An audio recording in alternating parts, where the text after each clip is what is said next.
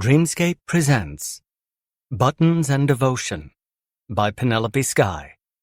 Narrated by Michael Ferriolo and Samantha Cook. Chapter 1. Conway. Carter poured himself a glass of scotch and made himself comfortable on the sofa in my office. Darkness had settled a long time ago. I had dinner with Muse on the terrace, and then she went to bed. Carter stopped by shortly afterward, and now we were hidden away in my office. He lit his cigar and let the smoke rise from his mouth toward the ceiling. "Your family loves Muse more than you do." My eyes darted to his face, the lethal daggers practically bursting from my irises. Carter chuckled before he took another puff of his cigar. Sorry, Sapphire." No one called her Muse but me. "Yes, I'm aware." "Honestly, I like her more than you too." "Jump on the bandwagon," I said with indifference. "You've always been the type." "I make my own way in life. If not, I wouldn't be a self-made billionaire." He switched off between enjoying his scotch and his cigar. My room always smelled like cigars for days afterward, but I didn't mind, because I liked the smell. None of my pieces were in here, so I didn't have to worry about ruining the fabric with the carcinogen. "So is she still your prisoner, or what?" he asked. "Because it seems like you actually like the woman." I did like her. A little too much. I don't know what the fuck is going on, man. He set his cigar on the ashtray and stared at me with his arms resting on his thighs. "Meaning?" My father asked when I was going to ask her to marry me. Carter stopped making jokes when he knew I was being dead serious.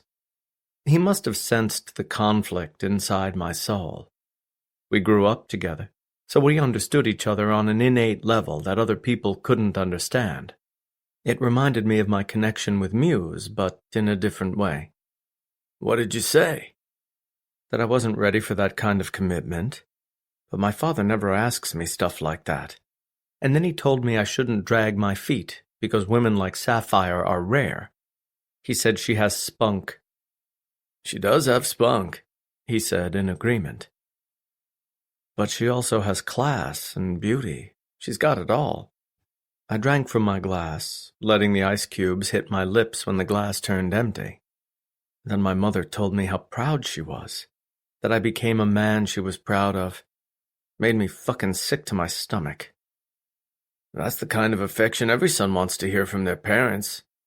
"But I don't deserve it." I slammed my empty glass on the table, nearly shattering it. I hate lying to my parents. It makes me feel like shit.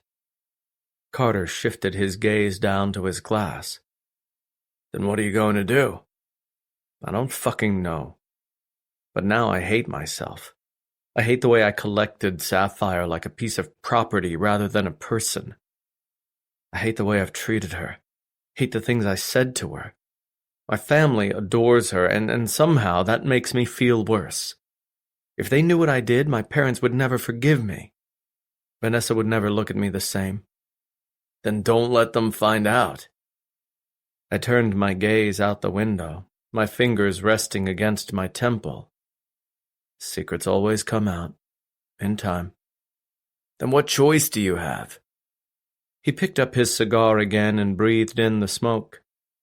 "You could let her go. You'd be out $100 million, but then you wouldn't be lying anymore. It could clear your conscience."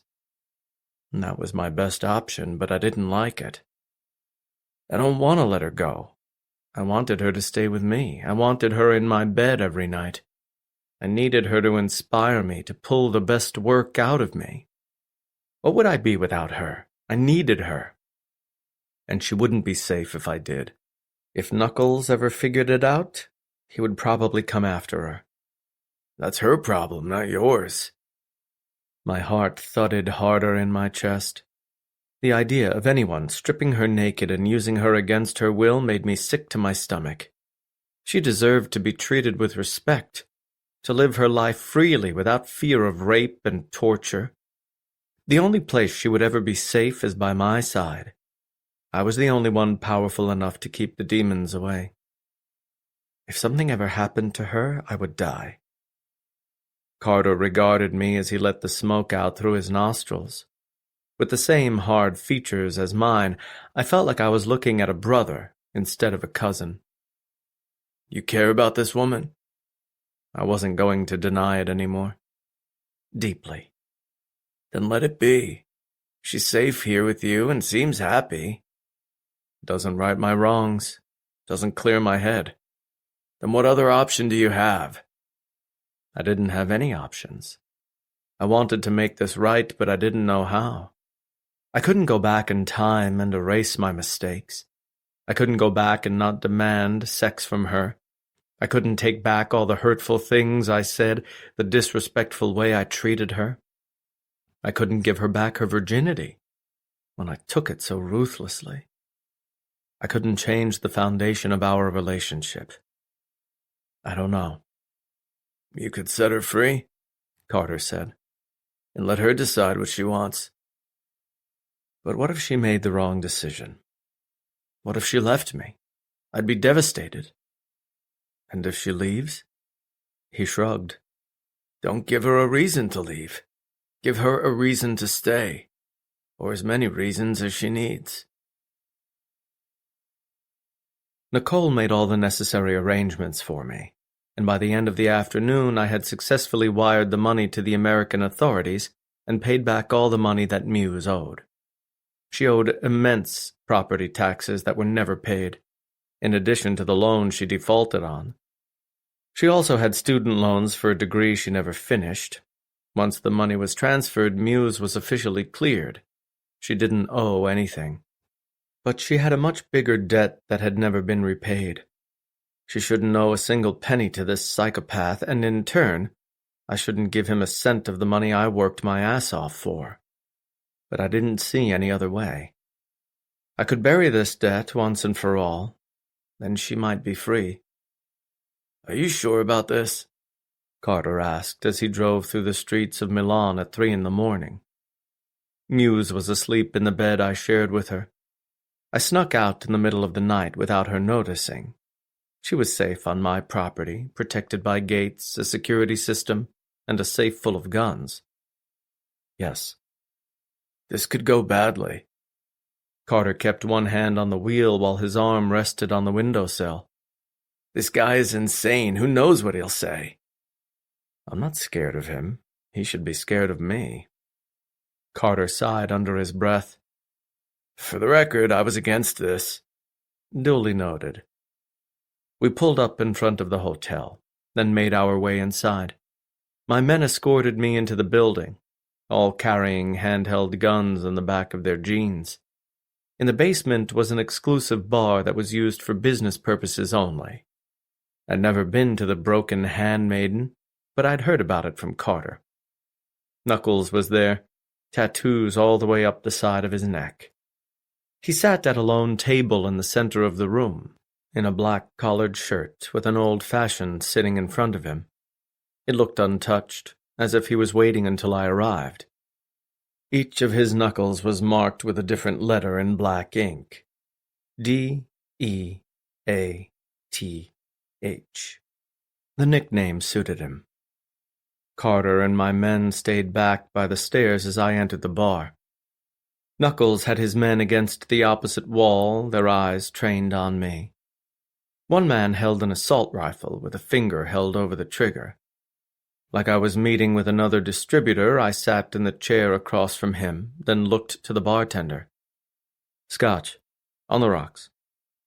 Knuckles stared at me with bloodshot eyes. His thick arms crossed over his chest. The vein in his forehead was bigger than ever. He hated me before I even stepped into the room. If his hands weren't in plain sight, I thought he might pull a gun on me and shoot me between the eyes. But he wasn't that stupid. The silence between us was just as loud as the sound of the bartender. He grabbed a glass, rubbed it in salt, and then poured the amber liquid inside. He placed it in front of me seconds later. I took a drink. Smooth. Should be. It's 50 years old. I know wine and you know scotch. He finally took a drink from his glass, downing half of it before setting it down. I hope you're here for a good reason, Conway. I'm a very busy man. I have a bed full of women waiting for me upstairs, chained to the wall with blindfolds over their eyes. They aren't going anywhere, but a gentleman should never make a woman wait. He was as much of a gentleman as I was. Then I'll make it quick. I snapped my fingers. One of my men brought the black suitcase and set it on the table before he walked away. Knuckles didn't look at it. Care to explain? It contains €1 million in cash. He cocked an eyebrow. That's how much Sapphire owes you. I'm paying her debt. His eyes narrowed further, with displeasure rather than interest. Yes, that's how much she owes me, not you. Now that she's mine, her debts are mine. The second I said the word mine, I became more possessive of her than ever before. I knew Knuckles wanted her chained to the wall, gagged and covered with bruises. But she was my plaything because my pockets were a little deeper. And I'm the kind of man that pays my debts. The vein in his forehead appeared thicker, and the tint to his face showed his rage rather than his pleasure. You think I'm the kind of man who will break the underground code. So, you pay me off to keep me off your back. I noticed the way his tone deepened, the way his anger intensified. His accusation wasn't wrong, so I didn't correct it. There was nothing more insulting than when someone judged your character. But this man didn't play by the rules, not like everyone else. He was emotionally driven, which made him unpredictable and intense. I just want to take care of my woman. I'm her man, and I don't let my woman owe anything to anyone. I finished my drink and then stood. His eyes followed me as I moved, the corded veins in his neck swollen. His tattoos were all marked with black ink. Skulls, chains, and brass knuckles emerged from his collar. His blue eyes were the only human feature about him. The rest resembled the features of a monster. I knew he wasn't going to say anything, so I didn't wait around for a response. I turned my back to him, exposing myself to vulnerability because I knew nothing could take me down. Then I walked out, knowing I was invincible, even to his bullets. Chapter 2. Sapphire. The sheets felt cold, and the rhythmic breathing I was used to hearing was gone. My hand reached beside me, looking for the chiseled physique that kept me warm through the night. I searched for that strong heartbeat, that hard body that could protect me against any storm. But he was gone. I opened my eyes and saw the empty spot beside me. I sat up and looked around, squinting in the darkness while I was still half asleep. I ran my fingers through my hair and did the only thing that made sense at the time. Conway? No answer. I got out of bed and checked the bathroom. Then I went into the living room, expecting to see him sitting on the couch drinking scotch. But he wasn't there either. His wallet and keys were gone, so I assumed he drove somewhere. Except it was 4 a.m. Where would he go at 4 a.m? The door opened and Conway stepped inside, dressed in a black suit with a matching tie. He looked crisp enough for a black tie event. My eyes immediately looked at his hair, seeing that it was perfectly styled like always, so a woman hadn't run her fingers through his strands. My eyes went to his collar next, looking for lipstick marks. I hated feeling like this. He stilled when he noticed me standing there. His eyes dilated slightly in surprise before he continued his movements. He set his phone, wallet, and keys on the table, then stripped off his jacket. Muse, why are you awake? Why are you awake? I countered. And where were you? I flipped on the light and immediately looked at his neck, wondering if I would see bright red lipstick where a woman had kissed him. He told me we were committed now, but I couldn't think of any other reason why he was out in the middle of the night. His eyes narrowed threateningly as he watched me stare at his neck. His anger filled the room noticeably, growing heavy in the air and entering my lungs. He didn't need to say a single word to express his ferocity. "Don't fucking look at me like that." "I can look at you however I want," I snapped. "Who sneaks off in the middle of the night like that?" "My business is none of your concern. It is when you're lying to me." He stepped around me and tossed his jacket onto the chair. "I may be an asshole, but I'm not a liar." He turned back around and gave me a cold look. "I didn't sneak off to fuck some woman. Give me more credit than that." "You lie to your whole family all the time. You look them in the eye and pretend this is real." My jealousy took the reins and steered me into an emotional meltdown. The idea of him being with another woman always bothered me, but now it killed me. Now his look was completely different than it had ever been before. He never looked so angry, so terrifying. "Don't fucking go there." "Then don't lie to me. Don't tell me it's just you and me if it's not." "It is just you and me," he snapped. "Just because I had to leave in the middle of the night doesn't mean I was sneaking around. Now get the fuck out of my room." "Our room." I crossed my arms over my chest and planted my feet. "What were you doing?" He walked into the bedroom and ignored me. "I said, get out." He slammed the door behind him, making the walls rattle with the force. I stayed rooted to the spot where I stood, breathing through the pain in my chest. I'd been half asleep through most of that conversation, but now I was wide awake. Maybe it was wrong of me to accuse him of sneaking around, but I'd seen those lipstick marks on his neck too many times. If he'd given me a better explanation of what he was doing, perhaps I wouldn't have jumped to conclusions. But regardless, I was pissed. I had breakfast alone, then worked in the stables all day, but no amount of hard work could make me sweat out my anger. I was angry with Conway, and I was even angrier that he hadn't apologized. He kicked me out of my own room. After working all day, I headed back to my old bedroom and showered. It was 7 in the evening, and I was starving because I'd skipped lunch. After being on my feet all day, my stomach growled, and my limbs felt weak from a lack of energy. But I refused to eat with Conway, so I asked Dante to bring dinner to me. When he set up 2 place settings at my table, I knew I wouldn't be dining alone. Shit. Conway walked in a moment later, dressed in jeans and a t-shirt. It didn't matter how handsome he looked, how nice his chiseled face appeared after he shaved. I was still pissed at him, still suspicious of him.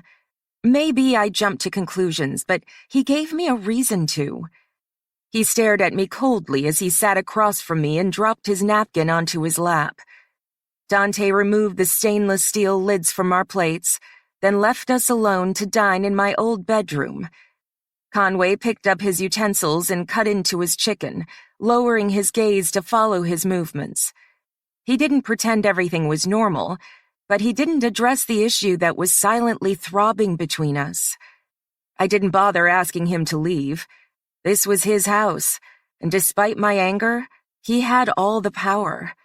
All I could do was walk out myself, but I was way too hungry for that. My conversation with Andrew Lexington came back to me. He offered me a way out, a way to pay back Conway along with my other debts. I could start over and be a free woman once more. I rejected the idea instantly because I couldn't picture walking away from Conway. But now I was having second thoughts. "How's your dinner?" he asked before he took a bite. I stared at him incredulously. "We're just going to pretend that last night didn't happen?" "No." He drank his scotch. "But I assumed we would move past it." "So basically, pretend it didn't happen?" I snapped. He dropped his utensils against his plate and stared me down coldly. "What do you want to talk about?" No, I wasn't out with another woman. This is a perfect opportunity for you to apologize to me for the accusation. Apologize? The word could barely escape my throat because it felt so wrong. You kicked me out of my own room. And I would do it again in a heartbeat. No one speaks to me that way. Except the woman you're living with. Yes, I will speak to you however I want. I will say the things you need to hear because I'm not a servant or an employee. I'm your woman, and I've earned the right. Slowly, his angry expression simmered down. His eyes weren't so icy. His demeanor wasn't so cold. Tell me why you left in the middle of the night. Work. What kind of work would be so important? He drank his scotch again, his throat shifting as he swallowed. Muse, you need to trust me. Why should I? You've lied to me before. He leaned forward over the table. You know why I lied. It wasn't because I was trying to be deceitful. Actually, that was exactly what you were doing. His eyes narrowed again. You don't need to worry about what I was doing last night. If I wanted to get laid, I would just roll you over and take you in the middle of the night. Why the fuck would I want someone else when I have you? Why would I invite you into my bedroom if I didn't want you every single night? Stop overreacting and think logically for a second. You're smarter than that, Muse. I know you are. Maybe he was right. Maybe I was overreacting. That doesn't explain why you won't tell me what you were doing. I will. Just not right now. Why not? I demanded. Because I'm not ready to. I wanted to press him, but I knew it wouldn't get me anywhere. I was still upset about the whole thing, but I believed him. I believed he hadn't been sneaking around. I believed he was a good man and wouldn't do that to me. He had no reason to lie about his faithfulness, because he could still fuck me regardless. There was no reason for him to be dishonest. Don't expect me to apologize for what I said last night. He picked up his utensils once more. Don't expect an apology from me either. We returned to eating our dinner, the tension as heavy as it was before. All we did was make eye contact while we enjoyed our meal. There was no conversation that we could possibly have to fill the silence. So I stared at him, and he stared back. I got ready for bed, then pulled back the sheets on my old mattress. I hadn't been sleeping with Conway long, but I was already used to it. He guarded me from my nightmares, kept me warm in the middle of the night, and protected me from the monsters lurking around the property. Now I didn't want to sleep alone. Even though I was still angry with him, I preferred to sleep beside him than across the hallway. My bedroom door opened and Conway appeared in just his sweatpants. They hung low on his hips, revealing the deep V that extended from his hips. His flat stomach was chiseled with riverbeds and mounds. He was a strong man, a powerhouse of lean muscle and tan skin. Muse, get your ass in here. He kept his hand on the doorknob, his presence filling the room. Then he dropped it and turned away. Don't make me ask you twice. He left the bedroom and headed down the hall. I could fight him just for the sake of it, but I didn't want to. I was tired and honestly, horny.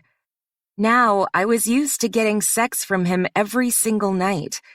It was a routine we had, sex and then sleep. How would I be able to sleep without his cum between my legs? I left my bedroom and walked into his. He was already in bed with the sheets pulled up to his waist. He was scrolling through his phones, looking at emails right before bed. His eyes didn't shift my way when I walked inside. He didn't even watch me undress. I got under the covers beside him, naked because I knew what was coming next. He set his phone on the nightstand, then lay there, one arm behind his head with his eyes closed. And he just laid there, He didn't crawl on top of me for sex. He didn't try to kiss me, and he didn't command me to get on top of him. He did nothing. Maybe he was still upset with me or assumed I was upset with him. I closed my eyes and stuck to my side of the bed, waiting for sleep to overtake me. But I continued to lay there without drifting off. All I could think about was his sweaty chest rubbing against mine, his big cock inside me and covered with my arousal. Images flashed across my mind, and it was all I could think about. It made my body temperature rise, made my nipples harden against the sheet. I knew he was still awake because his breathing hadn't changed. Maybe he was waiting it out, seeing if I would crack before he would. I didn't care about winning or losing. I just cared about getting laid. I pulled the sheets back and moved on top of him, my legs straddling his hips and my pussy pressing against his hard cock. His hands immediately went to my waist, and he grinned against my mouth when I kissed him. I knew you wanted me as much as I wanted you. Stop talking. I didn't want his words. I wanted his kiss, that passionate embrace that made me shake all over. My spine tightened in response, and I felt my pussy clench even though he wasn't inside me yet. He rolled me to my back, then positioned himself between my legs. Tell me you want me.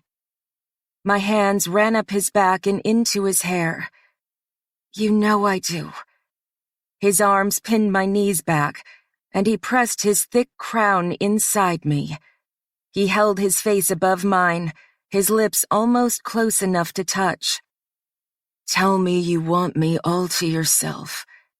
I grabbed his hips and yanked him inside me, pulling that long and thick cock deep between my legs. You're mine, Conway. I don't want to share. He growled against my mouth before he started to thrust. Muse. I can't sleep without your cum inside me. Fuck. He locked his gaze onto mine, his arousal so hot it burned me. You're gonna get a lot of it tonight. I didn't wake up early the next morning to get to work because I went to bed so late. Conway and I had the longest session we'd ever had, our first night of makeup sex. Neither one of us apologized to the other, but we found our way back to each other. I still wondered what he'd been doing, but he said he would tell me, so I just had to be patient. I woke and looked out the window to see the bright sun covering the earth. The grass looked so vibrantly green, and the horses in the pasture looked beautiful under the sunlight. My eyes moved to the terrace, where I spotted Conway sitting with his breakfast. The newspaper was open in his lap as he rested his elbows on the armrests of the cast-iron chair. His coffee sat on the saucer, and his egg-white omelet was half-eaten. My first urge was to go to him, but then I decided to stay where I was. The view was perfect. The sun hit his chiseled features perfectly. His tan skin was beautiful, and it complemented his dark hair and even darker expression. His eyes were the gateway to his kind soul, to the man underneath the monster. I could stare at him all day. I didn't know how things had changed so much. I came here as a woman with no freedom, but now I didn't even want that freedom anymore. When I didn't get sex, I demanded it. This man claimed my innocence, but now I wanted him to have the rest of me. I needed to listen to his deep breathing beside me in order to sleep, and any time he was gone, I counted down the minutes until he returned. When did everything change? My phone rang on the bedside table. My mind immediately went to Andrew Lexington. It had only been a few days since our last conversation, so it couldn't be him, but so far, he was the only person in the world to ever call me on that phone. I stared at the number on the screen and recognized it. It was him. I took a breath before I took the call. I continued to stand at the window in Conway's t-shirt, my bottom still on the bedroom floor. My eyes moved to Conway on the patio. He lifted his mug without taking his eyes off his paper and took a drink. "Hello, Mr. Lexington." "Hello, Sapphire. Please call me Andrew." "All right. Hi, Andrew. I thought I wouldn't hear from you for a few more days." "Ironic," he said. "I thought I would hear from you sooner. Just wanted to pick your brain and see what you're thinking." I watched Conway from my bird's-eye view, seeing the corded veins of his forearms. His hair was still wet and messy, obviously because he must have hopped out of the pool just a few minutes ago. I'd never seen a more beautiful man in my life. Even when he did nothing at all, he was gorgeous. A part of me wanted to walk down there and straddle his hips right under the sun. I knew I wasn't thinking logically. I was thinking with my lust, my attraction for this man. Andrew was offering me a way out, a way to fix all my problems. I'd have to be a model again, back to never eating and being nearly naked for strangers. But at least I'd make an honest living. And at least I would have the freedom to do what I wanted. Not to mention, I would be a very wealthy woman. But I loved being here. I loved his home. I loved his horses. I loved sharing my bed with him every night. Even if our relationship wasn't real, it felt like it meant something.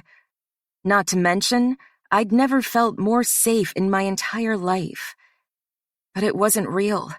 He didn't love me. I would never be his girlfriend. He would use me until he got bored with me. Once the inspiration ran out, he would dump me on the side of the road and find the next woman who pleased him. It didn't matter how much he aged. The older a man got, the more desirable he was. For me, time wasn't on my side. It would be stupid not to take the deal.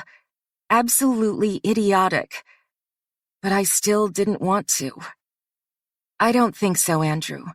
I'm very flattered by your offer." $250 million.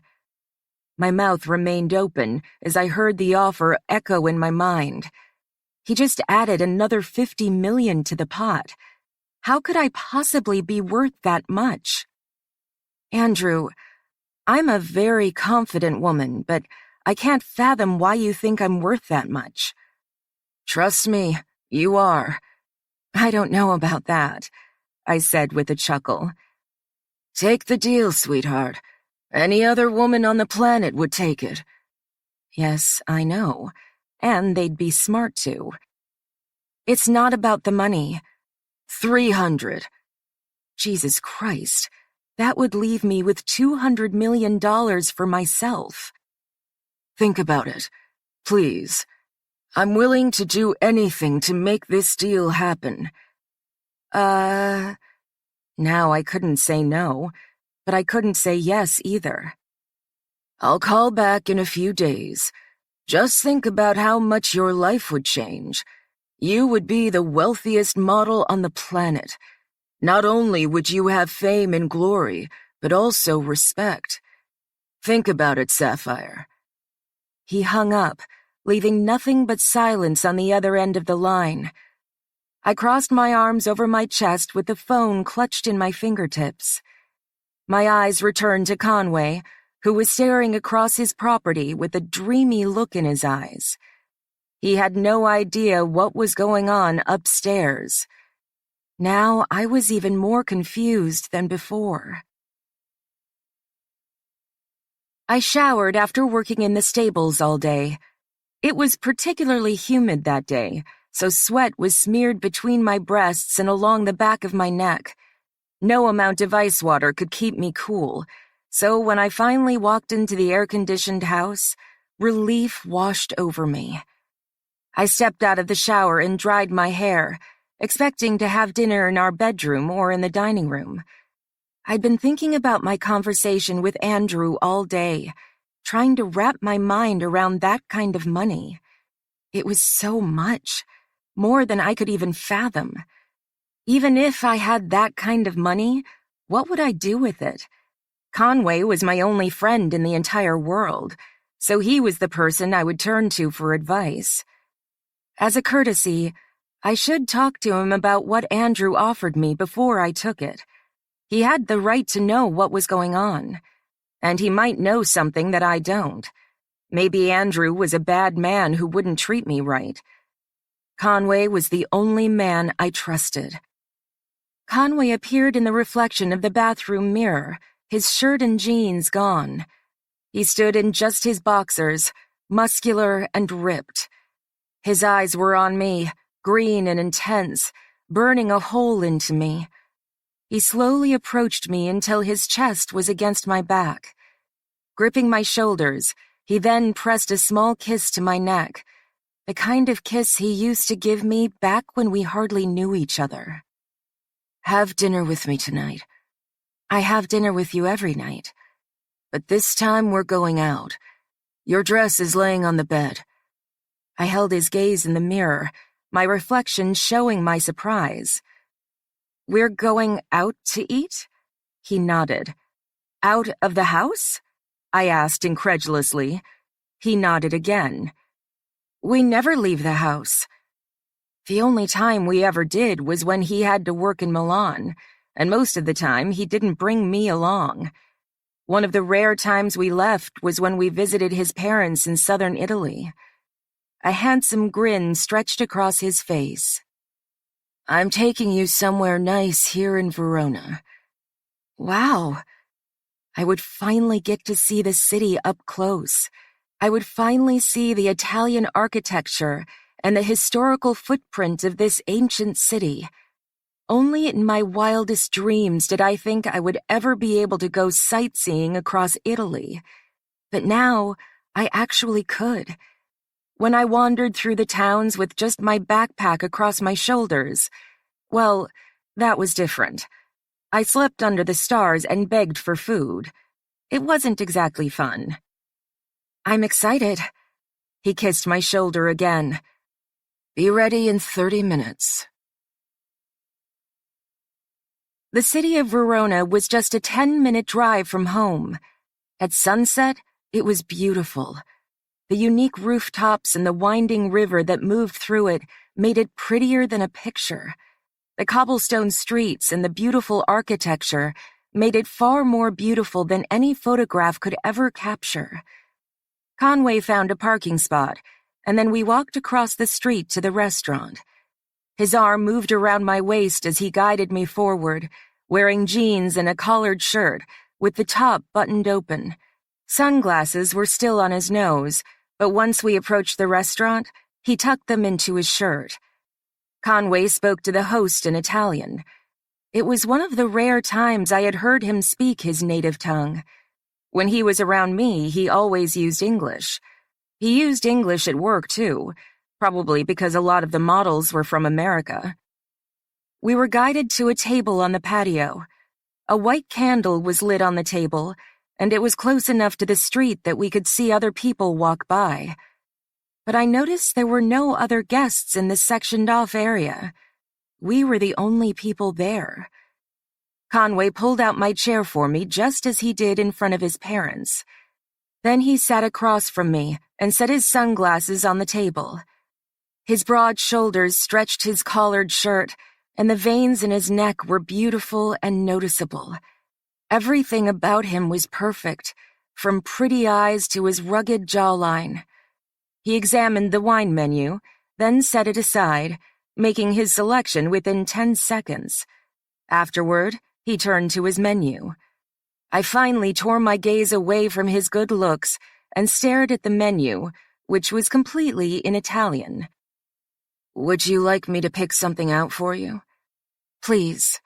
I trust your tastes."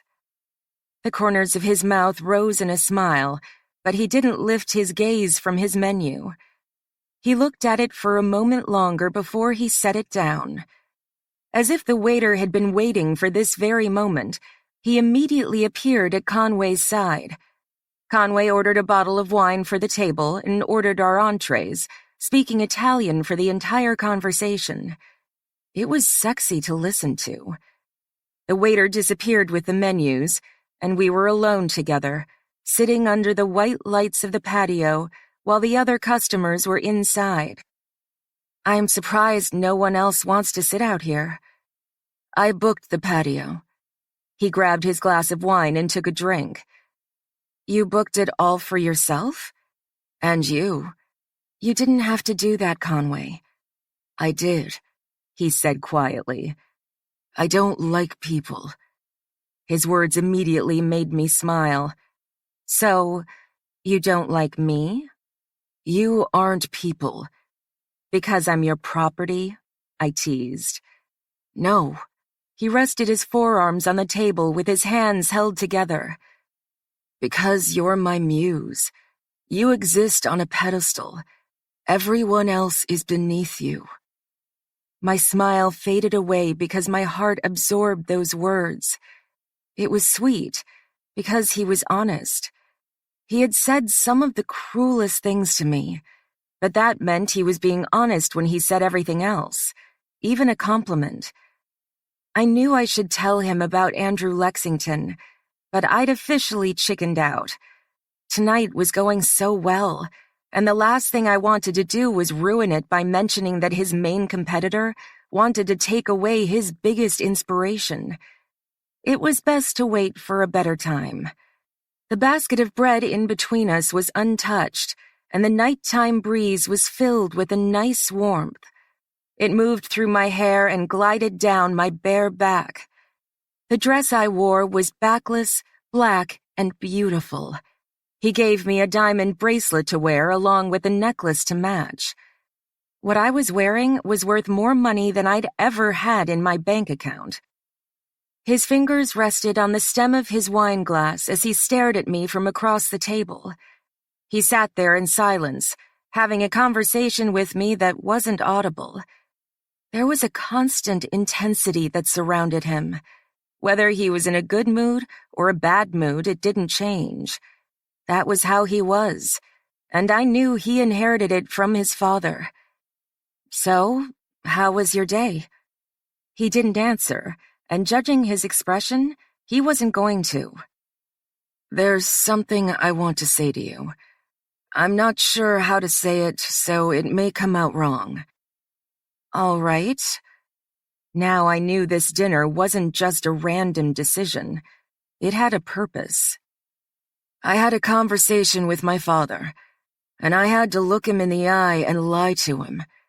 It made me feel like shit, made me feel worse than I ever have. And then my mother told me how proud she was of me, of the man I've become. I had no idea where this was going, but I held my breath as I listened. My fingers gripped the stem of my glass, but I hadn't taken a single drink yet. Now my appetite was curbed, and despite the dryness of my throat, I didn't want to take a drink. I just wanted to sit there and absorb every single word. If they knew what I did to you, they would never look at me the same. I never want to be a disappointment to my parents. Their opinion means too much to me, means the world to me. I can't go back and change what's already happened. All I can do is move forward and try to make it better. I saw the deep connection between his family every single time I was around them. They loved each other fiercely and weren't afraid to wear their hearts on their sleeves. As rigid and stern as Mr. Barsetti was, he always showed affection toward his children. So, I spoke with the American authorities and paid your debts. I stiffened at his words and almost knocked over the glass I was holding. What? I paid back the loan you defaulted on. The bank still owns the property, but at least your credit is clear now. I also paid the property taxes you neglected. I saw that you had some student loans, so I took care of that as well. Speechless, I stared at him with the strongest feeling of shock I'd ever known. Conway, my loans aren't your problem. You didn't need to do that. Let me finish. I shut my mouth, but I had so much more to say. I also took care of Knuckles. My eyes expanded. What does that mean? Did Conway kill the psychopath that murdered my brother? I paid back the money your brother owed him. That's where I was the other night, meeting him in Milan. I put the cash in a briefcase and left it on the table. Now he has no reason to ever bother you again. Your debt is repaid. You're free. This was an even bigger shock than the first thing he said. Conway. I felt moisture build up in my eyes instantaneously. I've been running for so long that I didn't know how it felt to be safe. I needed Conway for protection, but now I could do whatever I wanted. I could even return to New York if that was what I wanted. Conway's expression didn't change, even though I was falling apart right in front of his eyes. Now that I've destroyed your demons, there's nothing chasing you. You don't owe anyone anything, and you're a free woman.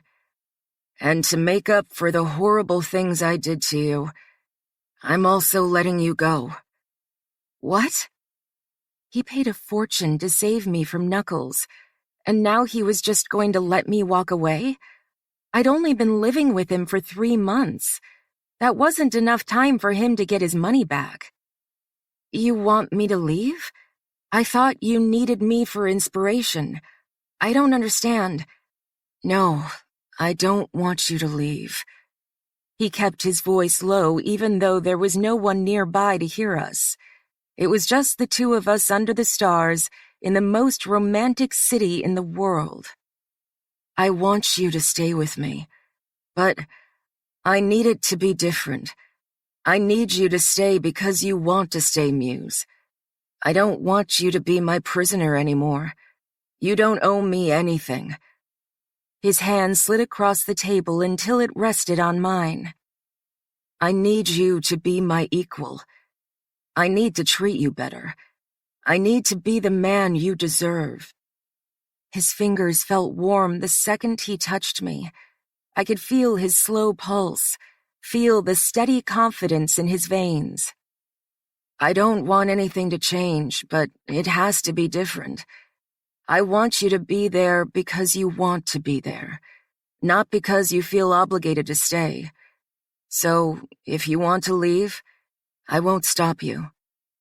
Conway just unbound the shackles around my ankles and wrists. He dropped the debt I owed him. He removed all the obstacles in my way so that I could walk away without tripping. He gave me a gift that I never expected him to give. But I want you to stay, Muse, more than anything. He held my gaze, his look deep and intense. I want you to be the woman in my bed every night. I want you to be the woman who inspires all my pieces. I want you to be a part of me, just as you are right now. His fingers grasped mine and he brushed his thumb over my knuckles. What do you say? I didn't need to think twice about it. Even when a huge pile of money was thrown on the table, I still hesitated. Spending my days with Conway was the most comfortable I'd ever been. He satisfied me during the day as well as the night. He made me feel good in so many ways. I felt my heart aching for him, had felt it for a while now. Before I answer, I have to ask a few things. All right. He didn't hide his disappointment, obviously hoping I would agree right off the bat. You say you want me to stay, but what exactly do you mean by that? I don't want anything to change. That's what I mean. So, am I your girlfriend? Did that mean this was officially a romantic relationship? What were we? I said I didn't want anything to change, so we aren't really anything. We're just a man and a woman. We enjoy each other's company and have good sex. It's not more complicated than that. We're still exclusive. I'm the only man between your legs. You're the only woman in between mine.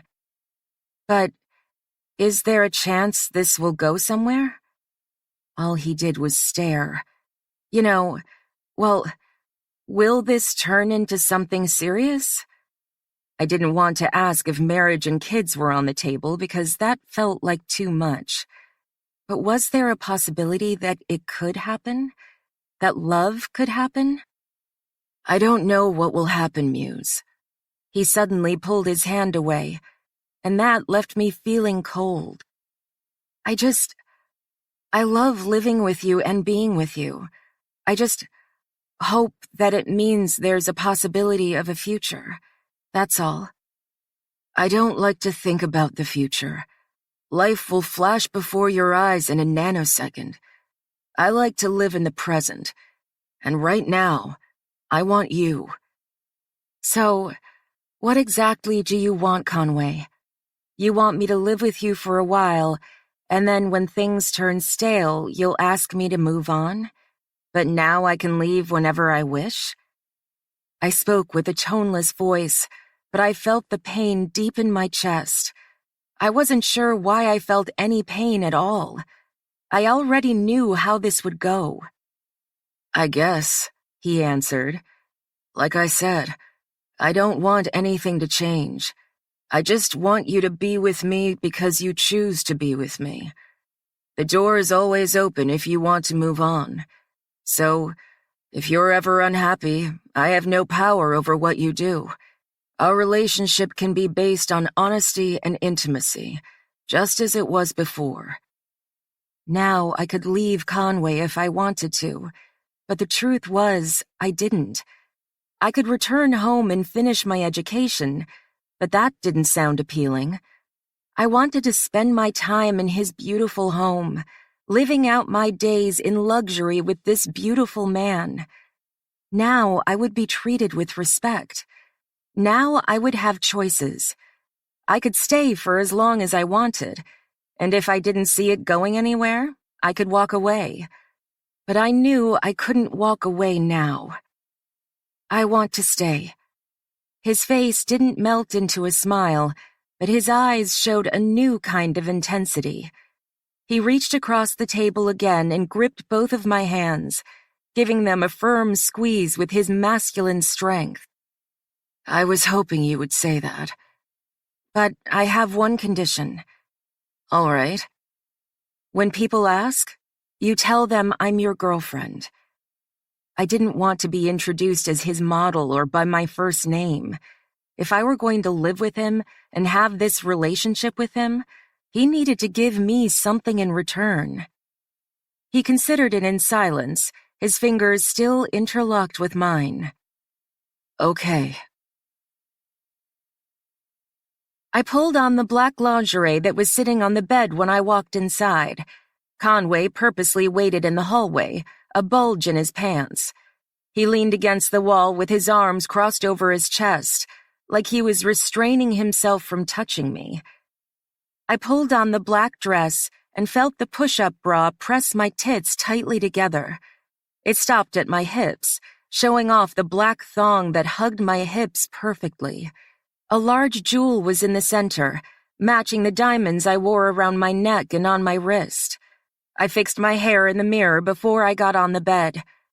I didn't know what kind of pose would look sexy, so I got on my hands and knees, showing off the deep curve in my back. Conway walked inside a moment later, his collared shirt gone, and the top of his jeans undone. He looked at me with approval as he approached the bed. With a designer's eye, he examined the lingerie as it clung to my body perfectly. He looked at every curve, at every area where the fabric clung to me as well. He dropped his jeans and boxers at the same time, revealing his biggest tool. His cock used to intimidate me. Without having seen another cock in the flesh, I knew it was much bigger than average. If all men were that endowed, then men would never have a hard time getting laid. Not only was his thick, but it was exceptionally long. I wasn't even certain how it fit inside me. He moved behind me and pressed kisses up my spine all the way to the back of my neck. He breathed against my skin, his desire heavy in the way he panted. His lips tugged against my skin, and when he reached my hair, he pressed a kiss to my ear. On your back. I rolled over and rested my head against the pillow. We were always doing it missionary, so I figured he would want me in a different way. He used to fuck me from behind or demand blowjobs. But now, every night we did it the same way. Not that I was complaining. He pressed my feet against his chest, then pulled the thong over my hips. When I lifted my bottom off the bed, he pulled the fabric down my long legs and off my feet. Feeling the fabric in his hands first, he then rubbed my panties against his length. I automatically bit my bottom lip. His eyes remained on me as he jerked himself with my panties. You like that, Muse? Yes. He tossed my panties on the bed, then moved between my legs. He held his body on top of mine, all the weight on his arms. His face hovered over mine as he sank into my cunt, inching through my slickness until his entire length was shoved inside me. My ankles locked together against his back, and I writhed underneath him, feeling his full package stretch me so far. I breathed against his mouth, quivering because it hurt so good. I loved the way it hurt now. I loved the way the stretching was always a little too much. It made me admire his dick even more, that he was so big that he could barely fit inside me. It didn't matter how many times he fucked me, I could never stretch out for him. Not that I wanted to. He started to rock into me, holding back his kiss so he could look at me instead. He watched me enjoy him, watched me breathe through the pain so I could enjoy the pleasure. His hips moved gently, seating his dick deep inside me every time. It was slow and sensual, exactly the way I liked him to make love to me. Conway? He pressed his forehead to mine as he moved with me, his eyes trained on mine. His arms flexed as he held his weight on top of me, and I could feel his ass tighten against my heels with every thrust. Muse. I pressed my mouth to his and sucked his bottom lip, already feeling my body tighten around him. My cream covered him completely, building up at the base of his cock. I was so wet for him that I could hear the sound of our sexes gliding together.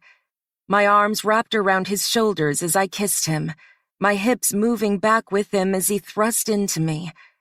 God! He ground into me harder, the muscles of his arms bulging from the blood flow. He gave it to me deeper, gave it to me harder. Come for me, so I can come for you. I gripped his shoulders and rocked back into him, my cunt taking his cock as much as possible. The harder we moved together, the more he stretched me. My slickness drenched his cock, making it easier for him to move in and out. The climax hit me hard and without notice. I exploded powerfully, my head rolling back and my body taking over. I spiraled into a craze of pleasure, a wave of goodness that made me see heaven and beyond. No other man could ever make me feel this good.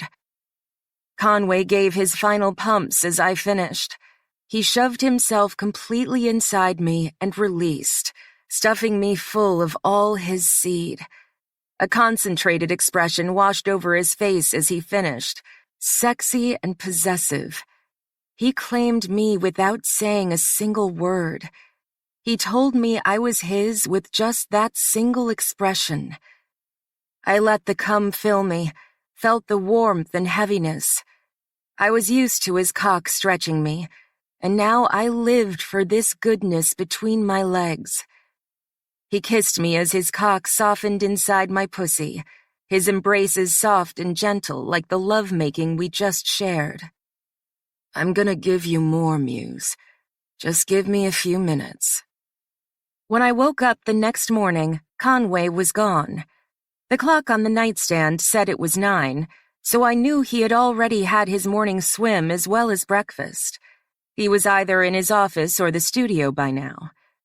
I walked into the sitting room and found my breakfast sitting there, The stainless steel lid covered my food, and the silver pot kept my coffee warm.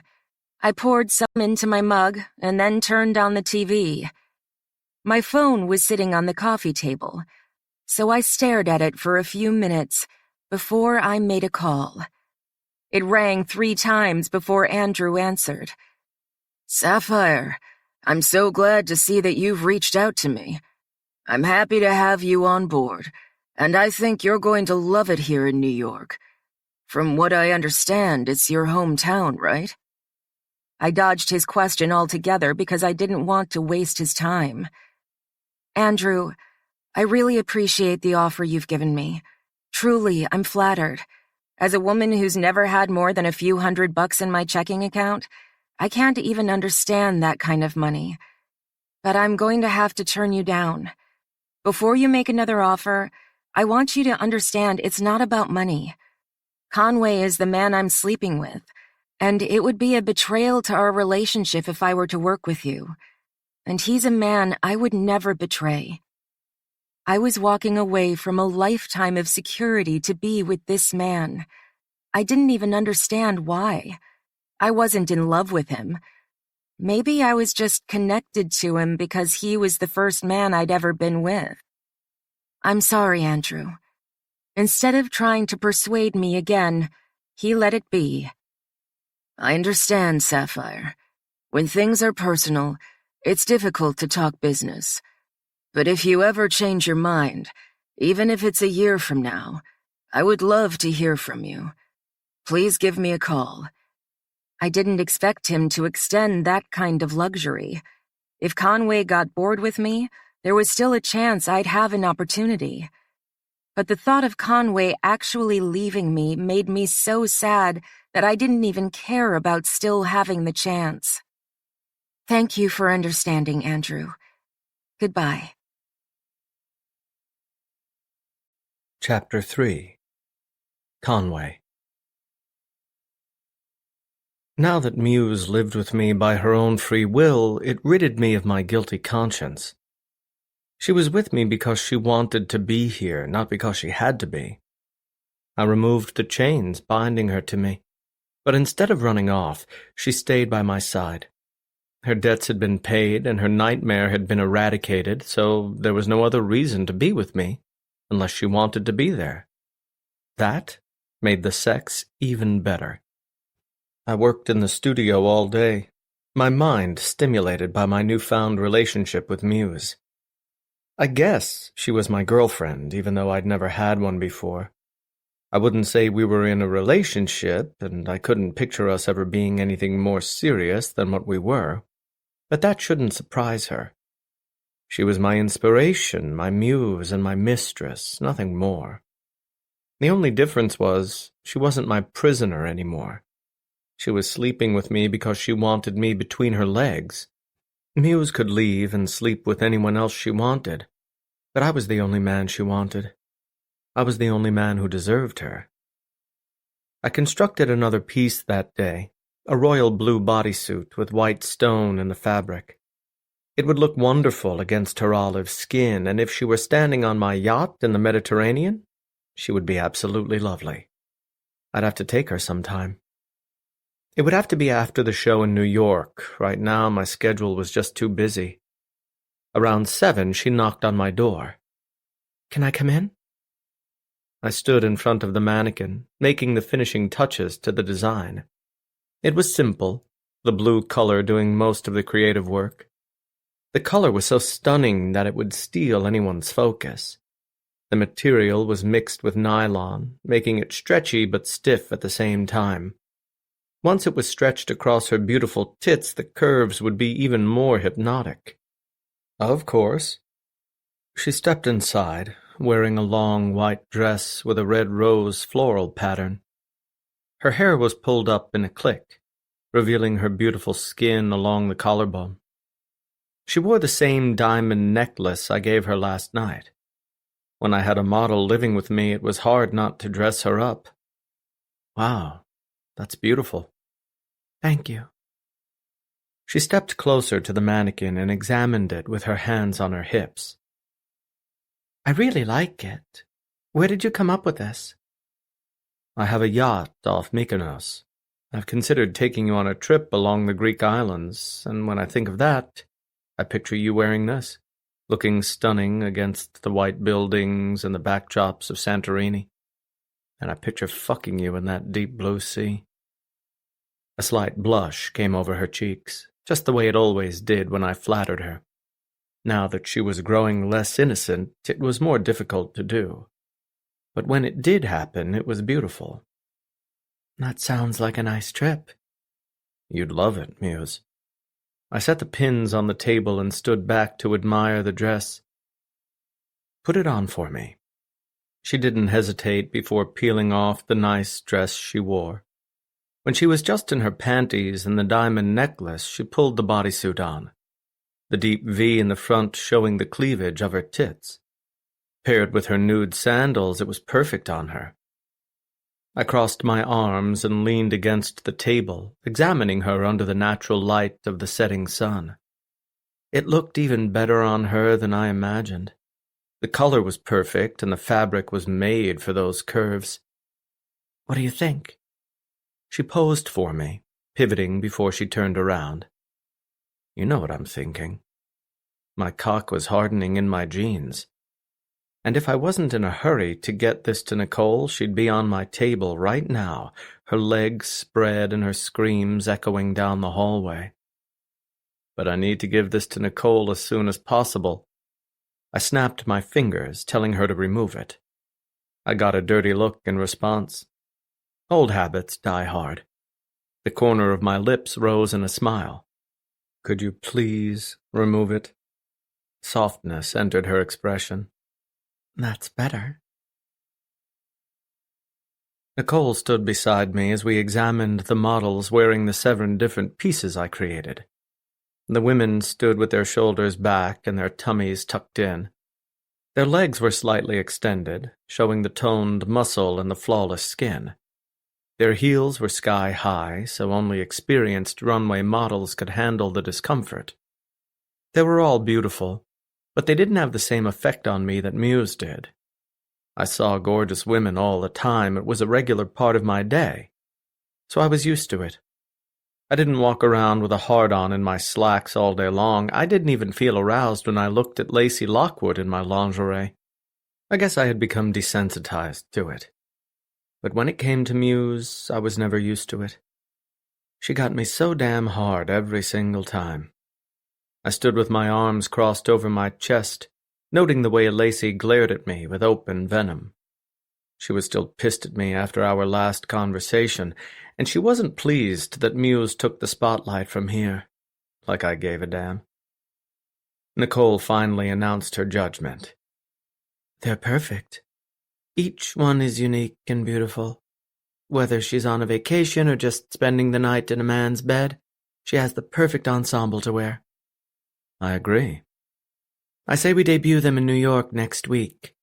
I didn't think you'd be able to top your last line, but you proved me wrong, like always. I liked Nicole because she was real.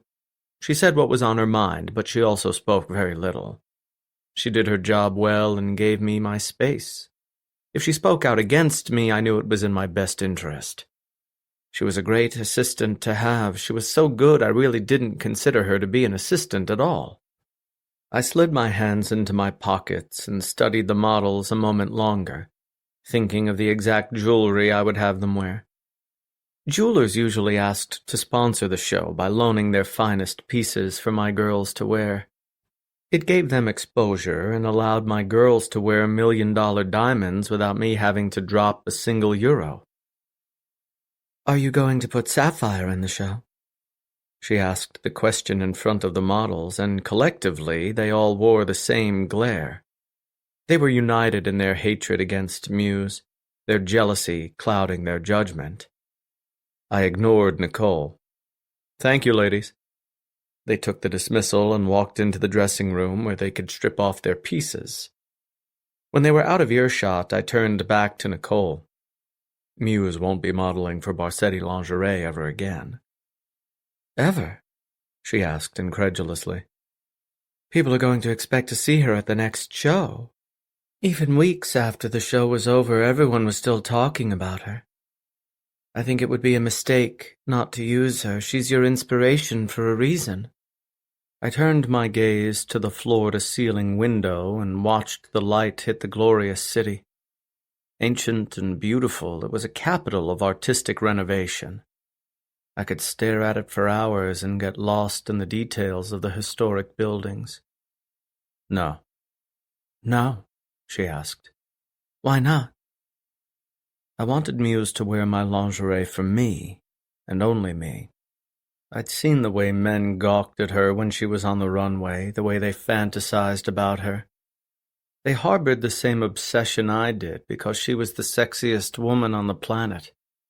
I didn't want anyone to look at her like that but me. I turned back to Nicole.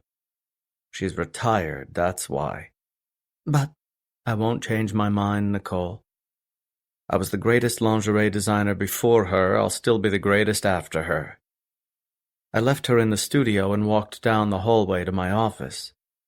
Muse would be inside, probably sitting on the couch reading a magazine. Lacey Lockwood appeared in front of me, dressed in a sundress with her hair in curls. She changed out of the black piece in less than 2 minutes, probably because she wanted to intercept me in the hallway. Conway. She moved into me to kiss me on the cheek. Muse admitted her jealousy to me, and any time she saw lipstick marks on my neck, she lost her mind. I wouldn't want a man kissing her, so now I honored her request by stepping back and making sure Lacey didn't have the opportunity to touch me. You looked beautiful in that piece. I know the audience will love it in New York. I deflected the blow by complimenting her. Lacey cared about her career more than anything, and by giving her one of my best pieces, it would give her what she wanted. But it didn't put out the fire in her eyes. Smoke emanated from the sizzling of her irises. What is this? You demote me in your last show, and now you won't let me touch you? Is this because of her? Lacey's eyes darkened in intensity, her anger exploding. You'll be in the finale in New York, Lacey, so don't worry about Sapphire. She's not in the show? No. Now that Muse was gone, there was no reason for the other models to be jealous, no need to feel threatened. Instead of making her feel better, she seemed to feel worse. But she's still around? I didn't owe Lacey an explanation, so I stepped around her and walked away. She didn't come after me, but I knew she wouldn't take this well. Lacey had made advances on me before, but I never caved. She didn't want me for me, just what I could do for her career. But even if she wanted a single night with me, it wouldn't change anything. I never mixed business with pleasure. I stepped inside my office and found Muse sitting on the couch. She was in a red dress Dante had picked up from one of my favorite designers in Milan. With short sleeves and a subtle texture, it was simple. But she didn't need anything loud, not when she was so naturally beautiful. She looked up from her magazine, her legs crossed and a diamond necklace around her neck. How'd it go? Nicole liked everything. The show was booked. Great. She closed the magazine and set it aside. It's next week? Yup. I walked to my desk and grabbed my tablet off the surface. Nicole updated my calendar, so I glanced through the schedule for the following week. The show would take place in New York City, to be aired on a major network. Other designers would be there in the hope of networking with me. There was no doubt that Andrew Lexington would be there too. I would have to keep him away from Muse. I wasn't letting anyone take her away from me. Will I be staying here? I set the tablet down, then turned to her, my eyes raising in surprise. To do what? She shrugged. I just wasn't sure if I was invited. I slowly walked to the couch, my hands resting in my pockets. I stopped in front of her and placed 2 fingers underneath her chin. I slowly lifted her gaze until her neck was craned to meet mine. Where I go, you go. My thumb brushed across her bottom lip, and I gently tugged it to reveal her bottom teeth. Her mouth slowly stretched into a smile. Will your models like that? I don't give a damn what they like. Her smile widened. You're sure you don't want me in the show? You are in the show, but I'm the only person in the audience. I dropped my hand from her chin and pulled her to her feet. My arms circled her waist, and I rested my forehead against her, surrounded by her flowery smell. She looked beautiful in everything I picked out for her, and she looked even more beautiful in just her skin. I'd never had a woman in here besides Nicole, but then again, I'd never had a woman live in my home with me either. Muse was changing my life in drastic ways. Ready to go? I asked. Her arms rested in the crooks of my elbows. I like it when you ask me. It's nice.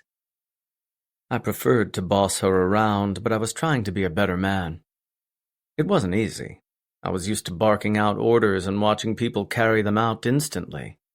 That kind of power was addicting, and it was never easy to wean off it, but a part of me enjoyed watching her want me, watching her choose to be with me. She could be with any other man in the world, but she chose me. I don't, but I'll keep doing it.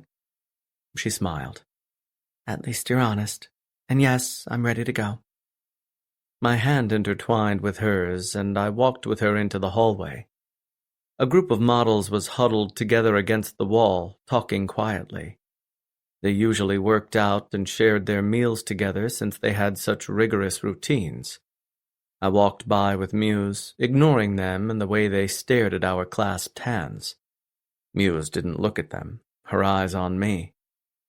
When we turned the corner, Nicole emerged. Conway, I just got off the phone with a fabric distributor in Turkey. He's in the country and was wondering if you would have dinner with him tonight. I kept walking, pulling Muse with me. Why? He said he can give you a better deal on the fabric and provide better quality. Her heels clapped against the hardwood floor as she walked beside us. She glanced at our hands, then turned her focus back to her tablet. Is that something that would interest you? I was happy with my fabric and the pricing. How much of a deal are we talking? He said he can save you 25%. 25% wasn't pocket change. That was a significant difference. I stopped walking. My interest officially peaked. What time? 7. Shall I tell him you're coming? If this man could really deliver, it was worth the conversation. Name? Androssi Bosson, Nicole answered. I looked into him. He's legitimate. I trusted Nicole. All right, I'll be there. Nicole nodded and walked away. Muse and I walked out and headed to my Ferrari, which was parked at the curb. We got inside and headed out of Milan.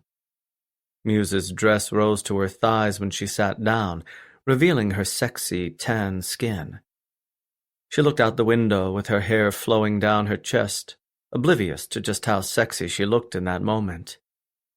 I kept one hand on the wheel and rested the other on her thigh. Her skin was warm to the touch and so damn soft. My fingers itched to move further up her legs, to approach the apex of her thighs and get her wet so I could fuck her when we got home. She glanced at my hand before she looked out the window again. Am I coming along to this meeting? No. She'd stay home until I returned. By the time I was done talking business, she would have been asleep for a few hours, but that wouldn't stop me from waking her up for some action. Why not? It's just business, nothing that concerns you. She turned her vicious gaze on me, clearly unhappy by that response. What happened to where you go, I go? You just said it 10 minutes ago. An international trip, yes. What would I do without you? My cock isn't going to want my hand now that it's had your pussy. I'm interested in your work. Don't businessmen bring their mistresses everywhere they go? I thought having a pretty woman on your arm made you more powerful. I glanced back and forth between her and the road. Why do you want to come so bad? Maybe I just like being with you. I'm your girlfriend, aren't I? It was just a label that she demanded. I didn't agree with the definition. I don't like it when people stare at you. And the only way to prevent that is by keeping me locked up all the time? That's not how I want to live, Conway. She never expressed a threat, but a hint of it burned beneath the surface. It was one of those times I regretted granting her freedom. Fine. She smiled in victory, then looked out the window. Fuck. It turned me on when she bested me. My hand slipped between her thighs until I felt her cotton thong. My fingertips pressed against her clit, feeling that little nub I loved to kiss and grind against. Her knees immediately came together as her breathing picked up. Open your legs. She didn't obey, her bright eyes turning to me. Now. She parted her knees slowly, succumbing to the authority in my voice. My fingers rubbed her harder as I kept my eyes on the road. Maybe I had to treat her like a free human being, but that didn't mean times like these applied. My fingers circled her clit, and within minutes I felt her dampness spread through the fabric. Her breathing grew deeper, and she slowly grinded against my fingers. I loved feeling her wetness. I loved feeling that pussy grow wet because of me. I kept working her clit as we drove through the countryside and headed to my home outside of Verona. When we were 5 minutes from the house, her panties were totally soaked. She was whimpering like she wanted more, wanted me to give her enough to explode. If I kept going any longer, she would climax, and I would be subjected to the torture of listening to it. I moved my hand back to her thigh, my fingertip wet from her arousal. A quiet scream erupted from her throat. Conway. You can wait until we get home. She looked out the window, her eyes still heavy with sex. Then she dug her fingertips down the front of her thong and touched herself. Jesus fucking Christ. Her head rolled back against the leather seat as she rubbed her clit aggressively, her breathing deep and rugged. I gripped the steering wheel so tightly my knuckles started to ache. Muse. With eyes closed and her mouth open, she said my name. Conway. Thinking about me? Yes. I grabbed her wrist and tugged it away. You can wait.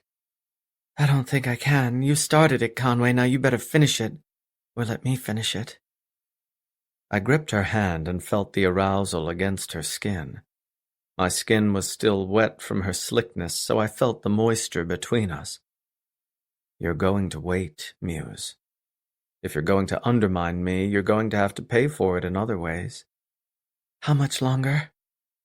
I glanced at the villa we just passed, recognizing the property because I'd been driving past it for 10 years. 5 minutes. She growled under her breath. That's what you get. Do you torture all your women like this? All the other women in my life were one-night stands or short flings.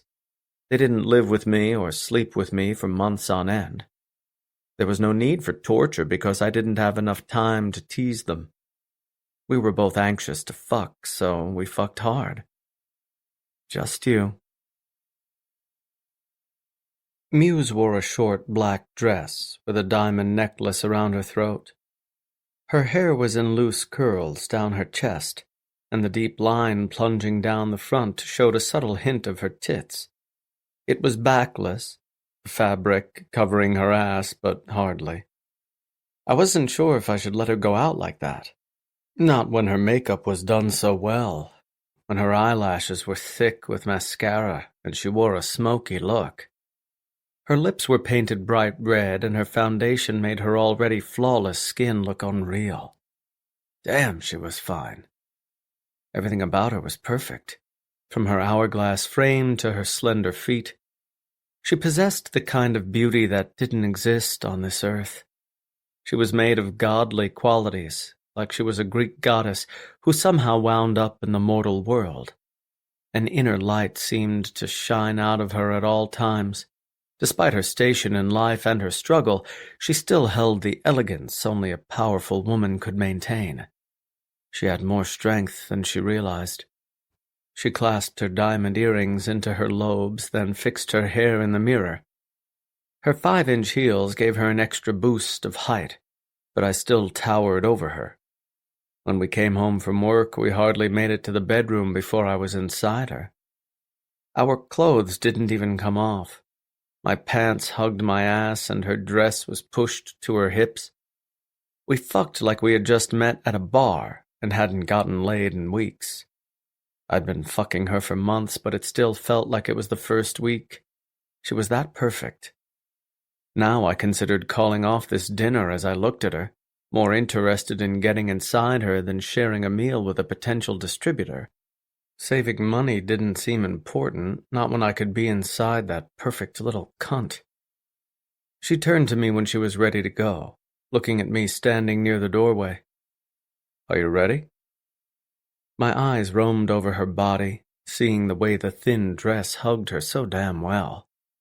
How was I supposed to pay attention to my conversation when this huge distraction was right beside me? "Yes."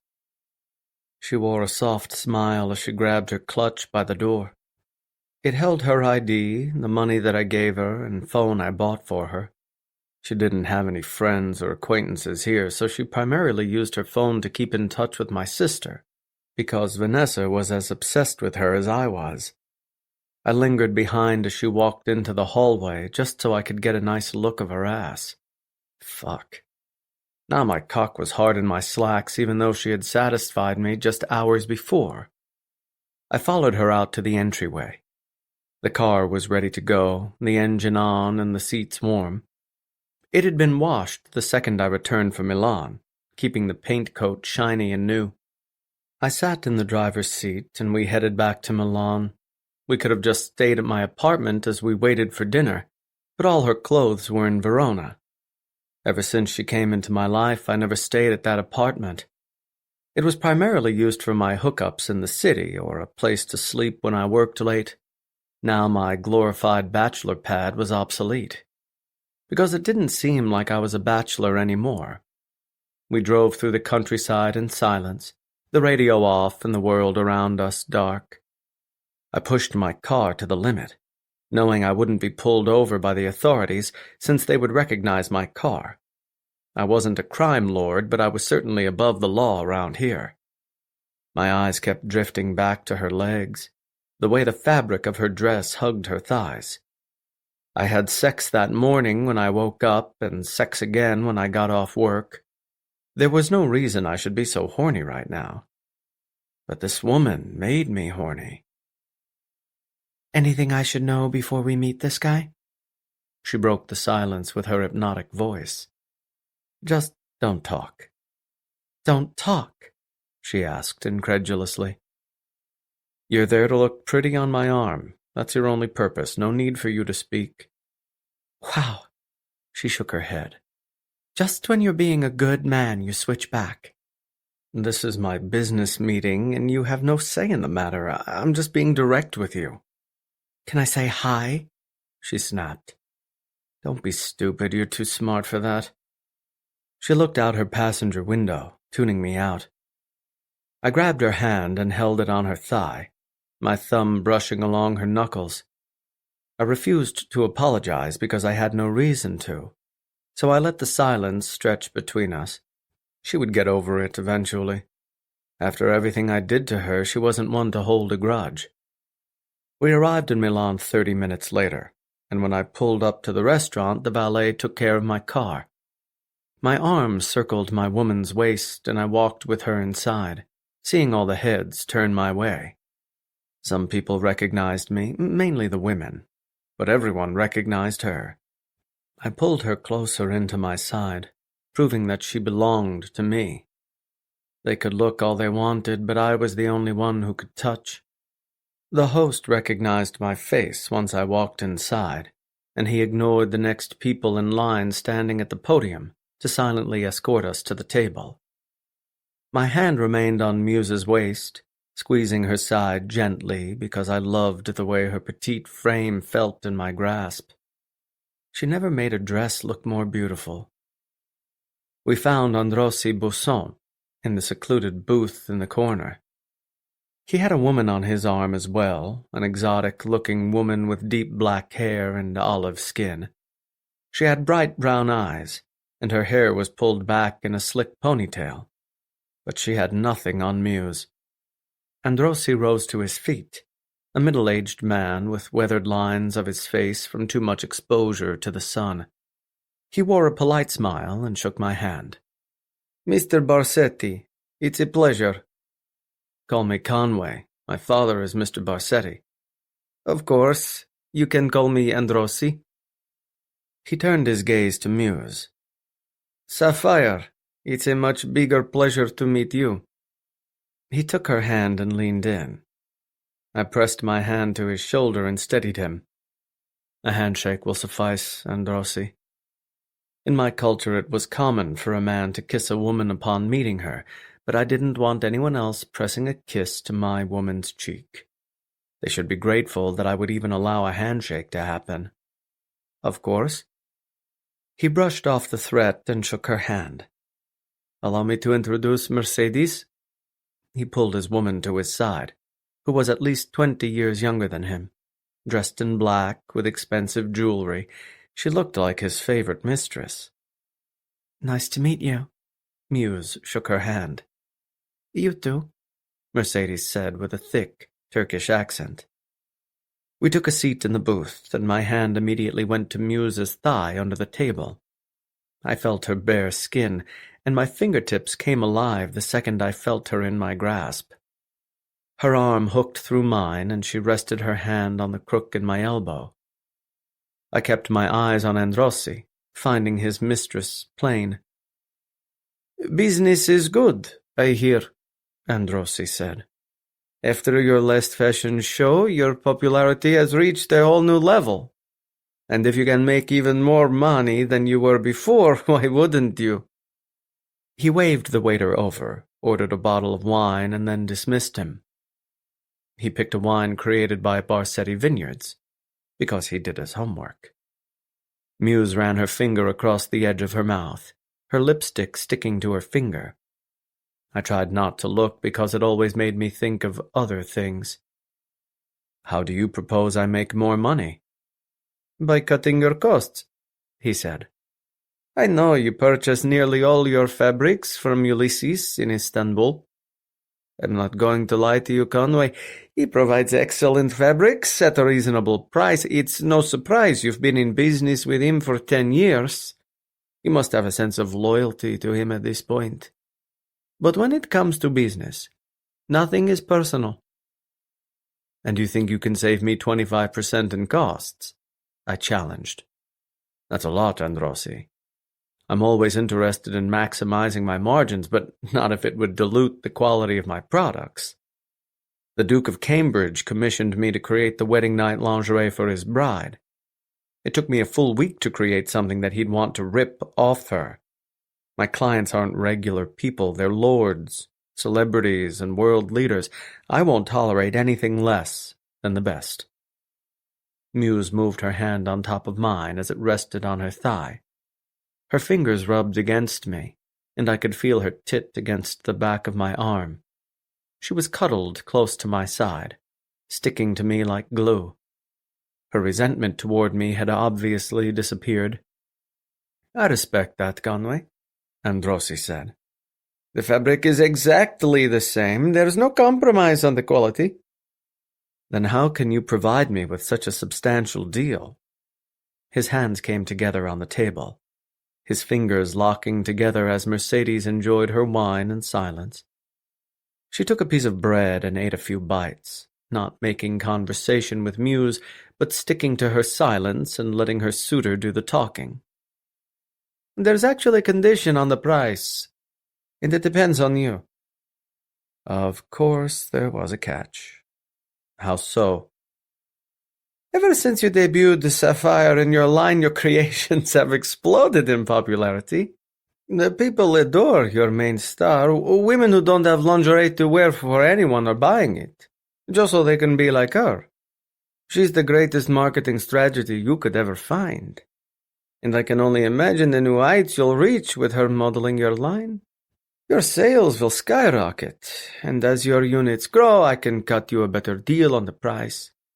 Ulysses can't do that, but I have the equipment to make it happen. I stared at him coldly, annoyed that Muse had been brought into the conversation when she should have been excluded. I'd been in the lingerie business for 10 years, and I'd earned a reputation based on my own merit. It wasn't because of the models or the fabric, it was because of me. I had to admit that Muse gave me a significant boost. I'd be lying if I said that was untrue, but I was the one who propelled myself to greatness. Muse is no longer modeling my lingerie, she's retired. And Rossi couldn't hide the surprise that came over his face. Retired? Yes, but I have no doubt I'll be able to raise my units with my new release without her. She was my most erotic fantasy, and that desire carried over into my creations. Men could still make their dreams come true, even if they didn't see my greatest model on the runway. She wasn't showing her nearly naked body to the world anymore. She was only modeling for me now. He sat back against the leather seat, the devastation obvious in his expression. I won't tell you how to run your business, Conrad, but I think that's a mistake. She's become an international sensation, a sex symbol. If she doesn't step onto that stage for your next show, I think there will be consequences. I don't give a shit what you think, and Rossi. Tension filled the air between us, his eyes narrowing in offense as my hands formed fists. And Rossi would be smart to remember that he needed me a lot more than I needed him. I was one of the biggest clients in the fabric world. Acquiring me would make him a very rich man. Muse cleared her throat. Once Conway debuts his new line, he'll get the orders in for his pieces. Then you guys can decide how to move forward. I told her not to speak, but her mediation was necessary. I'd just been insulted by this man, and now I'd insulted him in return. Only the grace of a beautiful woman could sheathe our anger. And Rossi's shoulders softened once Muse made her statement. Yes, let's reconvene. I will get those units to you, Androssi. But now, if you want my business, it's a 30% reduction. That's 30%. I grabbed my glass and downed the wine before I rose to my feet, pulling Muse with me. I tossed euros on the table because I didn't want to feel like I owed this man anything. Then I stormed off. Muse stayed behind, facing Androssi with an apologetic look. Thank you for meeting us tonight. We'll be in touch. I glared at her, my hand itching to grasp her waist and pull her out of there. If she were just my property, I wouldn't refrain from slapping her across the face or yanking her out of there by the hair. But that would break the promise I made to her. I yanked my jacket off and tossed it on the back of the chair. My tie was pulled loose and thrown on the couch. I pulled the cigars out of my drawer and lit up before I inhaled the thick smoke into my lungs. I didn't smoke often, but when I did, it killed my sour mood. Muse yanked the cigar out of my mouth and shoved it into the ashtray. This is poison. Anything good is poison. I picked up the lighter and sparked the flame. She snatched it out of my hand as well and slammed it on the table. No smoking, Conway, I mean it. Don't talk to me like you have some kind of power over me. She had no authority over what I did. I'd smoke until I got lung cancer. That was my choice. I wouldn't change my mind just because a beautiful woman asked me to. I do have power over you. Let's not pretend I don't. You're stupid if you think you do. I was speaking out of anger, frustrated that people continued to doubt my ability to deliver quality work. I was the inventor of the art. Muse simply wore it. She peeled off her dress until it was a pile at her feet. She left the black thong on, and she slowly ripped off the tape that kept her nipples flat. Her pink mountains finally came free, immediately pebbling when they came into contact with the cool air. I tried not to stare. She crawled into my lap and straddled my hips, her perfectly soft body brushing against the crispness of my slacks. She unbuttoned my collared shirt, revealing my naked chest with her small fingertips. With her hair pulled over one shoulder and a confident expression in her eyes, she was absolutely stunning on my lap. And just like that, I began to harden. Fuck. No smoking. She spoke with the anger in her eyes, the rage. I mean it, Conway. All it does is hurt you. And what does alcohol do? Alcohol is different. Smoking kills. If I ever see you with another cigar, you'll what? I challenged. Slap me on the wrist? No. Her nails dug into me threateningly. I'll take away the one thing you love most. She didn't need to spell it out for me because I knew exactly what she was referring to. Her. So, no smoking, she repeated. And you need to calm down. I told you not to talk at dinner. And you thought I would listen? She asked incredulously. You were a complete ass. I had to smooth things over. Why? I snapped.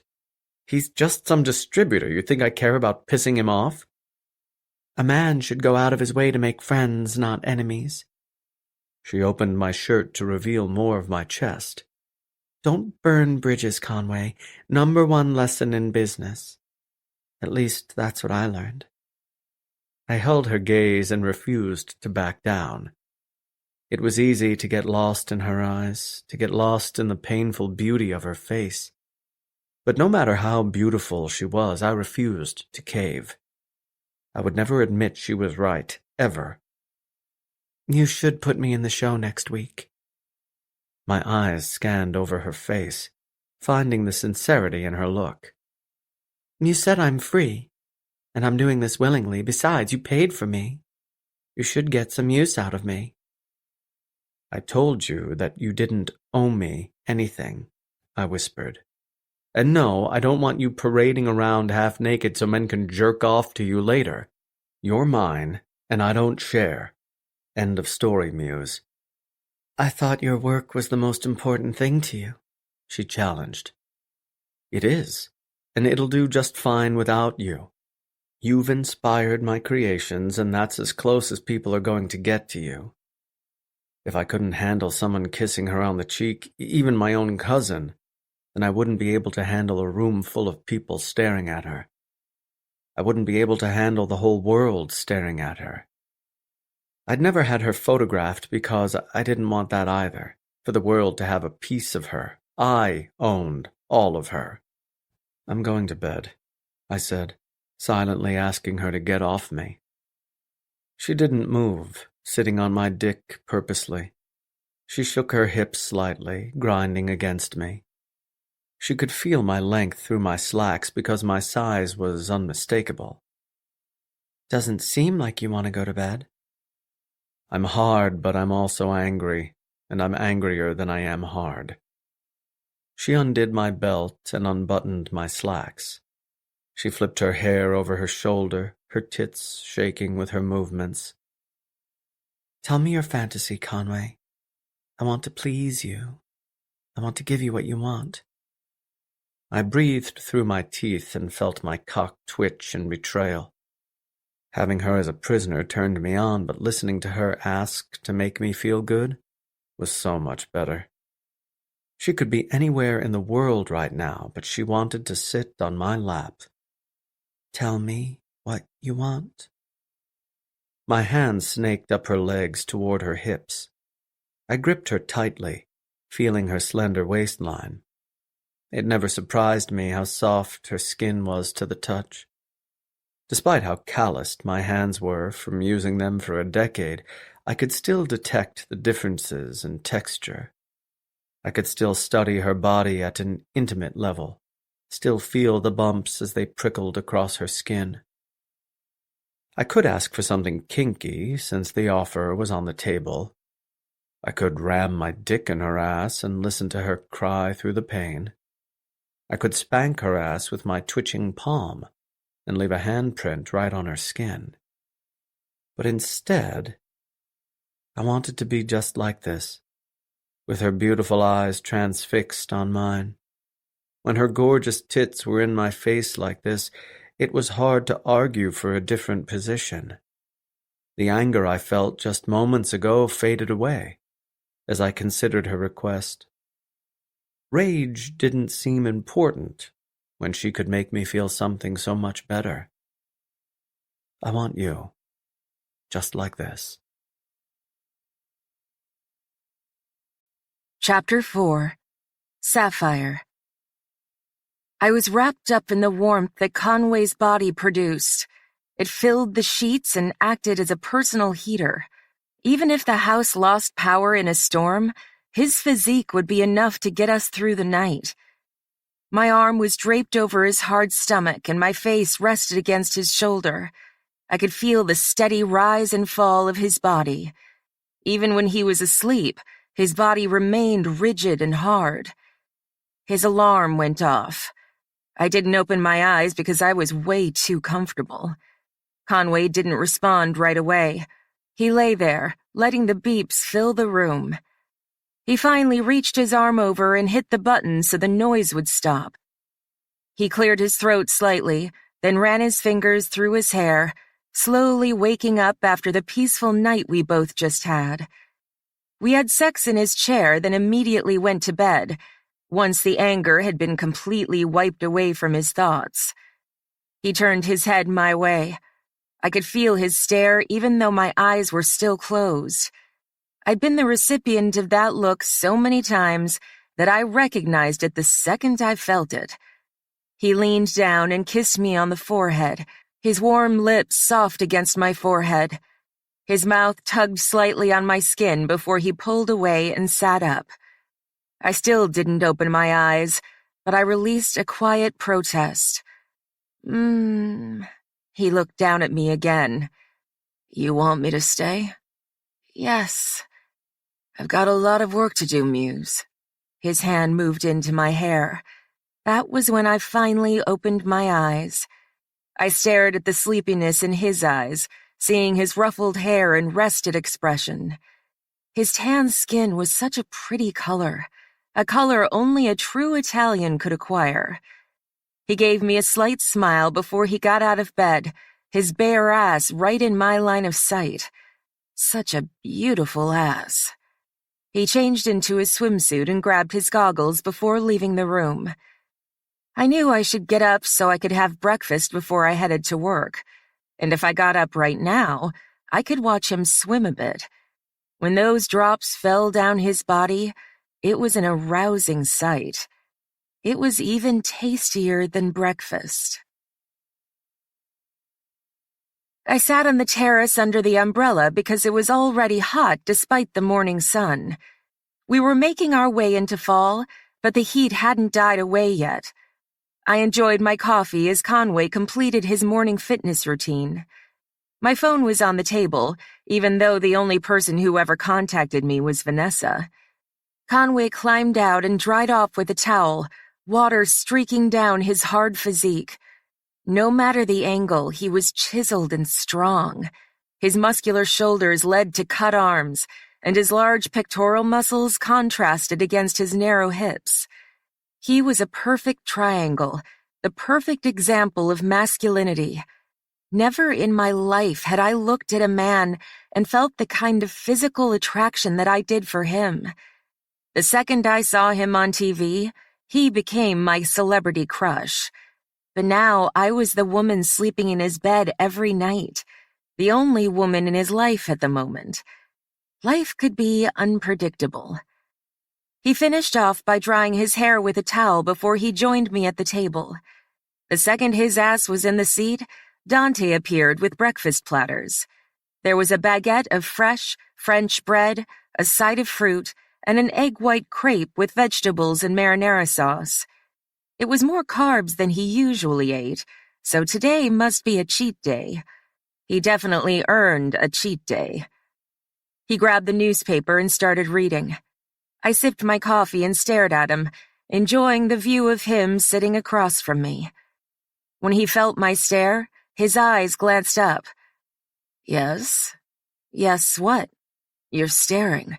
So? His eyes flicked down again. It's rude. It's not rude when you do it? It's different. No, it's exactly the same. And I like to stare at you. I held my coffee between my hands and took a sip. You're hot. His eyes moved up again, this time accompanied with a smile. Hot? Yeah. His grin quickly turned into an arrogant one. I guess I should have put out this morning. You should always put out. His smile dropped instantly, his eyes suddenly darkening in intensity. He stared at me for several heartbeats, his newspaper still open but forgotten. I smiled, then sipped my coffee again, loving the way I got under his skin so easily. After another minute passed, he finally returned his gaze to his paper. You aren't working in the stables today. I'm not? No, you're working with me in the studio. I thought you had all your pieces ready, I quipped. Well, I think I just got inspiration for another one. I set my coffee down as a small heat wave moved over my body. It had nothing to do with the coffee, but now it was too hot to hold, so I set it down. I ripped off a piece of bread and popped it into my mouth. We fell into comfortable silence. My phone rang. I didn't recognize the number on the screen. It wasn't Andrew Lexington or Vanessa.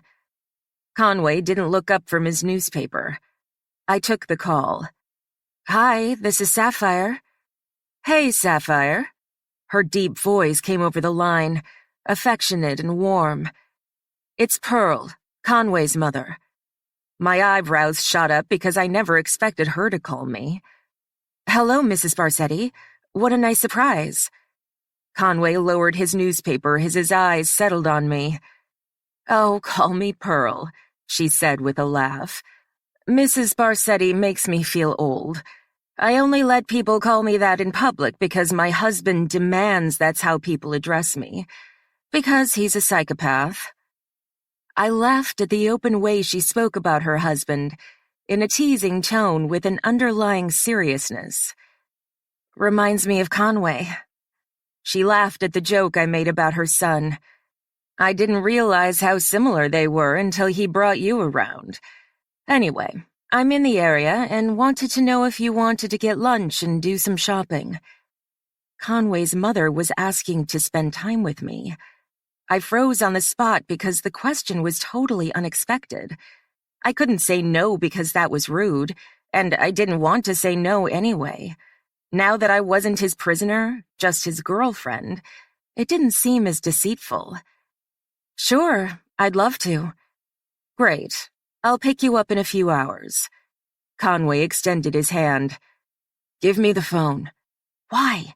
I whispered. Just give it to me. He snatched it out of my hand and pressed it to his ear. Mom, what's going on?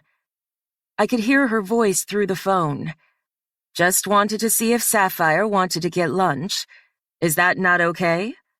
Of course, it's fine. I just didn't realize you were in town.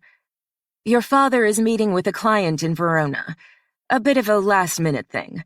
He's going to be busy talking about wine and money, so I thought I would find something more fun to do. How about I pick you up? He asked. We can meet you in Verona. Son, she said with a chuckle, you know I love you, but I was hoping to spend the day with Sapphire. Our conversation about clothes and jewelry and our shopping spree will bore you anyway. Conway didn't protest, but his face darkened in annoyance. Will Vanessa be joining you? No, she answered. She has to finish a piece she's working on.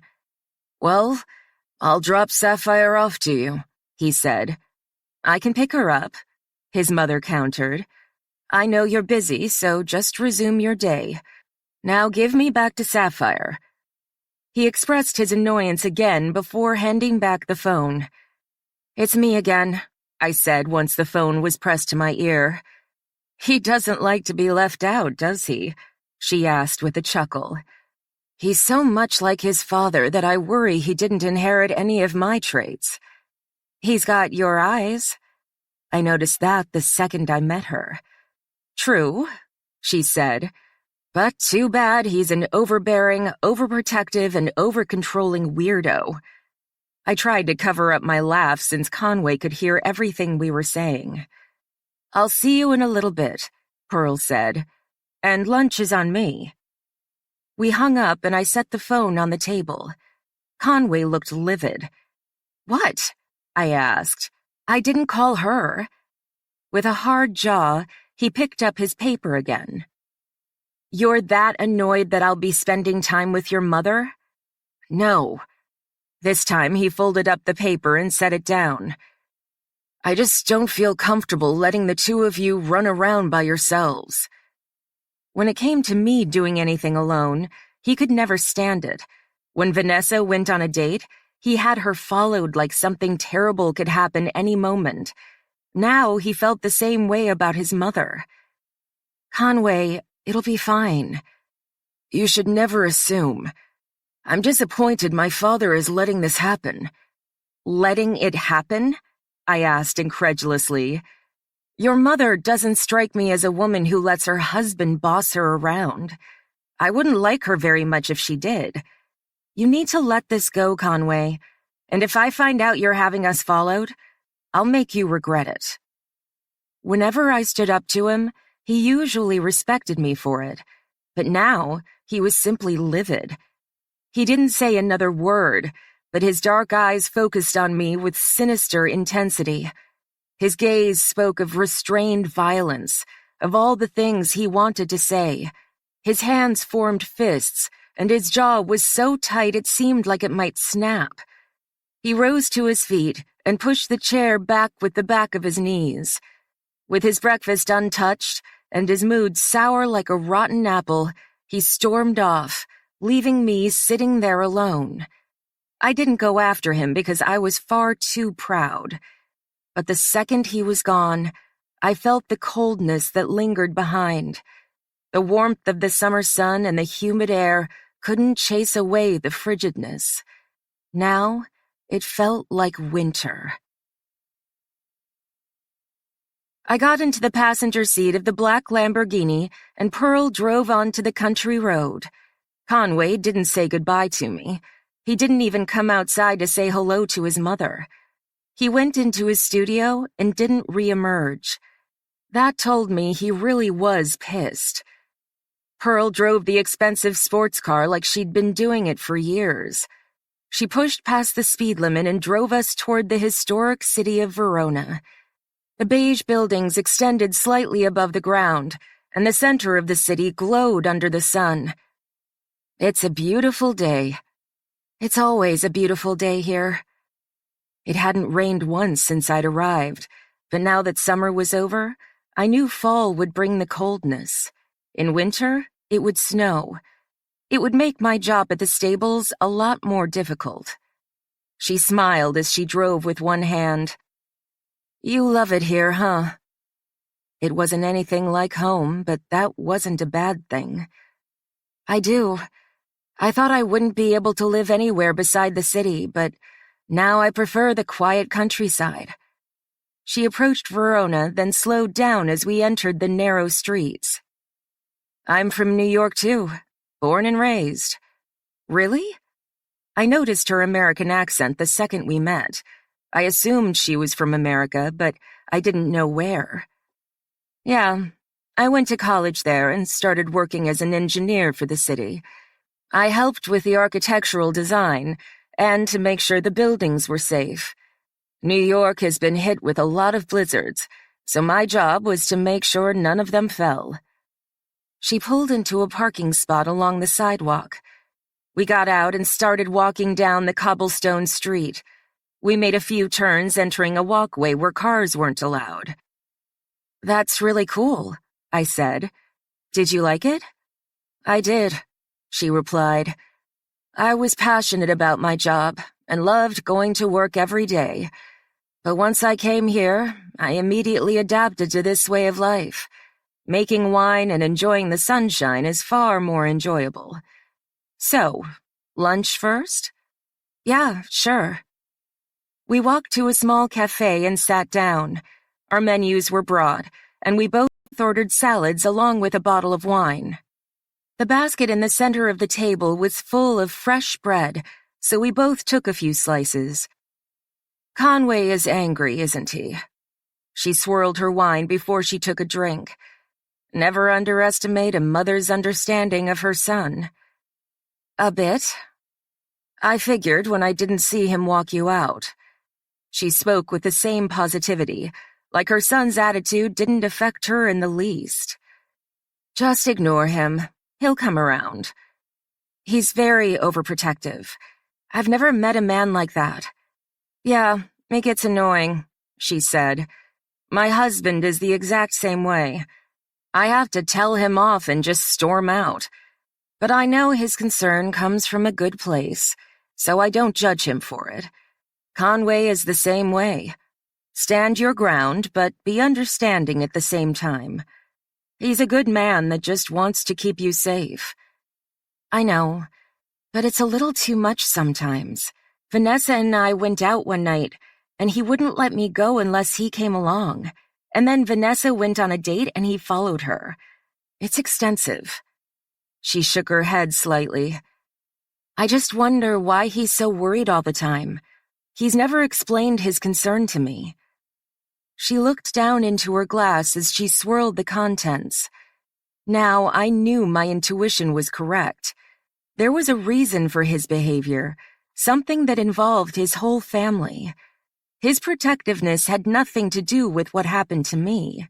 It just made it worse. Something happened, didn't it? She took a drink before meeting my gaze. It's not my place to tell. When he's ready, he'll share it with you. My heart slowly sunk into my stomach once the realization hit me. Conway had suffered in his past. Something had happened to him. His protectiveness stemmed from a legitimate event. Maybe I should have been more understanding. Anyway, there's a few shops I want to take you to. And has Conway showed you Juliet's balcony? Sorry? I asked. I'll take that as a no, she said with a chuckle. It's rumored that this old house is where Shakespeare got his inspiration for Romeo and Juliet.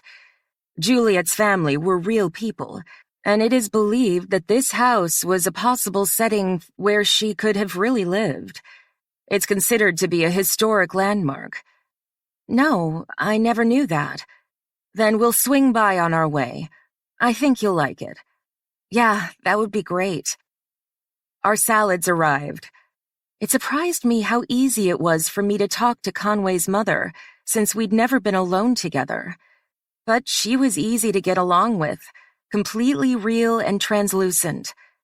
I never felt judged for being a lingerie model, even though it was something a few people would think less of me for. It seemed like Pearl liked me, regardless of the fact that she didn't know me well. Since Conway had never been with another woman, maybe choosing me automatically made his decision credible. His entire family accepted me because they assumed I was the one. Vanessa tells me she really likes you. My daughter tends to like everyone, but she seems to particularly like you. She's sweet. Since Vanessa first laid eyes on me, we'd become friends. If Conway and I moved on from each other, I would probably still keep my friendship with her because I liked her so much. She's so smart. She downplays it a lot, but I can tell she's a lot smarter than she wants people to realize. Pearl smiled before she took a bite of her salad. Yes, she's a very smart girl. Too smart. She's a genius like her father, but she possesses my easygoing attitude. I'm so glad she inherited that, because living with two intense men for 18 years was too much. Just one is enough. What was Conway like growing up? Very charismatic. She smiled as she thought back to his childhood. He always did well in school. He was very active in sports, very popular among the rest of the students in his class. But he was also very private. He matured much faster than the average boy his age. He seemed to come into adulthood when he was 15 or so. By then, he was fairly independent and ready to move on with his life. The day he turned 18, he was ready to move out. He's still private now. He's very protective of his creative genius, not that I judge him for it. He was an easy son to raise, and I'm very proud of who he's become, even with the overbearing nature. She smiled and drank from her glass. When he moved to Milan, it was hard for Crow.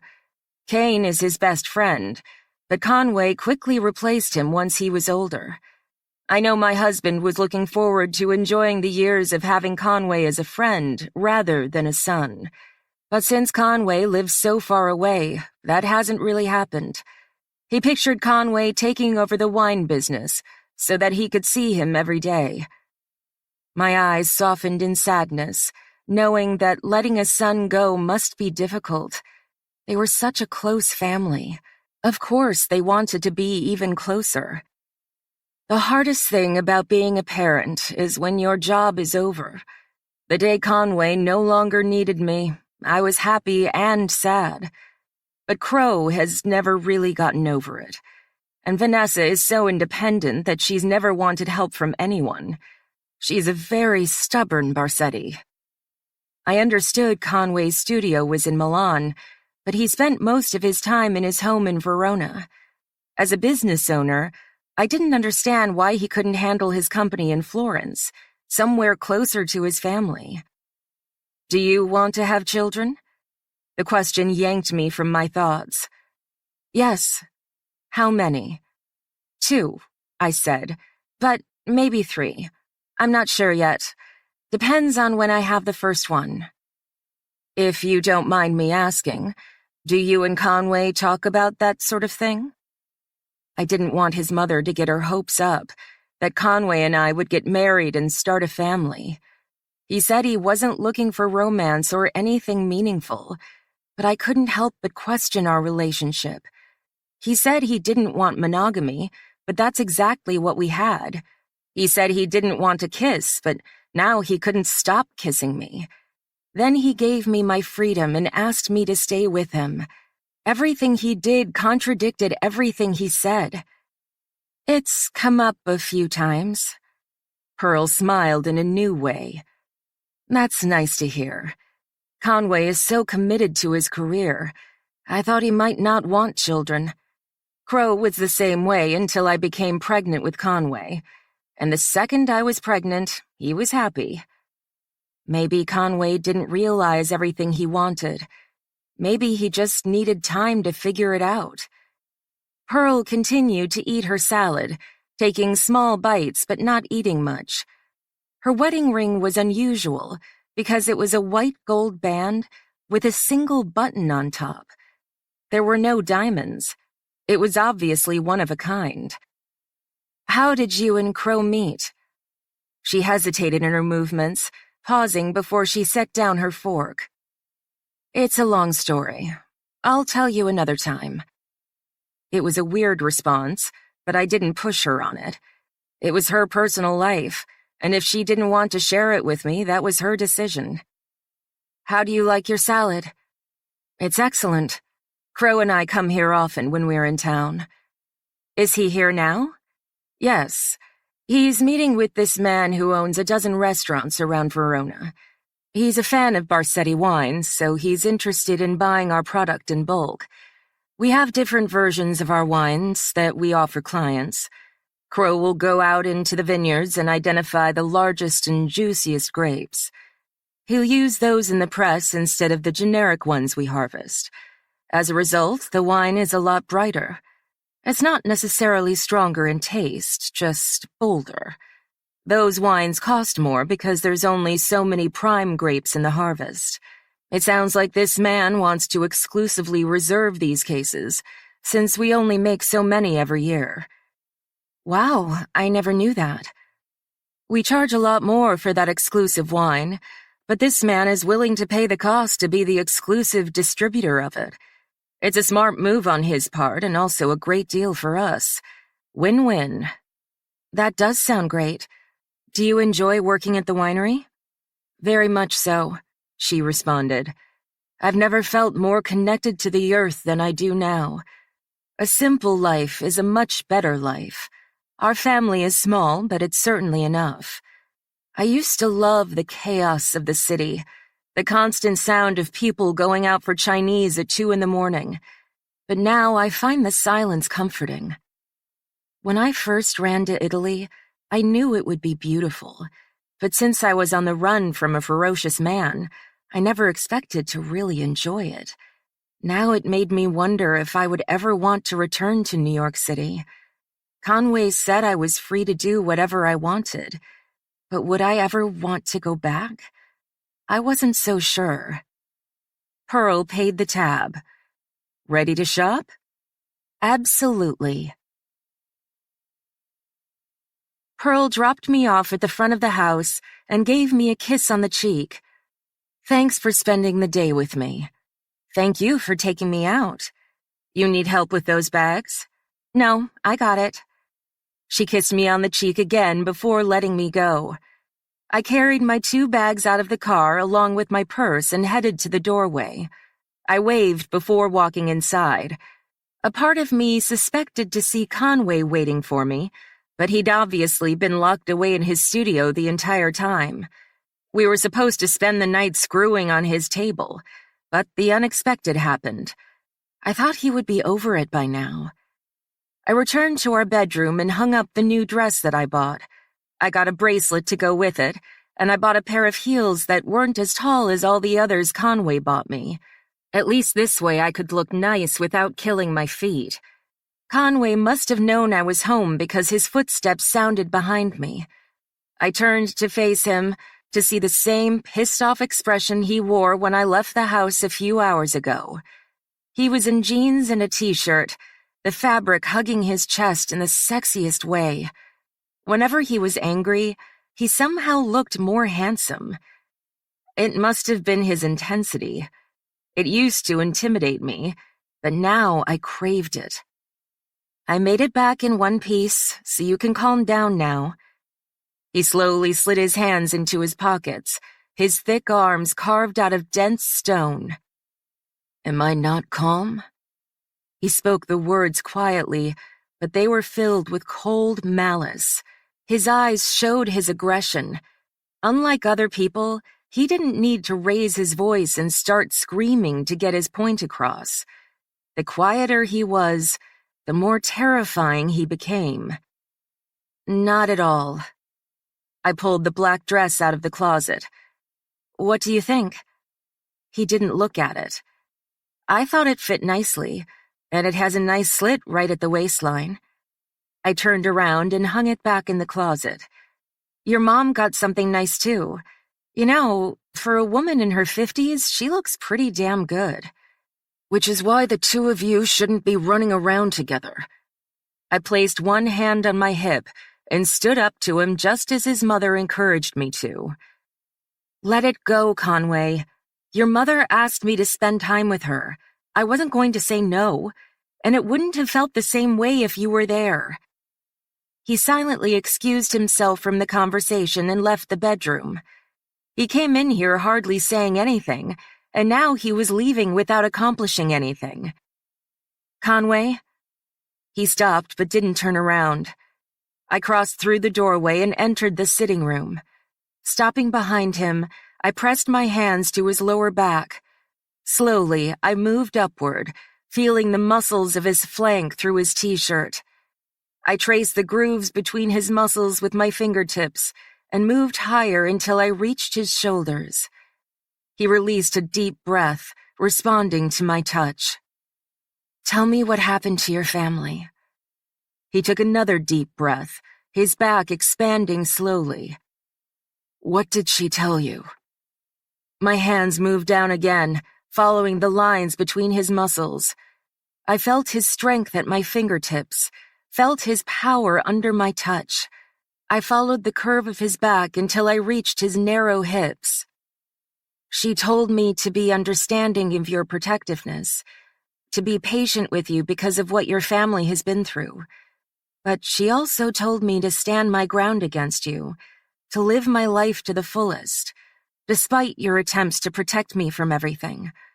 She didn't say anything else or give specifics. She allowed her son the opportunity to tell me his secret. She wouldn't take that away from him. He breathed again, this time in relief. Tell me, Conway. My whole family is gone, and I have nothing left. I know how it feels to suffer, to lose someone you love. I know how it feels to be completely alone in this world. But you aren't alone, Muse. He slowly turned around, my fingers gliding across his torso and then his stomach as he turned out. He stopped once we were face to face, his head tilted toward me so he could look down at me. You have me. You'll always have me. I didn't overanalyze his words, knowing he meant them in a different context than I wanted. If I ever needed help, he would be there. All I ever had to do was call him and he'd be by my side. He would be my friend for the rest of the time, a protector that I never asked for. He was the only friend I had in the world, and he would always be my friend. You know what I mean. My hands started at his stomach and slowly glided up his chest. His pectoral muscles felt like a statue, so hard and smooth. Tell me, Conway. Tell me why you're afraid. He stared at me in intense silence.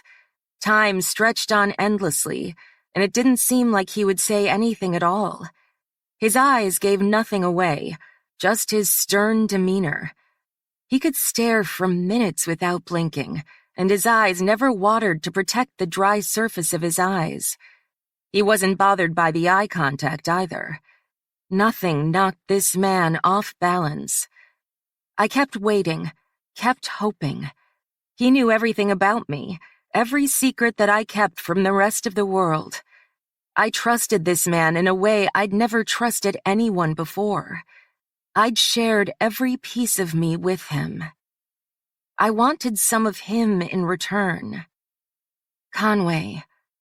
He pulled his hands out of his pockets and grabbed my wrists. He held them gently as he stared down at me, the intensity in his gaze slowly softening. Then he pulled my hands away from my chest, lowering them back to my side. He pulled his touch away entirely and crossed his arms over his chest. I used to have an aunt. She died before I was born, before my parents got married. Sadness overwhelmed me instantly. I knew he'd lost someone, judging by his mother's tone. But I suspected the way she died was worse than the death itself. She was taken by a ruthless arms dealer. Apparently, he had bad blood with my family. He tortured her and raped her, and my father and uncle did everything they could to get her back. They finally settled on a deal, an exchange of $20 million. But the man, his name was Bones, didn't uphold his end of the deal. When my aunt was returned to my father, he shot her in the back of the head. I covered my mouth to quiet my gasp, and kept the money. My father watched the light leave her eyes.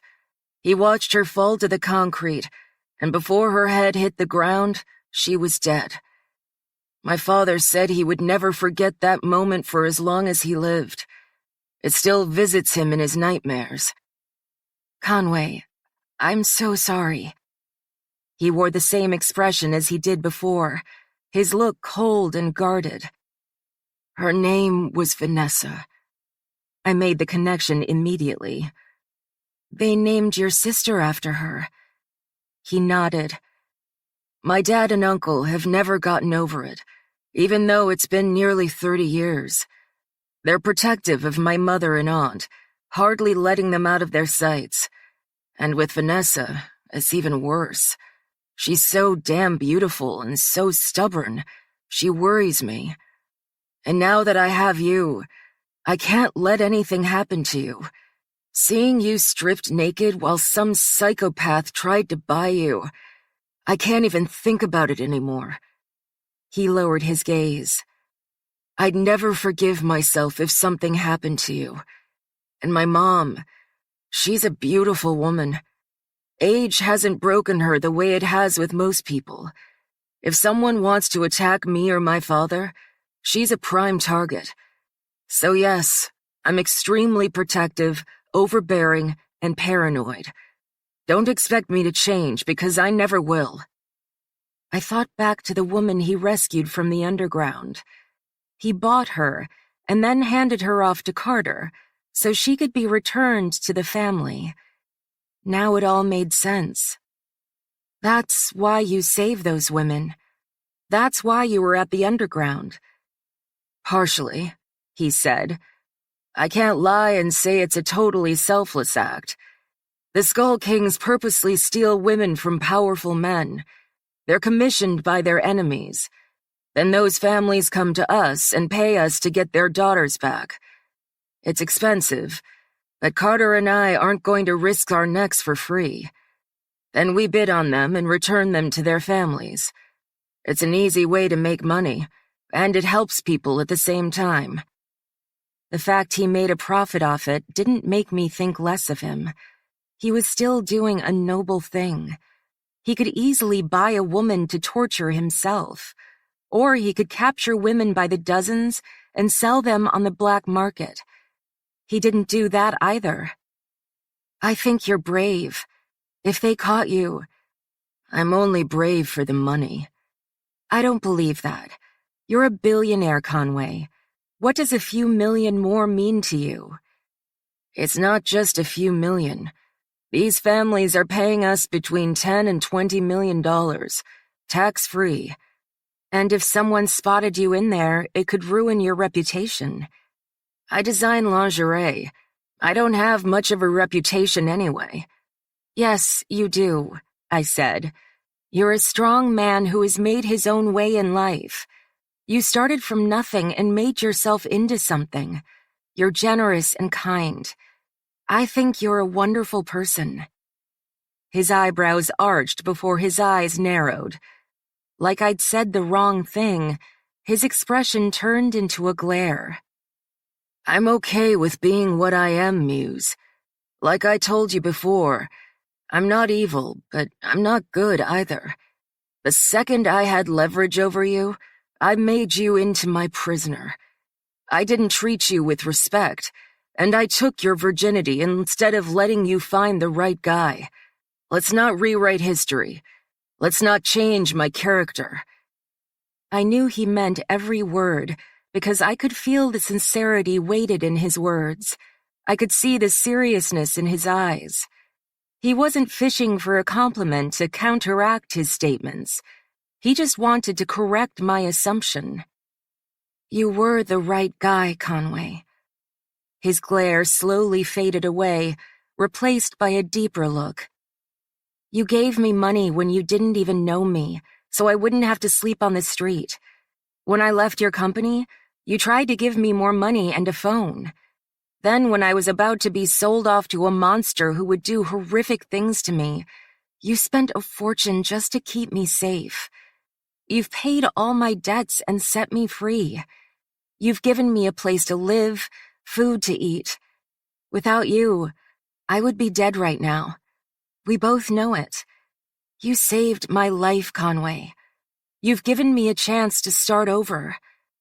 You're the only man who has ever earned the right to have me, and I have no regrets." His breathing deepened as his eyes narrowed on my face. "No, you haven't been Prince Charming, but a white knight in shining armor is overrated. That's not what I want. I want you exactly as you are, all the good and all the bad. I accept you for who you are, Conway. But you need to learn to accept yourself, too. That you're a great man." When I woke up the following morning, Conway was gone. I'd become lazier over the last few days, spending more time in the house and with Conway rather than outside in the blazing sun. So when his alarm went off, I ignored it and stayed asleep. I spotted the rose on the nightstand, along with the note as I opened my eyes.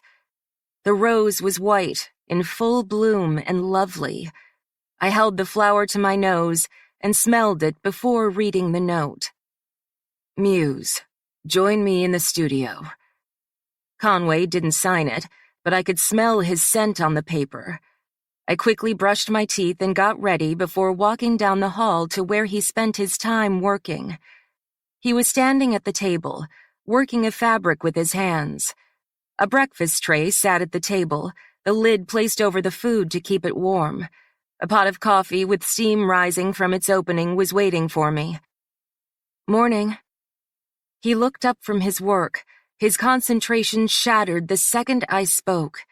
He looked at me the same way he did any time our eyes connected, full of intense possessiveness. The warmth of his gaze could be felt across the room. He set down his tools, then walked around the table to greet me. Morning. His thick arms circled my waist, and he craned his neck down to kiss me. His kiss was soft, but full of restrained aggression. If he didn't control himself, he'd probably crush my mouth with his excitement. Instead, he gripped me tighter than usual. His thumbs dug into my stomach, restraining my ability to breathe. There was a lot of lip, and also touches of tongue. He breathed into my mouth, expanding my lungs with his masculine breath. It was a great way to say good morning, to be cherished by this sexy man. His hand slid down to my ass and he squeezed my cheeks hard. When he finally pulled away, I was so hard up that I didn't care about breakfast. And I was one of those people who really believed breakfast was the most important meal of the day. I bit my bottom lip when he turned back to the table, wanting more of that kiss along with something else.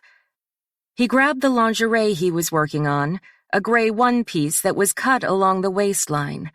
It showed bare skin before it connected to the panties at the bottom. With a crotch that unfastened, it allowed easy access without having to take the garment off. I want to see you in this. He walked over to me, feeling the silk fabric in his fingertips. There was a diamond pendant in the middle, another jewel that was more expensive than my mother's house, even in a seller's market. It must have taken him a while to do this. He could never create something in less than 3 hours. His hands worked so much detail into his pieces, and he needed to construct every inch of clothing with expert hands. How long have you been awake? Since 3. Couldn't sleep? I took the lingerie from his hands, feeling the softness between my fingertips. Too inspired. He slid his hands into the pockets of his jeans. As I looked down to stare at the lingerie again, I looked at the front of his pants. The outline of his big cock was noticeable, the bulge impressive, but it didn't do justice to what was waiting underneath. Turn around. He released a sigh of annoyance before he complied. I removed the dress I wore and pulled on the gray lingerie. It was skin-tight around my bust, the strapless top fitting my measurements so well that it stayed up easily. I pulled the bottoms on and felt the strap move down my stomach before it flared out into my panties. It was beautiful. So simple, but so perfect. I didn't have any heels on, and there wasn't a pair in sight. Barefoot would have to do even though it wasn't the best choice. At least it was easier on my feet. He turned around when he thought enough time had passed, and the second his eyes raked over my body, his entire body tensed as all his muscles collectively tightened. His eyes showed his desire, and the way his fingers curled toward his palm showed the way he wanted to grab me. Now I felt like prey, and he was the ultimate predator. This time he didn't show any restraint. He moved into me and backed me into the wall, making my small body thud against the hardness. His hands snaked over my body, feeling the lingerie against my skin. He explored every inch, his face pressed to mine. He felt the curve of my hips, then squeezed my tits with his large palms. A growl erupted in my face, the growl of an animal that wanted to sink his teeth into me. He yanked his shirt over his head, pulling it from the back until his head popped through. All of his movements were sexy, even the way he rushed through undressing. He left his jeans on as he kissed me, his hands moving to my ribcage. I kissed him back and undid the top button of his pants, feeling the incredible heat against my mouth. I couldn't believe there was ever a time when he didn't want to kiss me, that he took something so incredible off the table. Now it was the thing I enjoyed most, the action that made me feel most connected to him. I pushed his jeans and boxers down so his throbbing dick could come free. Throbbing and slightly red, he was drooling at the crown. My slickness would combine with his, and the combination of our two bodies would be utterly incredible. His hand moved between my legs and he unfastened my bottoms. His fingers lingered behind, feeling the buildup of moisture coat his fingertips. Fuck. His lips moved to my ear, and he breathed into my canal as he fingered me, his fingers exploring my soaked cunt. When he fingered me the first time, he could only get a single finger inside. It was too tight, too innocent. Now I could take all of him with just a slight twinge of pain. He lifted me against the wall and pinned my back in place as he tilted his hips to press his cock between my folds. His crown moved against my entrance before he shoved himself inside, sliding down my wet channel until he was completely inside. I gripped his shoulders and breathed next to his ear, feeling full from his enormous cock. God. He pressed his face to mine as he remained deep inside me, his thick cock stretching me as wide as I could go. My body could barely accommodate him, but that fullness made the sex so good. I couldn't imagine being with another man, couldn't imagine having sex as good as this. Friends told me that sex was a hit and a miss. Sometimes it was good, but most of the time it wasn't. The guy cared more about finishing than getting the woman off. And sometimes my friends didn't like sex at all, because it was never good. That meant Conway was different. Not just different because he was gorgeous, but different because he prided himself on his performance. He'd never fucked me without letting me finish first, except when he was trying to punish me for something. He started to move, pressing me hard into the wall as he rocked his hips back and forth. He gripped my ass as he kept me suspended, his thick arms tightening and bulging with the beautiful muscles of his body. Like he picked me up in a bar and couldn't wait to take me home to fuck me, he gave it to me hard, right then and there. He didn't kiss me, but he looked into my face with every thrust, watching my reaction to him. It felt so good to watch this sexy man hold me so effortlessly and fuck me at the same time. I loved watching him build up a sweat, loved staring at his naked body in the mirror on the other side of the room. He was over 6 feet of all man, tight muscles in his ass and his back. The muscles of his flank tightened and shifted as he worked his body to please me. When we were pressed together this closely, he grinded right against my clit. The stimulation was over the top and powerful. I could barely keep my eyes on him because my lids were becoming heavy, not heavy with sleep, but heavy with arousal. Like a spell had been cast over me, my body relaxed, but it only calmed in preparation for the storm. Muse. He breathed into my face, the sweat forming on his back and dripping all the way to his ass. He tightened his jaw as he breathed through his movements. "You," he thrust into me deep, "are..." He released a moan as he hit me in the perfect spot. "Mine." Every time he claimed me, I felt my legs quiver. I wanted to be his. I loved the way he got jealous whenever a man looked at me for too long. I loved the way he stepped in front of me so that a man wouldn't kiss me on the cheek. I loved the way he didn't allow his models to touch him anymore because he knew it bothered me.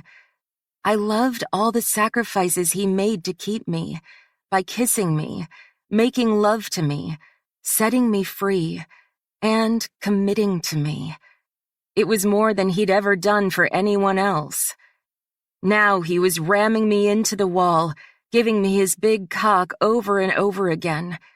I pressed my face into his neck and clawed at his back while I watched him fuck me. His jeans had slid down to his ankles from his movements, and his tight ass looked so good as it worked, grinding into me. "Conway, yes." I breathed into his ear and closed my eyes, feeling my pussy tighten around him. I came with an explosion, squeezing his dick mercilessly. My nails were even worse, cutting into his back and nearly drawing blood. Conway couldn't wait until I was finished. He gave his final pumps and came inside me, giving me his heavy seed as he groaned. He pressed me against the wall and shoved his dick as deep as he could, his ass tight from keeping me in place. He gave me so much seed that it already started to drip out of me and onto the floor. Conway held me in place as he caught his breath. The sweat streaked across his body, and probably burning the small wounds my nails had caused. Once he recovered from the wave of pleasure that just exploded out of his balls, he carried me to the couch and sat back against the cushion, placing me on his lap. With a tinted face and sweat on his upper lip, he looked just as sexy as he did when he finished a workout. He pushed his body to the max to make me feel good, giving me everything he had because he cared about my climax as much as his own. His cock slightly softened inside me, and he massaged my thighs gently as he looked into my face. My arms circled his neck, and I kissed him. "I like it when you fuck me like that." "Like what?"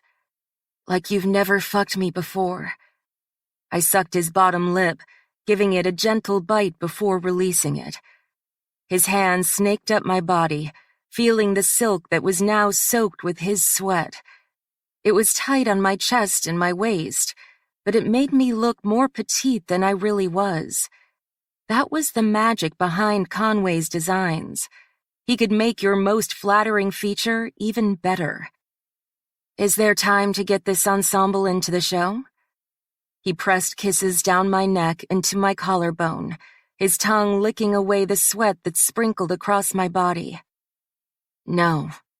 He rubbed his nose against mine. "I made this just for you." He made me a piece of lingerie he'd never debuted before, the white ensemble that he made me wear when he took me for the first time. At the time, the gesture didn't seem special. I was scared and uncomfortable. But now his actions meant something to me. They made me feel special, made me feel honored to wear something he created just for me. He only wanted me to wear it, so it was a one-of-a-kind piece from a genius designer. And it was all mine. "Thank you. That was sweet." His hand dug into the fall of my hair, and he brought my lips toward his for a kiss.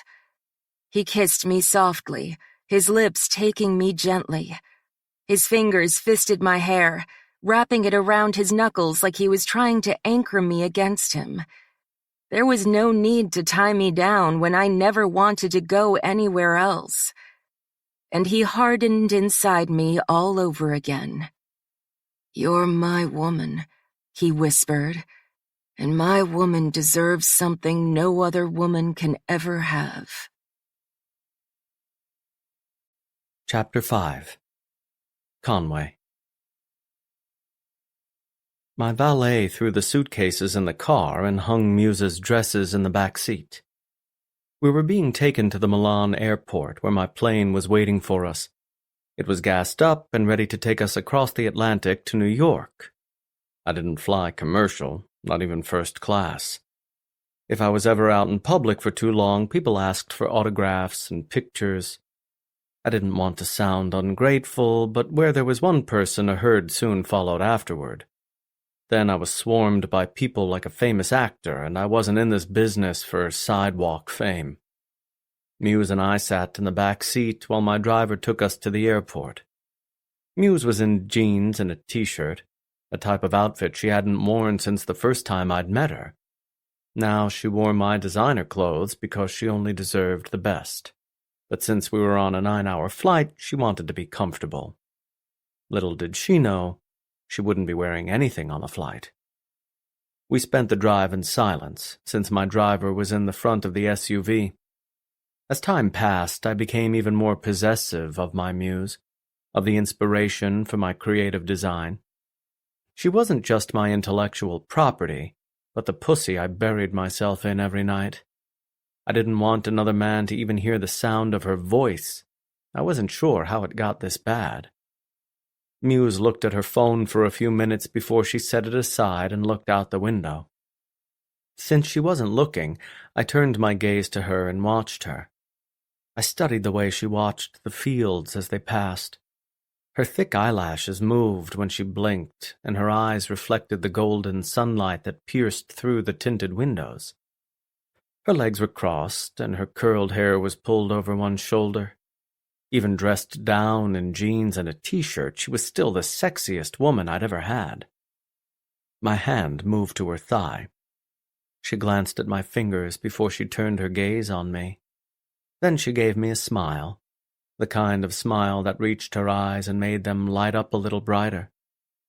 Maybe it was the golden sunlight or the backdrop behind her, but in that moment, she looked more beautiful than she did in any of my lingerie. She looked more beautiful than when she was buck naked on my bed, because none of that mattered. She had her own special beauty, the kind that no one else could compete with.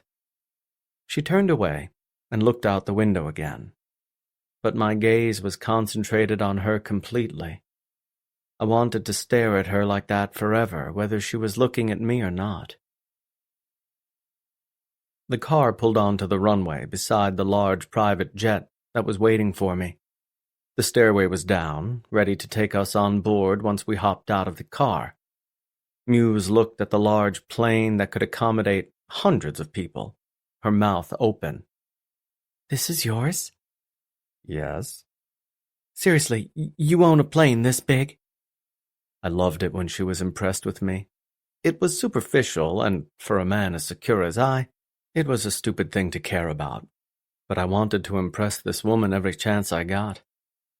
"Yes." "I've never been on a private plane before." "I think you'll like it. There's a bed, a few showers, and a dining room." Her eyes were filled with more excitement than I'd ever seen. "This is so amazing." She opened the door and got out just as the man opened the back and grabbed our bags to be carried onto the plane. My phone rang. If my father's name wasn't on the screen, I would have ignored it. "Father, how are you?" "Good. Just wanted to see when you were leaving." "I'm actually about to board the plane." "Oh, I see. I wanted to wish you luck. I'm sure your show will be great, but nonetheless, I hope it goes well." "Thanks. I think everyone will be impressed by the new line, especially when the sexiest woman in the world had inspired every single one. All the other models despised Muse, but that was because they were jealous that they would never be as beautiful." "Your mother told me she had a nice time with Sapphire. Seems to really like her." "Yes, all of you have told me that you love the woman." I was glad they liked her, but they shouldn't get too attached. I couldn't picture my life without Muse, but I knew this wouldn't last forever. At least, it wouldn't end in marriage and a family. He chuckled. I guess we're relieved that the one woman you want is good for you. I worry about your sister a lot for obvious reasons. But I worry about you too, son. I want a woman that's perfect for you, and Sapphire seems perfect. Now I regretted introducing her to them. They'd already included her in the family. I knew Muse treasured those relationships because she didn't have a family of her own. She loved my sister, and now she loved my parents. And they loved her just as much. But it got me into deep shit. I'm glad I have your approval. You don't need my approval, son. But I want you to know you have it. I'll see you when you get back. Your mother and I want to hear about the show. Of course. Talk to you later. Love you, Con. My dad didn't normally say that when we were getting off the phone, so I knew he was worried about me being out of the country. I was the last person he needed to be concerned about. I had even more money than he did, and my security team were retired Navy SEALs. But at the end of the day, I was his son. I love you too, Dad. I boarded the plane, and the flight attendant shut the door, locking it behind me. I moved to the seat beside Muse in the center of the plane, the seat I had to take until we were in the air. I buckled myself in and rested my ankle on the opposite, waiting for takeoff. "This plane is beautiful," Muse said. "The bathroom is like a regular bathroom. I've never seen that before. And the bedroom is so nice. If I could fly like this everywhere, I would travel across the world." And I would love to take her around the world. I'm glad you like it. "Who were you on the phone with?" She didn't ask questions like that often, but I knew she was just making conversation. If this was 3 months ago, I would have told her off for asking. Now, it didn't bother me. "My father." "Is he coming to New York?" "No, too much work to do here." The flight approached the runway and prepared for takeoff. "That's too bad. I was hoping to see them." My parents loved her, and now she loved them. "He said my mom enjoyed seeing you the other day." "She did?" she asked with a smile. "She's so nice and easy to talk to." I wasn't close to my mom the way I was with my father, but she'd been a great mom. I didn't have a single complaint. She was smart, elegant, and did a good job raising me. As I aged, I realized most people didn't have what I had, and I wasn't referring to money. "She's great." "My mom was always difficult," she said. "Kinda distant, with a hint of depression. She was never the same after my father died, and I wasn't close with him either. You're lucky your parents are so involved in your life." I was a grown man, and my father still said he loved me. I pretended I didn't need to hear it, but when I felt warmth touch my soul when he showed his affection, I knew I did need to hear it. All I did was give her a nod because I wasn't sure what else to say. The plane took off, cruising into the sky at exceptional speed. We leaned back, our weight shifting into the seats. We stayed like that for several minutes before the plane leveled off. "I have a question." I unbuckled my safety belt. "All right." "Why do you live in Verona? You're hardly at the office in Milan, so why don't you live closer to your parents?" I bought that house after living in Milan for a few years.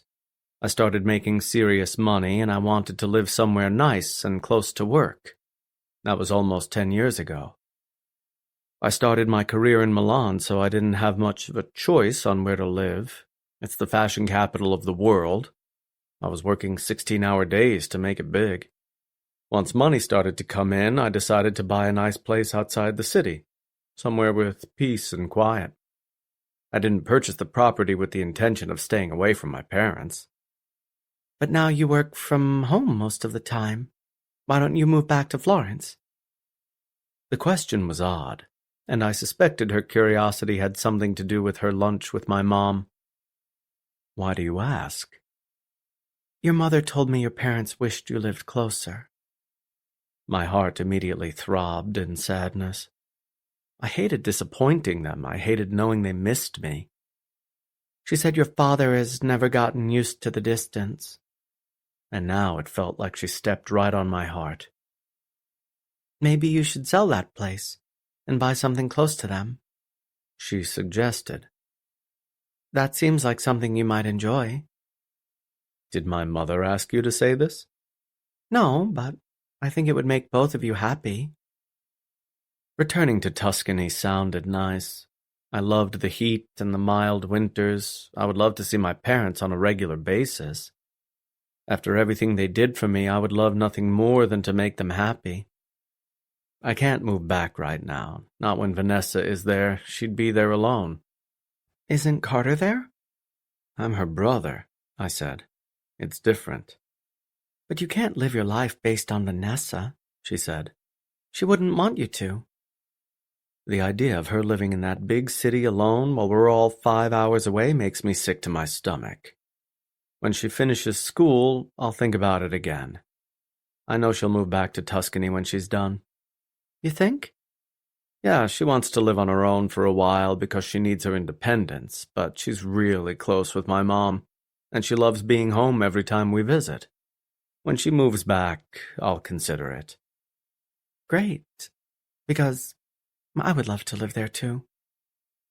I stared straight ahead, but I felt my heart beat quicker in my chest. She spoke of our future together like it was certain, and that filled me with both joy and terror. If she was still living with me 2 years from now, the relationship would feel more serious. I'd already been with her longer than any other woman in my life. That would be a whole new kind of commitment. For a man not looking for love or marriage, that sounded like the very thing I was trying to avoid. So, I forced myself to stop thinking about it. Muse stretched out underneath the sheets, pointing her toes and bringing her arms above her head. A quiet moan escaped her lips, and her eyes fluttered open a moment later. I've never slept so well on a plane before. I lay on my back with her beside me, my tablet held up so that I could look through my emails. Everything was set for the show, and the girls were already in New York. I went through the performance over and over in my mind, but there was nothing left to change. It was ready to go. But I couldn't deny that I was nervous. Everyone questioned whether my best model would be in the show, and if she weren't, it would affect my work. But if she were on my arm for the evening, pulled into my side with affection in her eyes, that should still be good enough. She wasn't my model anymore because she was the woman in my bed. The world would know I was the one fucking her. She turned over and cuddled into my side, her arm draping over my waist and her cheek resting against my shoulder.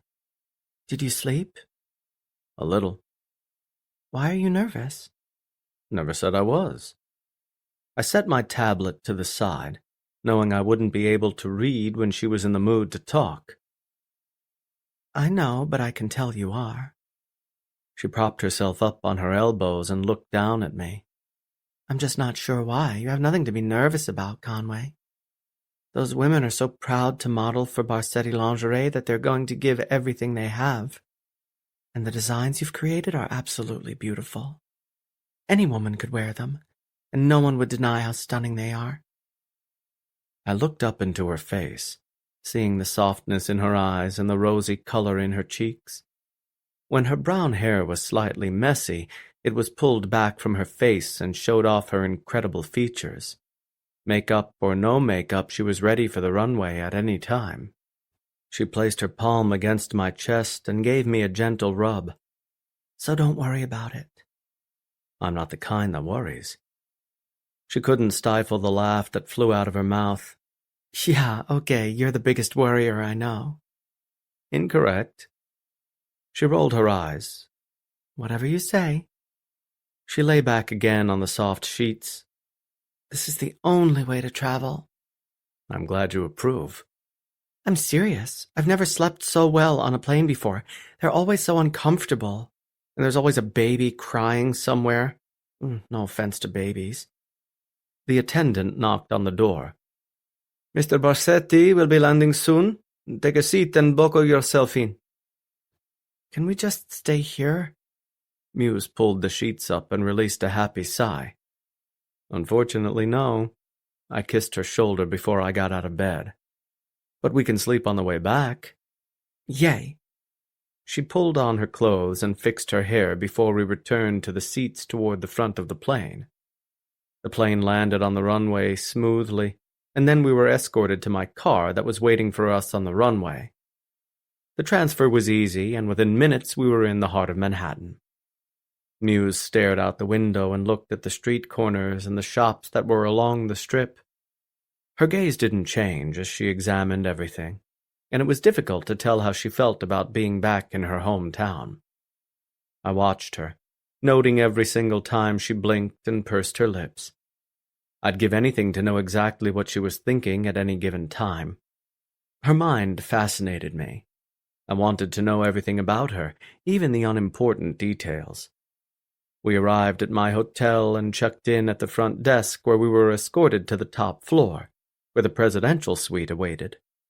It was 10,000 square feet and much too big for 2 people, but I refused to accept anything less than the most expensive room in the hotel.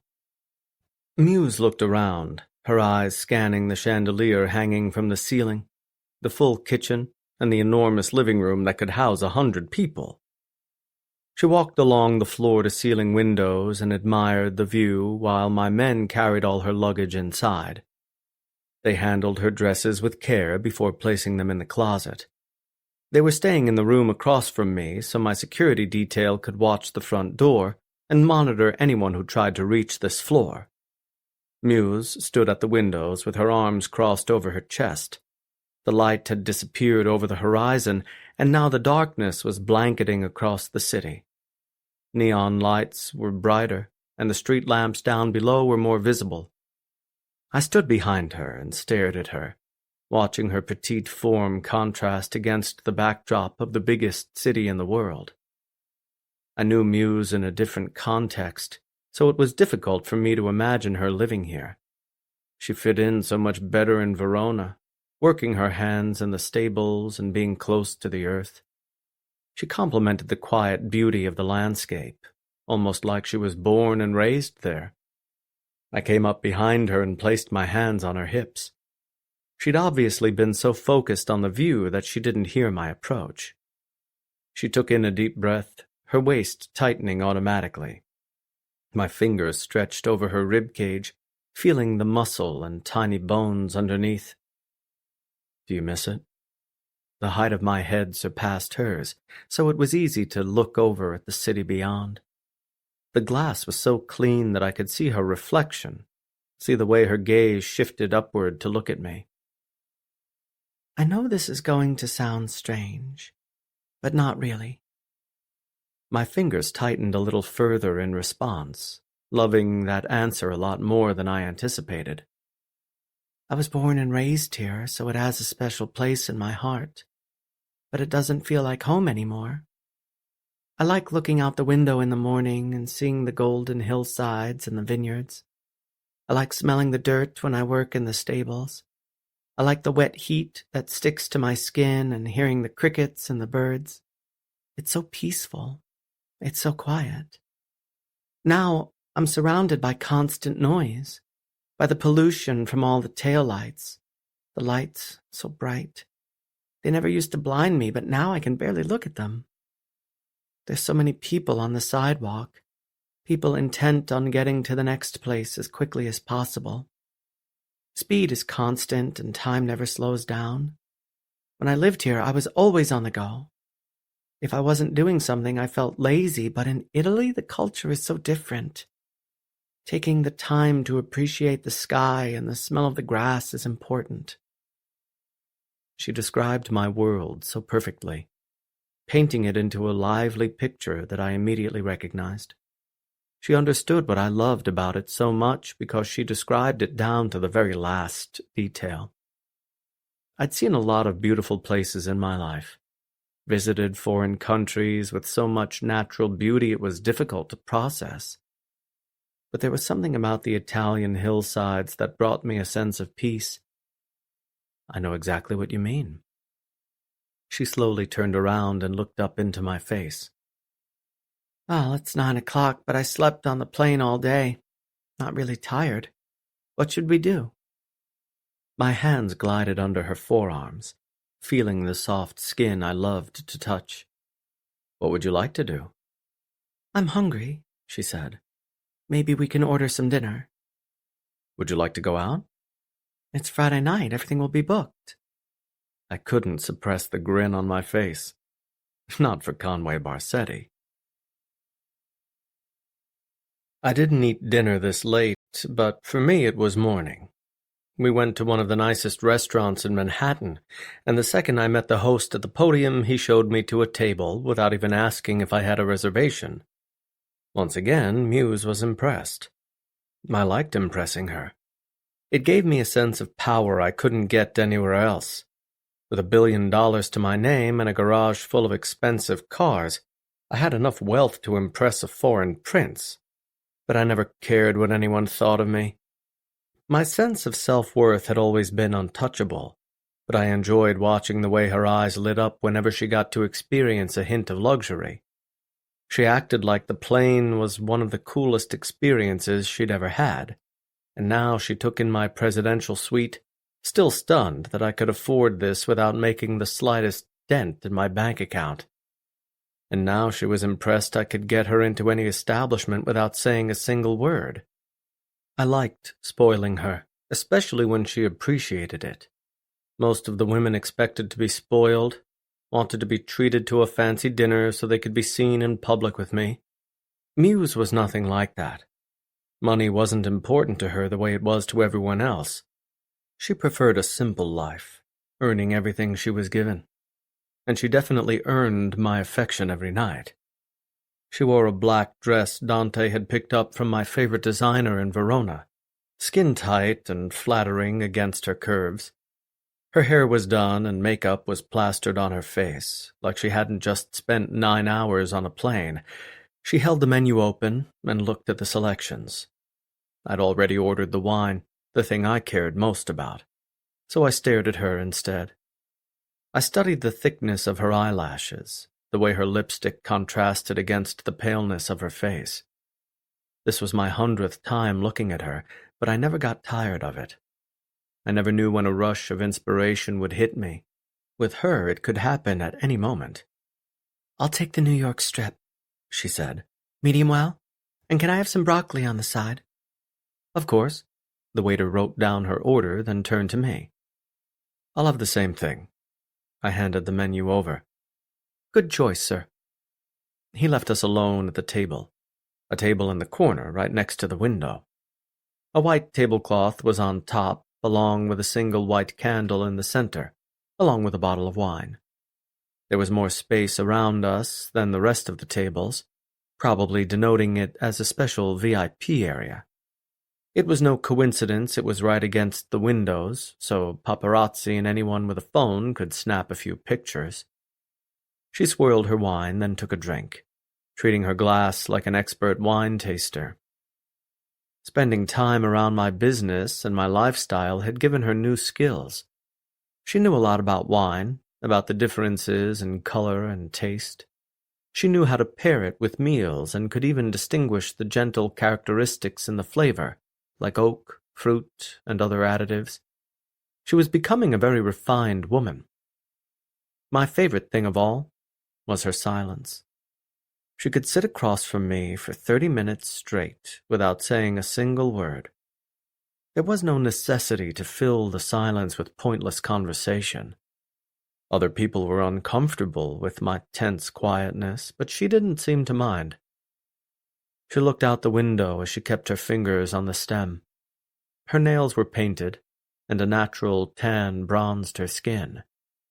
Her hair had been cut, and she was groomed for the show tomorrow night, even though she wouldn't be performing. But this was the first time I would ever bring a woman with me as a date.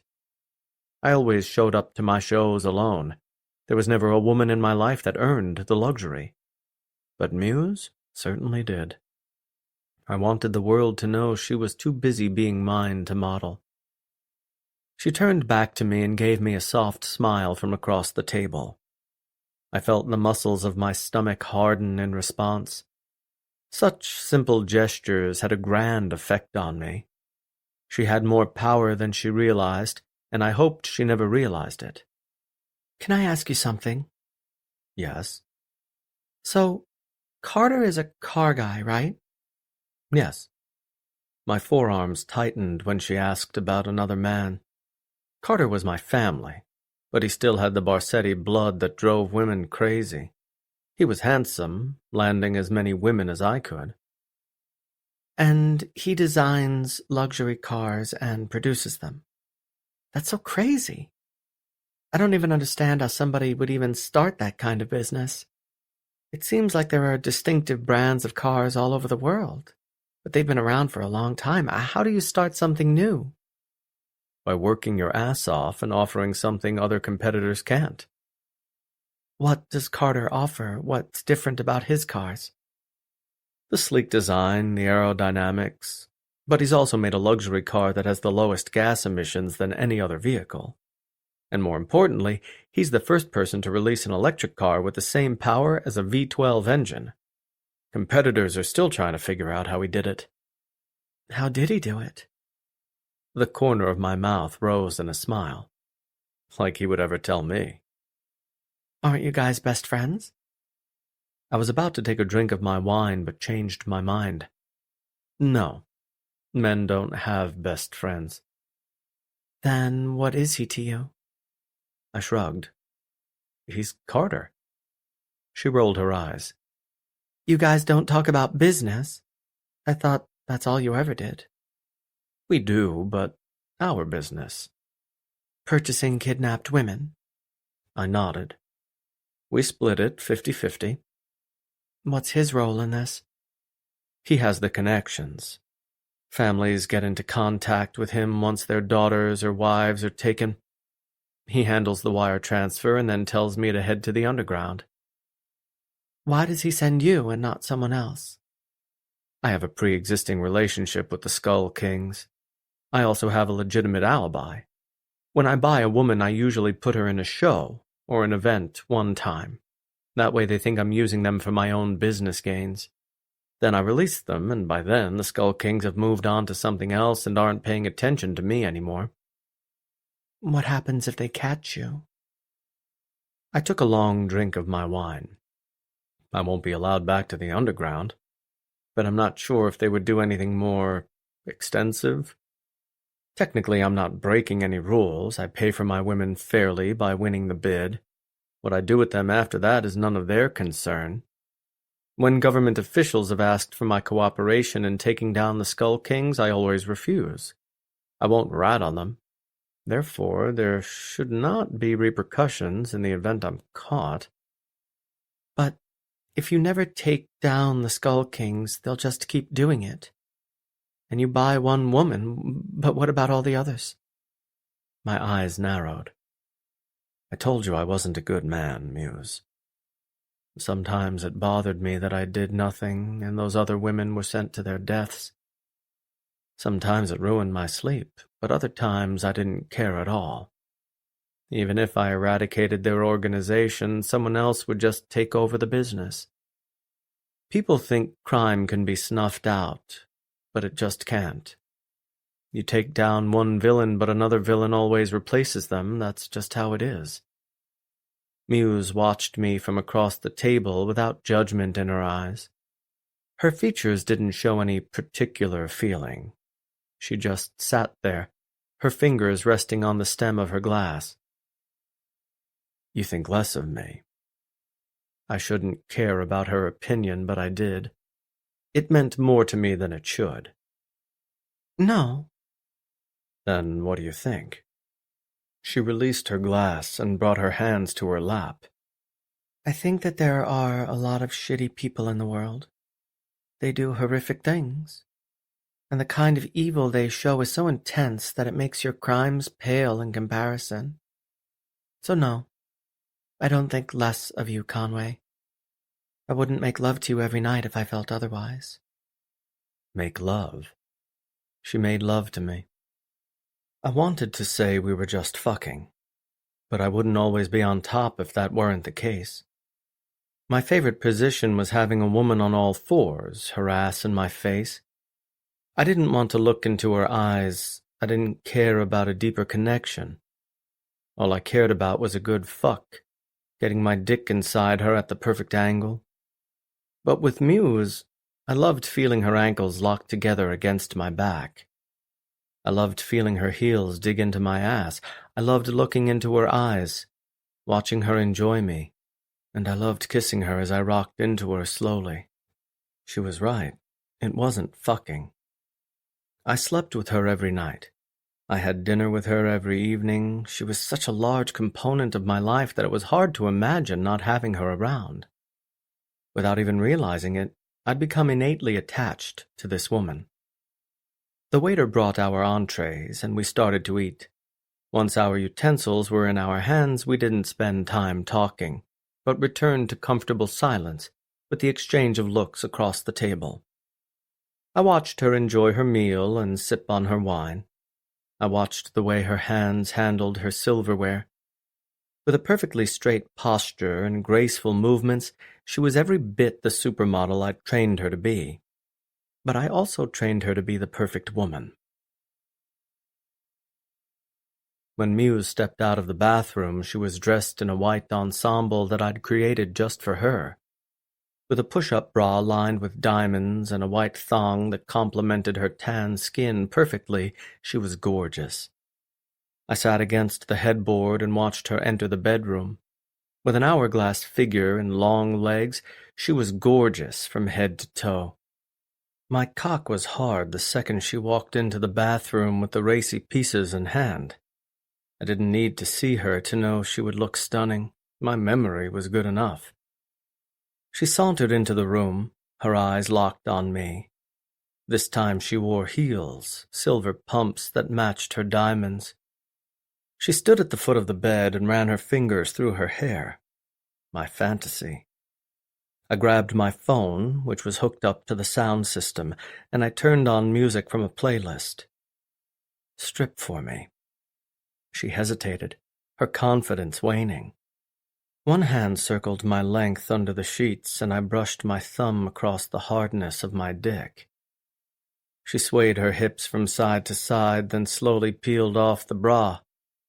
It was 3 a.m, and neither one of us were tired enough to go to bed. She unclasped the back and let it fall to the floor. With hard nipples and a tint of pink across her chest, her tits were unbelievable. She didn't have a big rack, but I preferred small tits as long as they were proportional. When they were perky and firm like that, it was hard not to fall under a cloud of obsession. Her hands moved down to her panties, and she slowly peeled those off. They moved to her ankles before she pushed them away. Touch yourself. She faltered at that command too, even more uncomfortable by the suggestion than when I asked her to strip. Touch yourself. She continued to sway to the music before she placed her fingers between her legs. She circled her clit exactly the way I did for her. For the first minute, her breathing didn't change, and neither did her expression. But once she allowed herself to enjoy it, she finally relaxed and panted with her movements. I jerked myself under the sheets, my hand moving slowly so I wouldn't blow my load sooner than I wanted. Seeing her in that white lingerie made me think of the night I claimed her innocence. It felt so good to break her in, to watch her cry because my dick was too big. I wanted to do that again. Lay on the bed. She pulled her hand away reluctantly before she crawled onto the bed. On your back. She turned over, her ass hanging over the edge. I got out of bed, my hard dick hanging out because it was swollen with an immense amount of blood. I was hard up from watching her touch herself, but I was even more aroused by what I was going to do. I grabbed a bottle from my bag, then stood at the foot of the bed. I placed her feet against my chest and let my throbbing dick lay against her wet folds. Slickness was seeping from her slit because her fingertips stimulated her so deeply. I separated her knees and leaned over her so I could kiss her. She was anxious for my mouth. Her fingers dug into my hair and she kissed me like it had been too long since she had me. She gave me her tongue first, her excitement overpowering mine. Conway. She locked her ankles together at my back and tugged on me, wanting me right in that moment. My cock twitched in anticipation before I pressed my cock down and slid it into her drenched pussy. Yes. She pulled me into her deeper, moaning directly into my throat. I moaned at her enthusiasm. Want my cock, Muse? Please.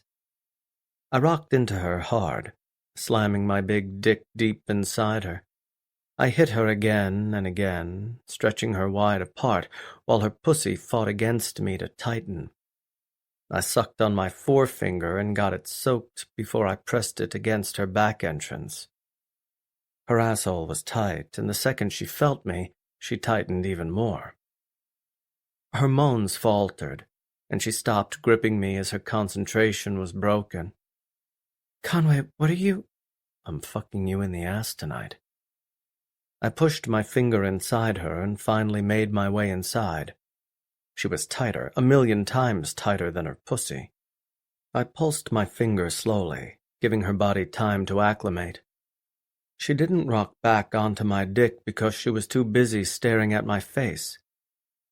I've never done that before. I know. That was why I was so excited for it. I moved my mouth to hers and kissed her so she would stop thinking about what my finger was doing. I fingered her harder as I fucked her pussy. My tongue danced with hers and I felt her whimper against my lips from time to time. I pushed another finger inside, and I felt her stretch even more.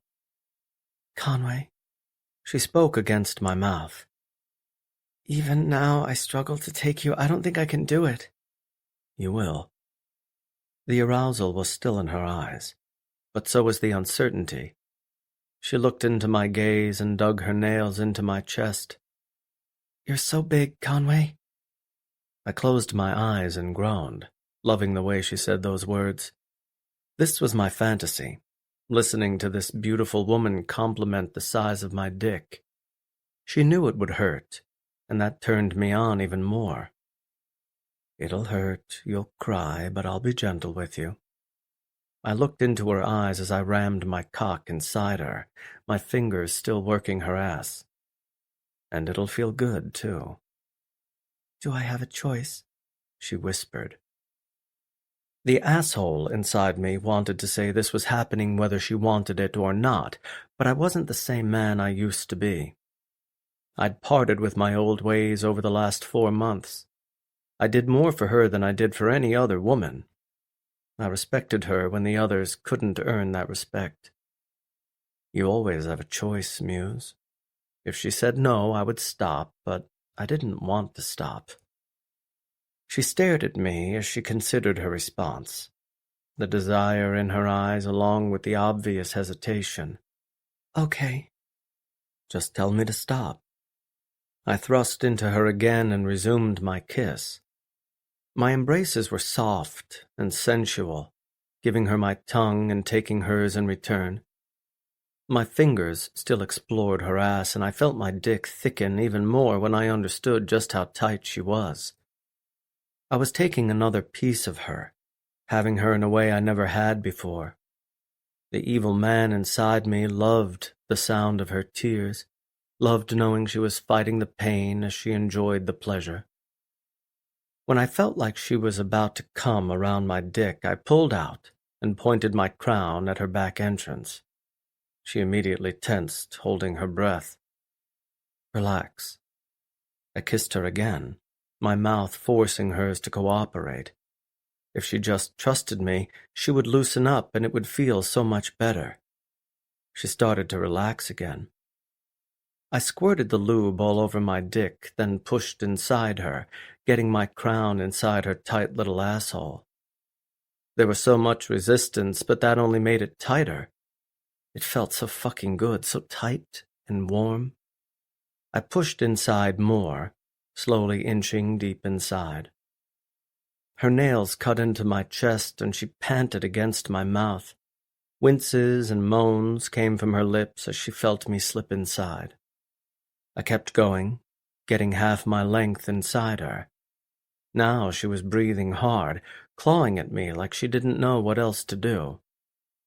I closed my eyes and rested my forehead against hers. Fuck, so good. I let her squeeze me tightly, the lube doing its job to make the friction less unbearable. Then I held myself on both arms and started to thrust, getting inside her deep and slow. She gripped my biceps and lay back, her tits shaking with every thrust I made. Her legs were spread wide apart, the back of her knees locked in place by my arms. She moaned with the movements, wincing when my dick moved deep inside her. I fucked her ass and claimed it as mine. My breaths were just as deep and labored as hers because it felt so damn good. She was so tight, so inexperienced. I moved a little deeper when she got used to it, sheathing more of my dick. That's when the tears started. They bubbled at the corners of her lids, then streaked down her cheeks. It turned me on just like last time, seeing her fight for control over the pain. But it also made me feel like shit at the same time. I shouldn't enjoy those tears, and I shouldn't be the one causing them. You want me to stop, Muse? I paused so I could kiss her tears away, letting them absorb on my lips. She breathed against my face, her tears in her voice. No, it feels good, it just also really hurts. I started to move again, listening to her tears fill the bedroom. They kept streaking down her cheeks, but she never sobbed. Her ass started to loosen around me once she got used to it. Her nails clawed at my back, leaving marks and a little blood. Touch yourself. I guided her hand between her legs and rubbed her fingers over her throbbing clit. Her moans immediately changed, becoming deeper while the tears kept coming. Now I could barely stop myself from exploding. I wanted my cum to sit inside her ass all night long. I wanted to feel that powerful orgasm that was about to rock my entire body. I knew it was going to be good. I could feel it approaching hard and fast. But thankfully, she came first. She came with a scream that was louder than any other she made. Her nails sliced me, and her asshole tightened all around me. Her head rolled back and her mouth remained wide open as she kept yelling directly into my face. I came inside her as I watched her performance, getting off to everything I was seeing and feeling. I dumped all of my seed inside her, filling her tight little asshole with all my arousal. I wanted her to be full of me in every possible way. I wanted to fuck every little hole and make her mine completely. I groaned against her neck as I finished. My cock slowly softened as I stayed inside her. My wounds burned as the sweat poured directly into them, and I listened to her breathing slowly decrease while mine did the same. I lifted myself to look directly down at her, seeing that the tears were long gone. How did that feel? It hurt, but I came harder than I ever have. Not sure how that worked. It's because I know what I'm doing. I kissed the corner of her mouth, then slowly pulled out of her. Then I lifted her from the bed and carried her into the walk-in shower in the bathroom. The warm water filled the bathroom with steam, and her fancy makeup and hairspray was washed away with the running water. Her mascara streaked down her face, and like she knew it was there, she wiped it away with both hands. Staring down at her fingertips, she looked at the black ink before rubbing them together to dissolve the color. Her eyes weren't red from her tears, and now that we were finished, she was back to her usual self. But she seemed tired, despite all the energy she had just 15 minutes ago. She tilted her head under the water and let it streak down her body, the warmth enveloping her. She released a quiet sigh, so quiet I couldn't hear it. But when I watched her chest rise and fall, I knew it occurred. Now that her makeup was gone, it was just her underneath the water. Beautiful skin, gorgeous eyes, and utter perfection. I moved underneath the water with her and cupped her face, my fingertips touching her wet skin. My nose brushed against hers as I felt the warm water run down my back. Then I pulled her into me and kissed her slowly. When I had something this pretty, I wanted to cherish it. I wanted to enjoy it as much as possible. Like it could be taken away from me at any time. Now that I'd given her freedom, she could walk away from me whenever she wanted. But when I really thought about it, I wondered if I could keep my word or if she really did leave. What if she decided to stay in New York once the show was over? Would I really be able to board my jet and leave? Would I really be able to say goodbye? She was such an integral part of my life that I couldn't imagine it. I didn't want marriage and kids with this woman, but it seemed like I still wanted a lifetime. It didn't make any sense.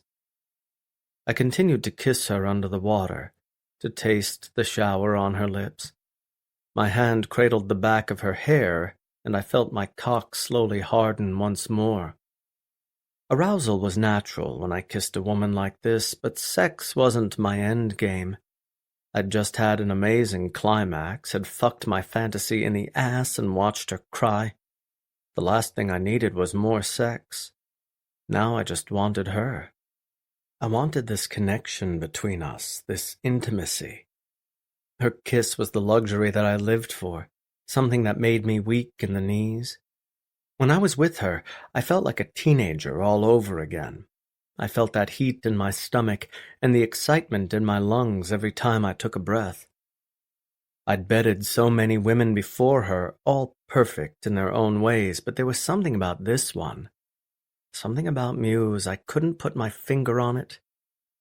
I broke away and grabbed the loofah sitting on the shelf.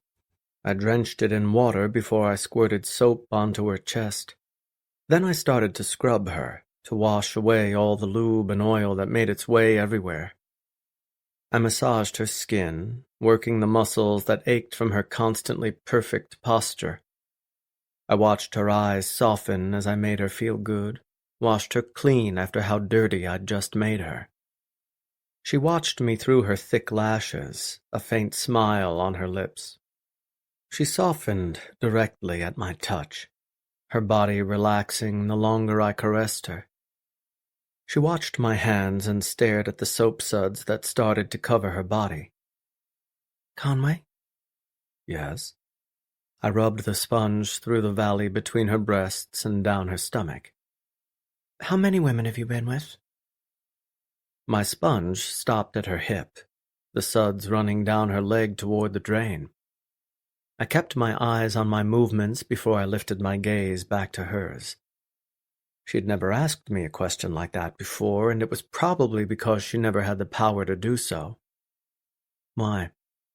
I'm just curious, about my past. You mean your lack of a past? Whatever, she said. I'm not asking as some jealous girlfriend. Girlfriend. There was that word again, but I let it go.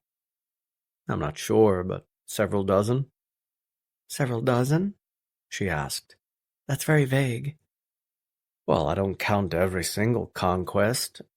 I'd say it's less than 100, but barely. She didn't show any reaction, keeping her thoughts to herself. Have you ever done what we just did with any of them? I didn't spare her feelings. Yes. There's nothing I haven't done. Can I ask you something else? I was letting her ask whatever she wanted, and that wasn't like me.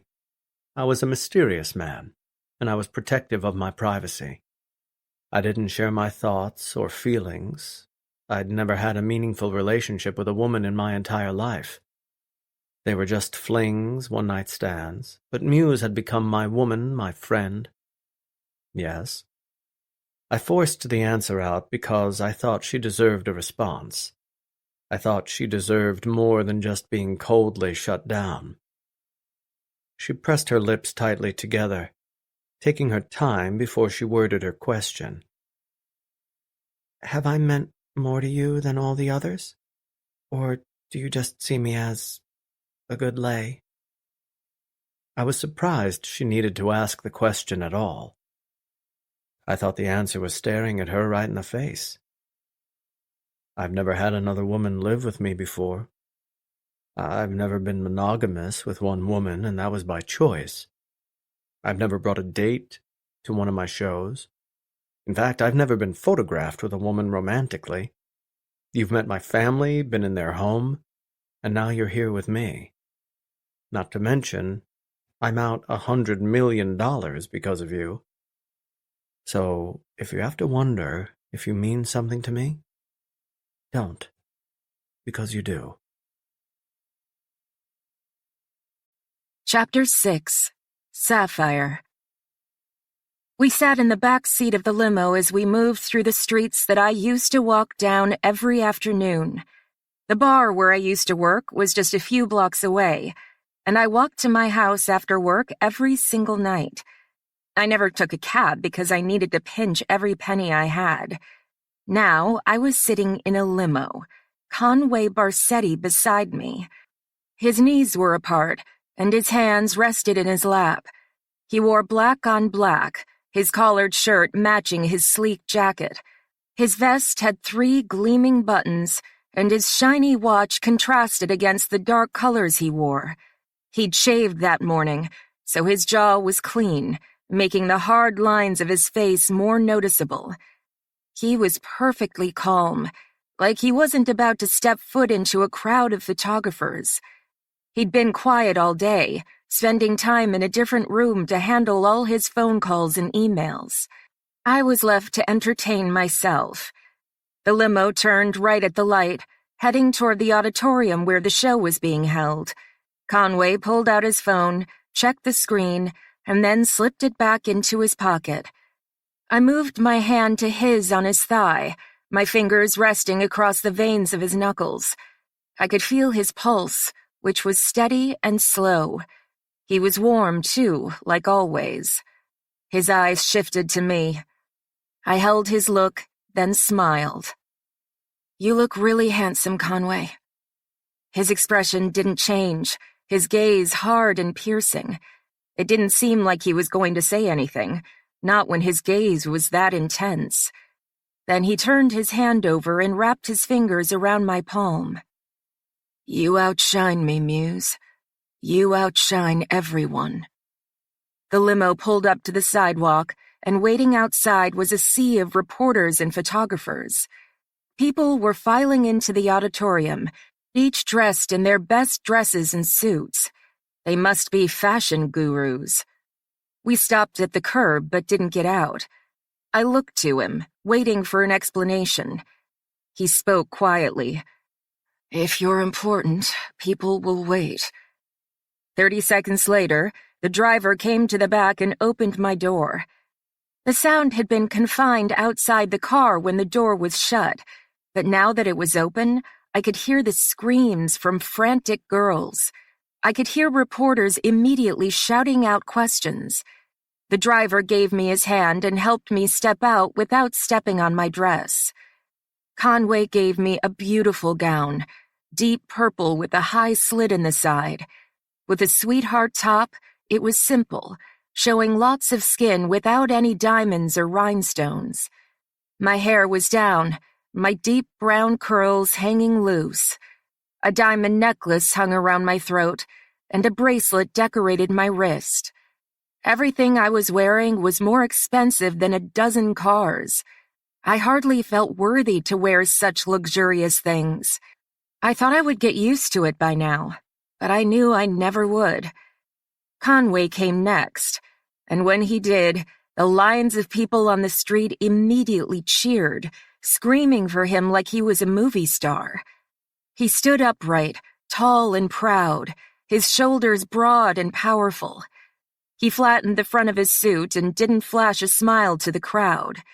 Instead, he wore his usual intense gaze, a smolder that made every woman wish he was hers. But he was mine. Lights went off as the cameras flashed. Reporters tried to move in to stick a microphone in his face. Conway grabbed my hand and pulled me with him, guiding me down the red carpet to the entryway. He kept me close, taking the lead as he pulled me past the crowd of people who reached over the rail to touch us. One reporter managed to sneak into our path. "Mr. Barsetti, this is the first time you've been accompanied by a date. Is it safe to assume that Miss Sapphire is more than just your model?" I was surprised by the personal question, especially because of the way the camera was shoved into his face. Every reporter wanted to get the best response from Conway, and they were willing to do anything to get it. But Conway handled the situation calmly. "Yes, it's safe to assume." Then he pulled me inside. Once we were inside the auditorium, the flashes finally stopped, but Conway was swarmed by another set of people. Editors, designers, and other industry professionals swarmed him with greetings and questions. I stood beside him, smiling and standing perfectly upright. Some people ignored me. Others instantly recognized me. Joan Ivory, the editor for an American fashion magazine, seemed more interested in me than him. "You're quite the star. You really make everything you wear stand out. This dress..." She looked down at it. "It's gorgeous." "Thank you," I said. "Does that mean you won't be on stage tonight?" she asked. "No," Conway answered for me. "She's here as my guest." "I see." Joan smiled. "I'm looking forward to the show. I have no doubt it'll be spectacular." We moved further inside, talking with more people as we walked. We came across an eccentric woman, dressed in a fur scarf and a jean dress. Her hair was large and poofy, and the pink glasses on her nose were shaped oddly. "Conway," he greeted her with a handshake. "Israel, I'm glad to see you here." I noticed the way he shook everyone's hand. Not once did he kiss a woman on the cheek. He didn't even hug anyone. "I'm very excited to be here," she said. "I'm sure I'll be ordering in bulk." She turned to me. "I'm Israel. You're Sapphire, I remember you." "Yes," Conway said. "She's my girlfriend." She didn't do anything more than smile, but a knowing look came into her eyes. "It's nice to see you happy, Conway. And it's nice to see your work soar to new heights." She shook my hand before she walked away. Hearing him call me his girlfriend sent a jolt of joy through my body. I asked him to label me that way, but I didn't think he would actually do it unless he had to. With his arm around my waist, he guided me farther into the auditorium where the seats were. His security team trailed behind us, ready to intervene if they had to. But everyone kept a respectful distance, honoring the enormous presence he cast in the room. He took to his row and guided me to my seat. He sat beside me, taking the chair next to the aisle. Once we were seated, no one bothered him again. His security team surrounded us, taking seats in the nearby chairs so he was cushioned with protection. But it didn't seem like he needed it. Perhaps he did it just so people wouldn't approach him.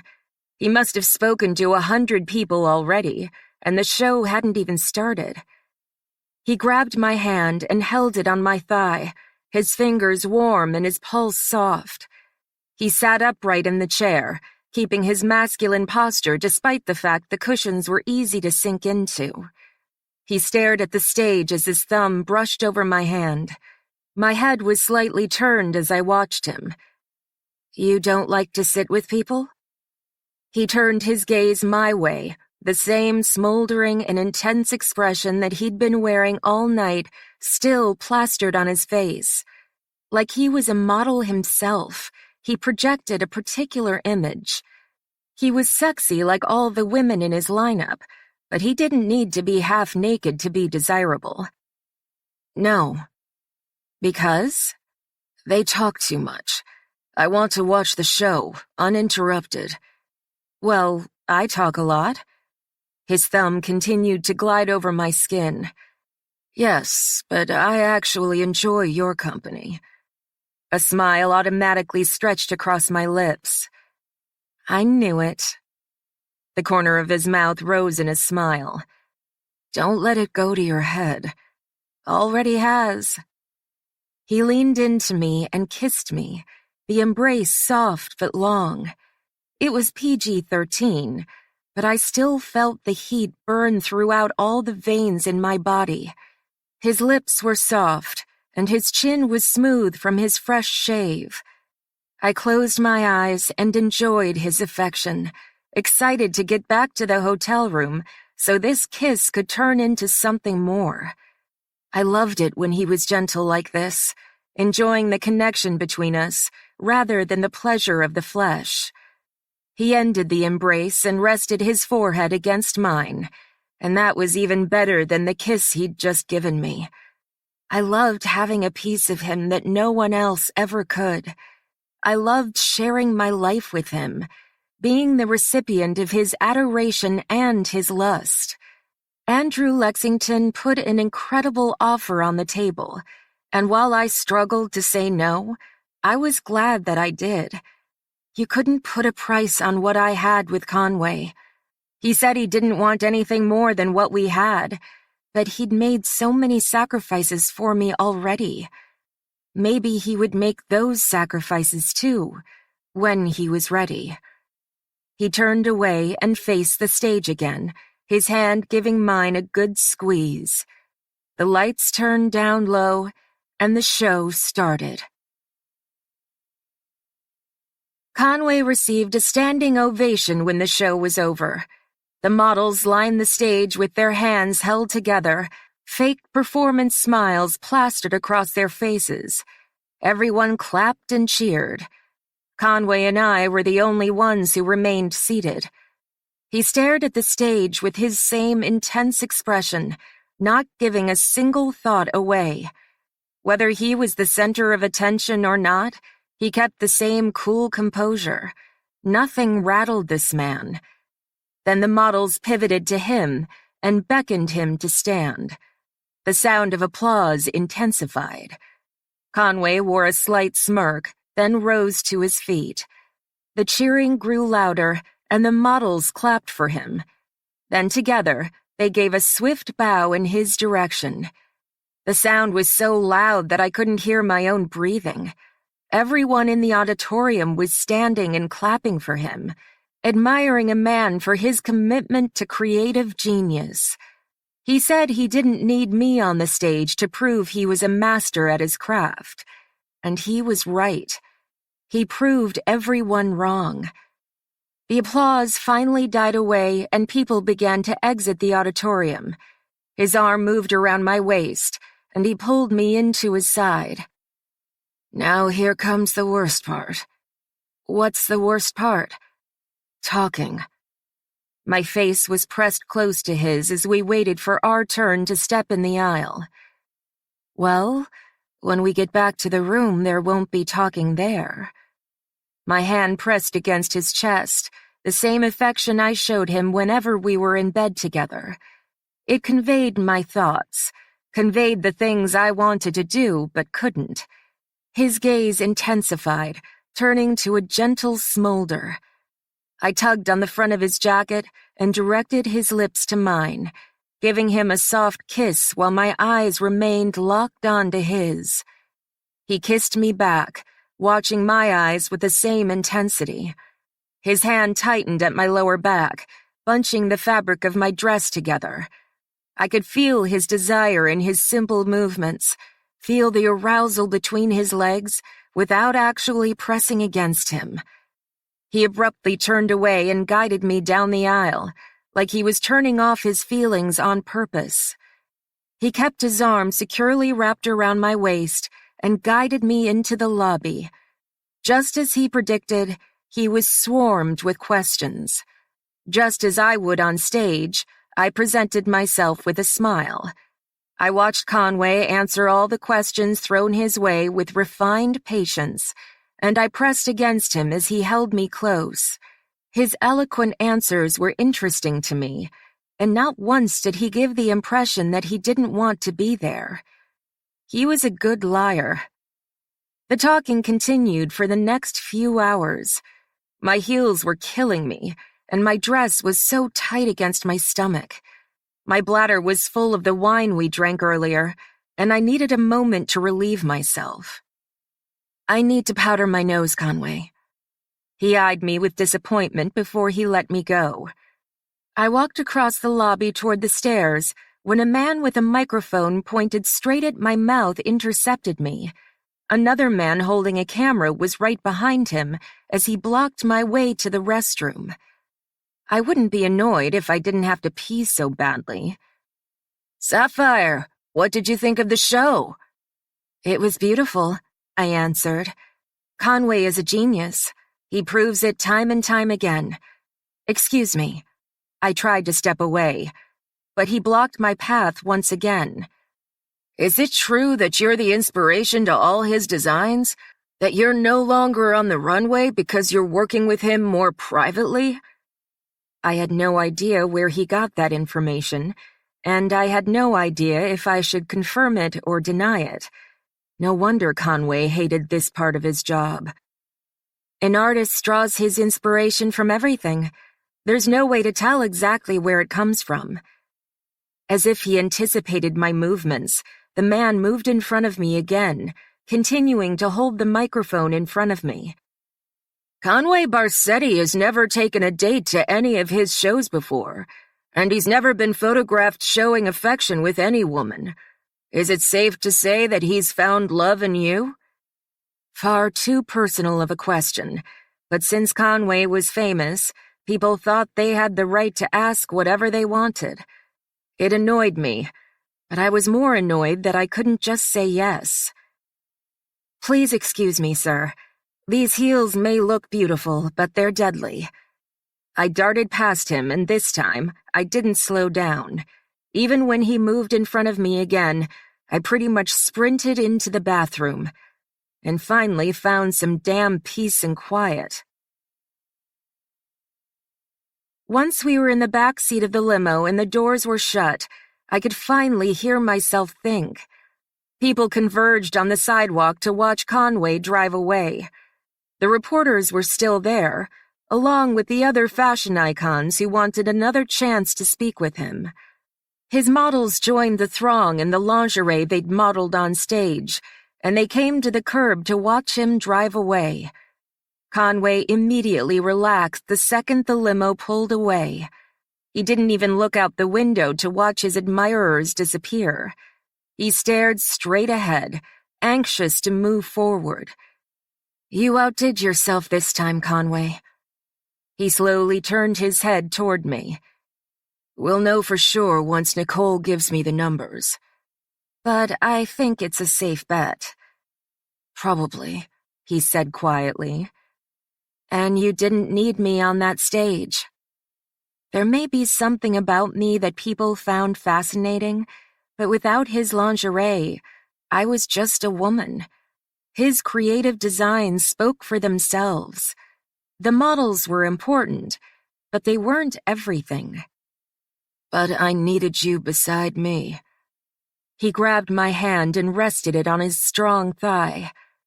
Hand-holding was something we didn't do until recently. Now, whenever we were in the car, his hand was on mine. Even when we were in public, it was something we did. But never before had he extended that kind of affection. Even when we drove to his house in Verona for the first time, and I was terrified after my evening at the Underground, he didn't console me with affection. But now it was a regular aspect of our relationship.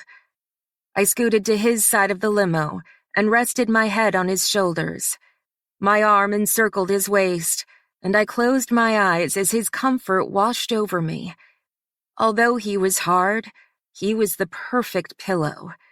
He was warm and smelled like the man I slept beside every night. His arm moved around my shoulders, and he pulled me closer to him. It was 3 a.m, and we were both tired from the long night, and jet lag was starting to set in. He brushed his lips against my hairline, his affection blanketing me once more. 15 minutes later, we arrived at the hotel and took the elevator to the top floor. The second we were inside, I kicked off my heels and vowed to never wear them again, at least for such a long period of time. I didn't care about how beautiful they were. They were torture. I stepped inside our bedroom and let the dress fall to a pile on the floor. It was too beautiful to let wrinkle, so despite my exhaustion, I picked it up and placed it on a hanger. Conway didn't feel the same way about his clothes. He dropped his jacket and tie on the floor, and then the rest of his clothes followed suit. Everything except his boxers ended up on the floor before he climbed into bed. I pulled back the sheets and snuggled beside him, tired from the long night. My face hurt from smiling so much. The lights were turned off, and we were surrounded by silent darkness. Conway wrapped his powerful arms around me and cuddled me. Heat burst from his body, keeping me warm and comfortable. My eyes were so heavy that I could barely keep them open. After a while, I stopped fighting the fatigue. But I knew Conway would want sex, because he always wanted sex. I forced myself to sit up and maneuver on top of him. His intense gaze darkened before he rolled me to my backside. "You're tired." "So?" He separated my thighs with his and held himself on top of me. We were close together, nearly one person. "Then let me do all the work." "We always do it like this." I knew he preferred hard fucking when he pounded into me from behind. He got off to the sight of my tears, to the confession of my lack of experience. I knew he wanted more, and after having such a successful night, I assumed he would want something like that now. He pressed his thick crown inside me and slid all the way inside, hitting me until his balls tapped against my ass. My fingers immediately dug into his arms as I inhaled sharply through my teeth. My pussy had been molded to his cock, but my body could never acclimate to his size quickly enough. He always felt enormous, always stretched me wide apart. "Because I like it like this." He folded me underneath him, bringing our bodies as close together as possible. Then he started to rock, his forehead pressed to mine. He breathed with his thrusts, shook me with his movements. His arms flexed as he held his massive size on top of me. My fingers ran through the back of his hair, feeling the short strands as I panted with his movements. Every time his cock was completely inside me, my knees shook just a little. He made me feel so full, like I couldn't accommodate even another centimeter. "You like to make love to me?" His thrusts didn't stop, and he kept moving deep and slow. His breathing became rapid, and he pulled his forehead away from mine so he could look into my eyes. His eyes were locked onto my face, watching every reaction I made. He wore the concentrated expression that I adored, his face tinted with focus and desire. He wasn't thinking about anything else in the world but me. "I love it, Muse." I read the newspaper while the TV was playing in the background. The coffee was freshly brewed, and my breakfast of bacon and eggs was warm. Room service was exactly the same thing that I got at home from Dante, but honestly, Dante's cooking was better. His phone started to ring on the table. I knew I shouldn't look, but I did. Mom. I was tempted to answer it, but I knew that would be wrong. It was his personal business, and I shouldn't cross the line. After last night, I felt more connected to him than I ever had before, but that still didn't mean I could do whatever I wanted. I grabbed the phone and walked into the bathroom. The shower was on, and his naked body stood underneath the water. He ran his hands through his hair as he massaged the shampoo out of the strands. It was a beautiful sight. "Conway, your mother is calling you. Do you want me to let it go to voicemail?" "Answer it," he said, as he tilted his head back under the stream. "I'm sure she would rather talk to you anyway." I stepped back into the sitting room and took the call. "Hi, Pearl, it's Sapphire." "Oh, hello," she said happily. "How's it going?" "Conway is in the shower right now, so he told me to take your call." It might be weird to know we were in the same room together, and obviously we're sleeping together and sharing our lives together. But his mother never made it weird. "That's fine. I just wanted to congratulate him on last night. From all the headlines I've read, it seems like he blew them out of the water." "He did. He got a standing ovation. I've never heard an auditorium become so loud before. Not that I'd been in a lot of auditoriums. Yeah, I saw a few videos on TV. And there's one article that's circulating. I think you'll find it interesting." "Yeah?" "There's a few photos of you together. One where you two are pressing your foreheads together in the auditorium. It's sweet.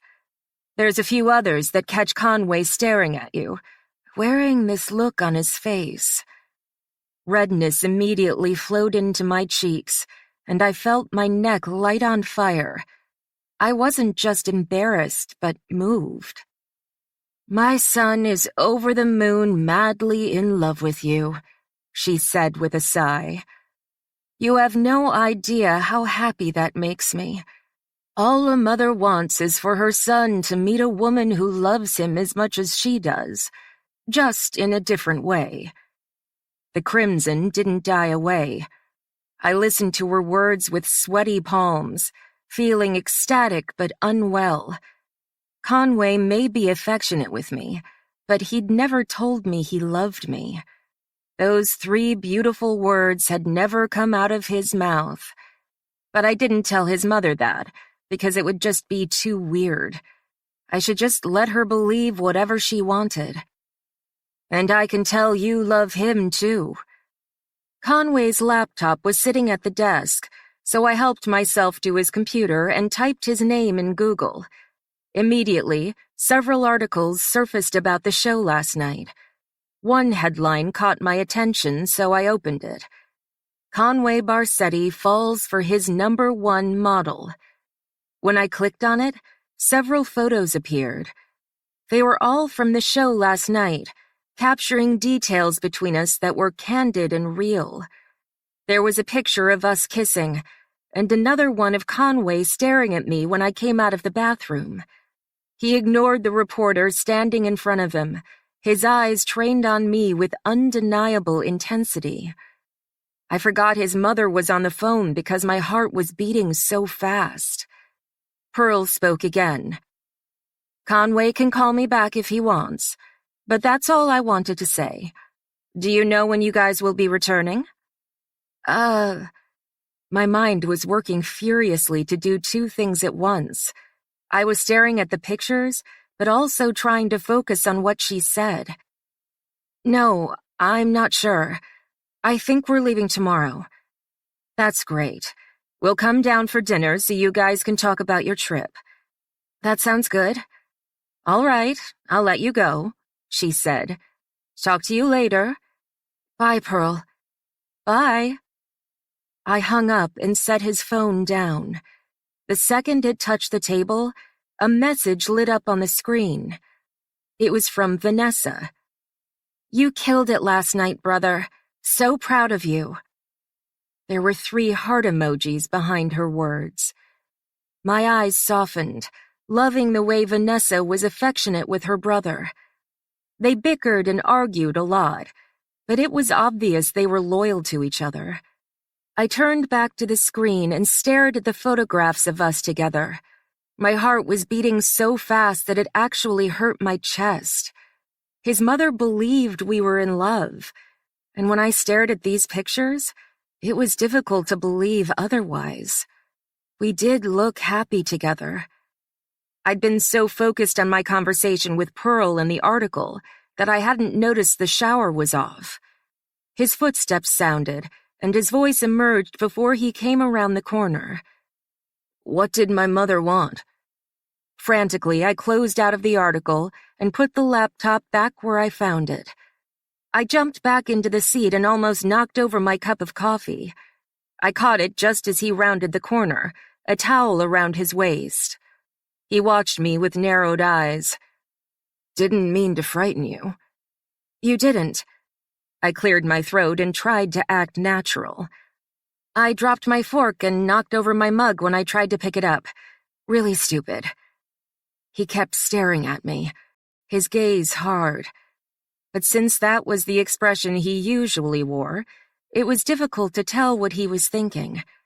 He turned his gaze to his laptop and stared at it for several heartbeats. Shit. Then he moved to the seat across from me like nothing happened. Fuck. Did I not put it back exactly how it was? I hadn't been paying attention when I grabbed it. He grabbed the newspaper, then poured the coffee into his mug. Nothing seemed off, but my heart was still pounding. He drank his coffee, then stared at me hard, his eyes narrowed. "Well?" I grabbed my mug but didn't take a drink. My fingers wrapped around it, squeezing it hard enough that it could shatter. I forced myself to relax, to stop acting so guilty. I used his computer to look up something. That didn't make me evil. I guess I was just scared of what he saw. What would he think if he saw it? Would it annoy him? Well, what? He took a long drink of his coffee as he stared at me. "What did my mother say?" "Oh." I finally set down the mug and took a deep breath in relief. He cocked an eyebrow. "And what did she say?" he pressed. "She just wanted to congratulate you on your show last night. She said it was a hit, and she's very proud of you." I placed his cell phone in front of him so he could see Vanessa's message. I omitted all the other stuff she said about him being madly in love with me. Like the conversation never happened at all, he turned his gaze to the paper and ate quietly. He was still in just his towel, his damp hair slowly drying from the sunlight that filtered through the window. The hard lines of his body were more dramatic because the sun was causing shadows in his chiseled physique. Last night, he made love to me before bed. He kissed me, took me gently, and stared into my eyes like he never wanted to stop. And now, he enjoyed the comfortable silence between us while reading his newspaper. We seemed like a couple, a man and a woman. Maybe his mother was right. A picture was worth 1,000 words. And our pictures all said the same 1,000 words. Chapter 7. Conway. I went into the office and sat behind the desk while I spoke to Nicole. Muse was in the shower, and as much as she entertained me, I had to focus on my job. She distracted me so easily that I had to be strong and stop that from happening so much. "Enormous spike in sales, Conway. Just like last time, everything is sold out. Pre-orders are backing up, which brings me to the first issue at hand." I hate that word. Well, I'm not going to stop using it. What's the problem? Your one distributor can't reach demand anymore. We need to take on a second. And Rossi. Damn it. I told him off, but now I might need him. I can take care of this for you, but I thought I would check with you first. I let my pride cloud my judgment when I met with Androssi. I didn't appreciate anyone doubting my talents, not when I proved myself 1,000,000 times over. But I shouldn't be so stubborn and let my temper cloud my thinking. Get in touch with Androssi Bosson. I'm sure he'd like the business. Nicole picked up on my tone because she listened to it all the time. Your meeting didn't go well? A bit rocky. but I'm sure he'll be happy to do business now. He'd be stupid not to, regardless of his personal feelings for you. I opened my laptop so I could access the documents she sent me. People were very thrilled to see Sapphire, even if she wasn't on stage. I think having her as your girlfriend was even better. Girlfriend. I kept hearing that word over and over. Yeah, she was gorgeous. Once the screen turned on, I spotted my name typed into the Google search engine in the top right corner. I never looked myself up on the internet, so I knew I hadn't typed it in there. And only one person had access to my laptop, Muse. Why was she Googling me on my computer? I noticed she'd been jumpy when I walked into the room, and my laptop was placed in a way I hadn't left it. I just assumed I was being paranoid. No, I wasn't paranoid at all. I just sent everything over, Nicole said. Let me know when you're ready to go over them.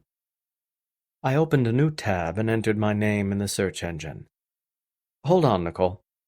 A new page opened up with a list of headlines that all pertained to me, mainly my evening last night. The headlines were flattering, but there was one that was highlighted in a different color than all the rest, the one that Muse clicked on. I opened it and scanned the page. Someone had captured pictures of us together, of me kissing her and pressing my forehead to hers. They caught me staring at her, and there was an entire article written about me falling in love with my favorite model. I wasn't sure how it made me feel. A part of me wanted to scoff because it was ridiculous. Another part of me felt a little terrified. The article was an opinion based on these pictures, but the photos themselves couldn't lie. I stared at her in a way I never stared at anyone else. I was obviously obsessed with her. How could I not be?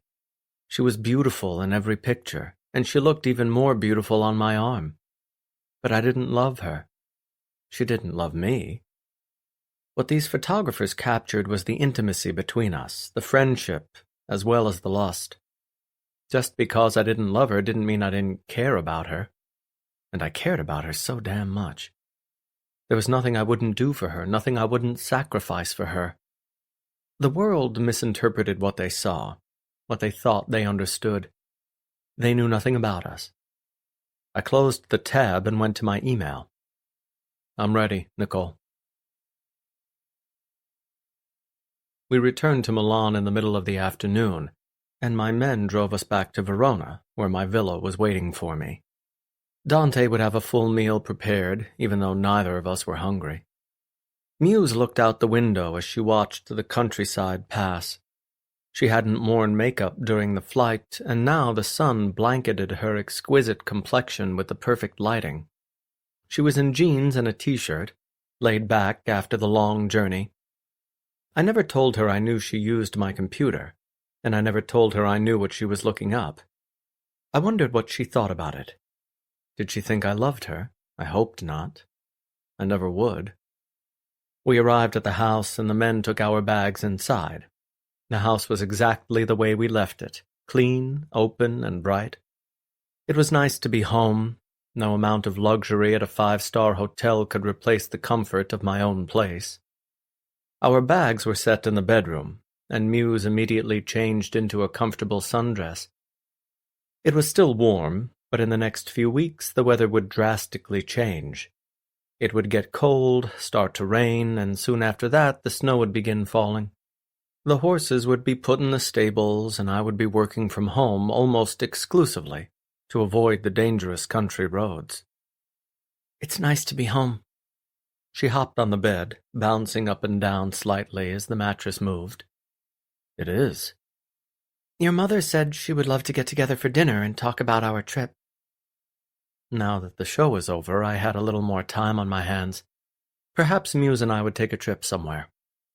My phone rang, and Carter's name appeared on the screen. Excuse me. I walked into the sitting room and sat on the couch before I took the call. I wasn't that far away, and she could probably still hear me, but any time Muse was on my bed, I couldn't exactly think straight. What's up, Carter? Don't talk all casual like shit didn't just go down. I stared out the window across my property. Horses were in the distance, and the flat countryside was breathtaking as it stretched on and on. What shit went down, Carter? Are you referring to my show? Yes, it went well. Nicole told me sales are double what they were last time. No, not that, asshole. Then what? I asked with a sigh. All I see all over the news is that you're in love with this prisoner of yours. It's written all over your face, man. Now he and the rest of the world had the same opinion. I'm just being affectionate. I didn't say anything more because I didn't want Muse to overhear me. Is there something else you wanted to talk about? I just don't understand why you don't admit it. You've never been the kind of guy to pretend to be something you aren't. And I'm not pretending now, I said calmly. If you have nothing else to say, I'm hanging up. She's there, isn't she? He asked. Gotcha. Yes, I said in confirmation. All right, he said. I guess we'll talk about it later. No, we won't be talking about this later. We won't be talking about this ever. Whatever, Carter scoffed. I've got another call. It's for Yasmin something. She's from Israel. These calls were good because they made me rich, but they were also bad because it reminded me of how this world really was. Evil men lurked around every corner. There was no amount of opposition that could fight it. When? Tonight. You can make it, right? Did I have much of a choice? Yes. All right. I'll send you a picture. Her parents are pretty shaken up. As they should be. If any woman I cared about was in that position, I wouldn't be able to sleep. How much? 15 million? That was 7.5 for each of us. I only had to do this 10 times to make back the money I shelled out on Muse. I was digging myself out of a very expensive hole. All right. Let me know how it goes. Hold on. I'm dropping Yasmin off at your place. My place? He asked incredulously. That's not how this works. I took one of the girls just because of the situation. Muse lives with me now. And I don't want another woman in the house. One is enough. But Muse isn't just some woman, she's your... I'm risking my neck by showing up there with no guns and no backup. This is the least you can do, Carter. He sighed into the phone. Fine. Bye. I hung up and tossed the phone on the coffee table. I stared out the window, suddenly craving a cigar.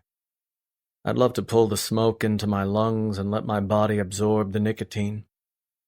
I wasn't some pussy that did whatever Muse asked, but I knew she would pluck it out of my mouth the second she saw me with it. I couldn't even enjoy it. Muse came behind me and glided her hands down my chest.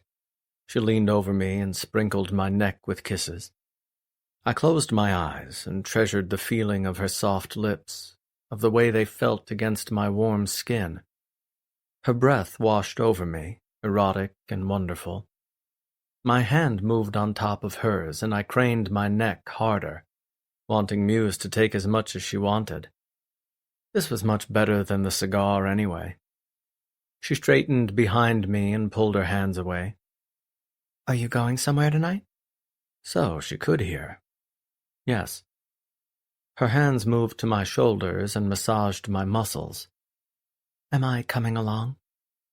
She obviously had no idea where I was going if she asked that question. No, I'm going to the underground. Her hands stopped. Are you buying someone? Yes. I see. She started to massage me again. Who is it this time? A woman from Israel. I don't know much about her right now. Is she staying here? No, she'll stay with Carter. Poor thing, she must be terrified. They were all terrified. Does your father know you do this? He didn't have a clue. No one in the family did. My father would scold me for getting mixed up with the Skull Kings, and my mother would hate me if she knew I was saving women for cash. Uncle Cain wouldn't like it either. No. How long has this been going on? For about 5 years. ever since my father told me about my Aunt Vanessa. I admire what you're doing, but I think it's too dangerous. She walked around the couch and took a seat beside me on the cushion. The men there are evil, Conway. Everyone was evil. It'll be fine. She still wore the same look of terror. Can I wait in the car? Absolutely not. I didn't want her anywhere nearby. Can I wait at your apartment? No. Conway, you're staying here. End of story. She shut her mouth, but her eyes showed her disappointment. If you think I'd ever let you anywhere near a place like that again, you're out of your mind. Now the comfort of her kisses had evaporated, and I couldn't feel her lips on my skin anymore. I grabbed the pack of cigars on the table. She snatched them out of my hand. Conway! I stared at her incredulously, unable to believe the stunt she just pulled. Muse, don't test me. Don't test me, she countered. You don't want me to go with you to the underground? Fine, but enough with these. She held them up in my face. As long as I'm living in this house, they're forbidden. This is my house, in case you've forgotten. And I'm the woman of this house. She pulled the cigars out of the box and shoved them into a glass full of water, ruining them instantly. No cigars. She strutted off, shaking her hips with attitude as she went. I stared at her ass as she stormed off to the bedroom, loving the way it shook with all that sass. When she was gone, I faced forward again and stared at the ruined cigars that I smoked with Carter every time I was with him. If she really wanted something, she fought for it. Like the cigars, for instance. But the things she was most passionate about concerned my well-being. She cared more about keeping me healthy than anything else, even if that meant pissing me off. For reasons I couldn't understand, that got me hard. I took the secret entrance to the basement of the opera house and was checked at the entryway. They patted me down, searching for guns and knives. When they didn't find anything, they allowed me passage inside. Moving across the red carpet, I entered the dark room where the gentleman sat. A topless woman was walking around taking drink orders, her massive tits earning her a fortune in tips. I took a seat in my usual spot and didn't stare at the men around me, because it was a rule. No eye contact, no gawking, no identifying. What happened at the underground stayed at the underground. If I saw a famous politician or celebrity, it was forbidden to report it. If I did, it would result in permanent expulsion from the underground as well as a hefty fine. Big Tits came over with my drink on a tray. Scotch on the rocks, right? I didn't look at her. Yes. And 2 cigars? She set them on the table. I didn't gawk at her tits anyway, but now I felt uncomfortable even looking at them. Staring wasn't cheating, but it somehow felt disrespectful to Muse. Why would I look at this woman's tits when I had a perfect woman waiting for me at home? She cared about me, respected me. She would never step foot inside this place again, so she would never know what I was looking at. But she made me want to be honorable, for whatever reason. I don't need the cigars. I drank the scotch. All right. She placed them in her apron and serviced the other men. Smoke filled the room and got into my lungs, but as tempting as it was, I shook it off. Another man walked inside and sat at the table beside me. He was in my line of sight, so I noticed the black leather jacket he wore along with the rest of his black clothing. The sleeves of his jacket were pushed up, showing the black ink on his skin. His jaw hadn't been shaved in days, so he had a heavy shadow across his features. With dark eyes and dark hair, he looked like a classic Italian. I had no idea who he was. The women were brought on stage, tied up and buck naked, and then the bidding started. I stared at them because that's what I was expected to do. Shaking and afraid, they didn't look desirable at all. They reminded me of innocent sheep about to be slaughtered. People assumed they were too stupid to know what was going on, but they could sense it.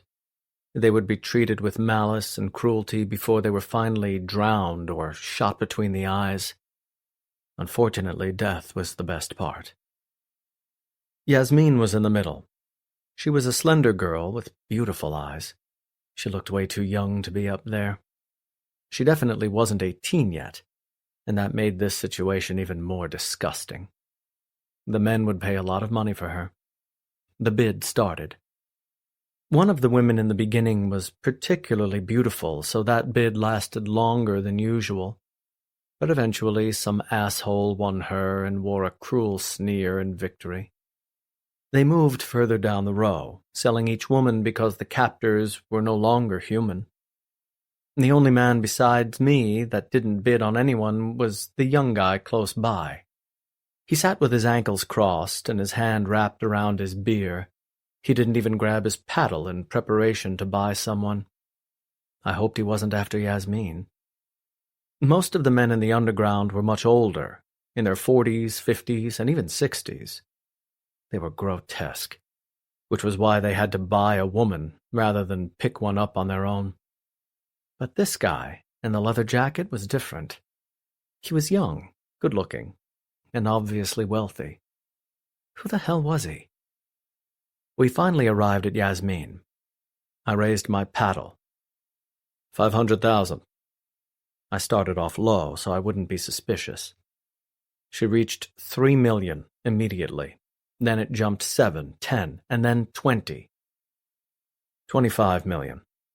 I lowered my paddle. I just spent 100 million on Muse a few months ago, so no one would raise an eyebrow to my bid. No one challenged it. Sold to Mr. Bassetti. There was one more girl on the stage, so the bid started over. Leather Jacket didn't bid on her either. If he wasn't there to pick up a woman, what was he doing? Was he spying? Was he with the feds? I found that unlikely. No way he would have made it past the background check if he was dirty.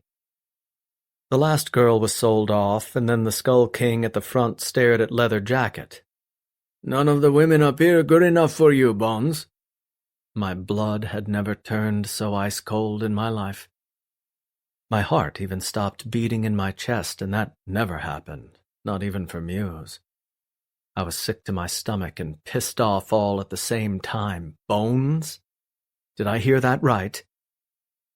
My father told me the Barsettis had a blood war with Bones, an arms dealer that sold illegal weaponry. My father never explained the details and never explained how my grandparents died. But he did mention the name of the man who killed my aunt, the man my father had killed before I was born. His name was Bones. But this guy was my age, maybe a little older. Was it just a coincidence? Could a name like that be a coincidence in circles like these? The man drank his beer before wiping his mouth with the back of his forearm. The corner of his mouth rose in a lazy grin, and he filled the room with such confidence that it was borderline cocky. Cockier than me. He finally answered, "Nah, I'm not good enough for them." Yasmin sobbed as I dragged her out of the underground to my SUV, which was parked at the curb. She was dressed in the sweatpants and t-shirt I brought along. It was difficult to escort a naked woman to my car right in public, even under the cover of darkness. The police looked the other way, but we didn't parade it around so visibly. I got into the car and drove away. Tears rolled down her cheeks, and she cried so hard she could barely breathe. Most annoying fucking sound in the world. Muse didn't cry. She held her ground and didn't back down. She didn't accept defeat, even when she had no other option. I respected her for it. I didn't respect this. "Calm down, Yasmin, it'll be all right." She cried harder. God, the noise was hurting my ears. I pulled a long knife from my pocket and then slit the rope between her wrists. "Look, I'm not going to hurt you. I'm not going to touch you. You're okay." She rubbed the chafed skin of her wrists and stared at me hesitantly, finally no longer crying. She should jump out of the car or attack me. I was disappointed when she didn't. Women should be taught to fight to the death. That's what my father had taught Vanessa since she was a teenager. Your parents paid me to get you out of there. I'm dropping you off at my cousin's house and you're staying there for a while. When it's no longer suspicious, we'll send you back to Israel. But you just spent so much money on me. Not me, your parents. Oh, thank God. She covered her face with her hands and took a deep breath. Thank you. Thank you, I've never been so scared. Don't thank me. Your parents paid handsomely for your return. I didn't care about consoling her, not when I had other things on my mind. Right now, all I could think about was the man who called himself Bones. He was an arrogant son of a bitch. I didn't like him. Something in my gut told me he was foul. I parked in the roundabout at Carter's place and walked her inside. You don't knock anymore? Carter walked into the entryway in just his sweatpants. Fit, like me, he had the same Barsetti build that made women want to fuck us all the time. Yasmin immediately looked away, like the sight of his bare chest was forbidden. Pull on a shirt, asshole. I walked with Yasmin into the living room. She's 16. Knock, asshole. Carter pulled on the t-shirt sitting across the back of the couch. Then I would have been dressed. You knew I was coming. Whatever. He ran his fingers through his partially damp hair, evidently having just gotten out of the shower. How'd it go? The process wasn't out of the ordinary. I turned to Yasmin. You're probably starving, right? She nodded. Carter, you got food for her? I asked. Yeah. Carter nodded to the kitchen. There's a sandwich in the fridge, but you can have whatever you want. Yasmin slowly walked away, heading into the kitchen. Once she was out of earshot, I faced him again. Something did happen, I said, and you aren't going to believe it. He crossed his arms over his chest. Try me. There was this young guy there tonight. Never seen him before in my life. Good-looking, arrogant. Stop scoping out the dudes and get to the point. I narrowed my eyes. I noticed he didn't fit, and he didn't bid on a single woman. Carter finally tensed, his suspicion rising. Not once? No, and there was plenty of talent tonight. But then the Skull King doing the auction spoke to him. His name was Bones. Just as I did when I first heard the name, Carter turned pale. His skin became creamy white like milk. Even his lips changed color. His eyes dilated like a light had been shined right in his eyes. His arms lowered to his side, and he released a deep breath. Are you sure? Unfucking mistakable. Did he know who you were? The Skull King said my name, but he didn't react to it. Bones, that's just not right. How can that be his name? I don't get it either. Any relation? Carter asked. I shook my head. My father told me he didn't have any children. Unless he didn't know about them. Maybe he had a mistress who was pregnant. Bones Sr. died, so she named him after his father. I guess it's possible. Or he could just be a lunatic wanting to be like Bones. That's possible, too, I said quietly. Or maybe it's just a coincidence. He just likes the name. I shook my head. Unlikely. When you run in those circles, there are no coincidences. Carter stepped back and rubbed his hand across his jaw. Fuck. Should we talk to our fathers about it? Are you kidding me? He asked. How would we explain how we know about it in the first place? The truth? He shook his head. They'd break our faces. Probably. It's not like we didn't deserve it. My father would be disappointed in me if he knew about any of this. So the guy didn't even look at you? He asked incredulously. Barsetti meant nothing to him? It seemed that way. But if he didn't buy a woman, maybe he was just there to spy on you. How would he have known I was coming? I didn't even know I was going until this afternoon. Unless he goes to every meeting in the hope of running into you. My blood turned ice cold again. I don't trust that name, Conway.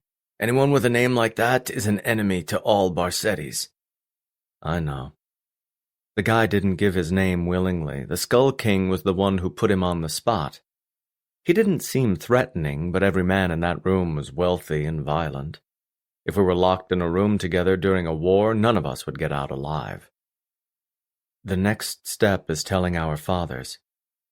I don't know. Let's think about it. I think they have a right to know. They think Bones had no one to avenge him. And he's had nearly 30 years to avenge his father, but he hasn't. Well, he probably wasn't old enough until now. And we're assuming they're related when we have no idea, Carter replied. I don't want to bother them until there's a legitimate reason to bother them. And I'm not giving ourselves up without a good reason.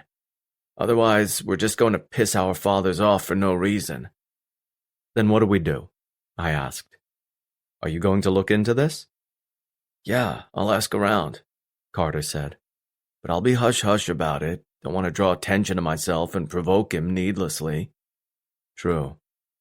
I shoved my hands into my pockets, and despite the crazy night that I had, I was anxious to get home to Muse.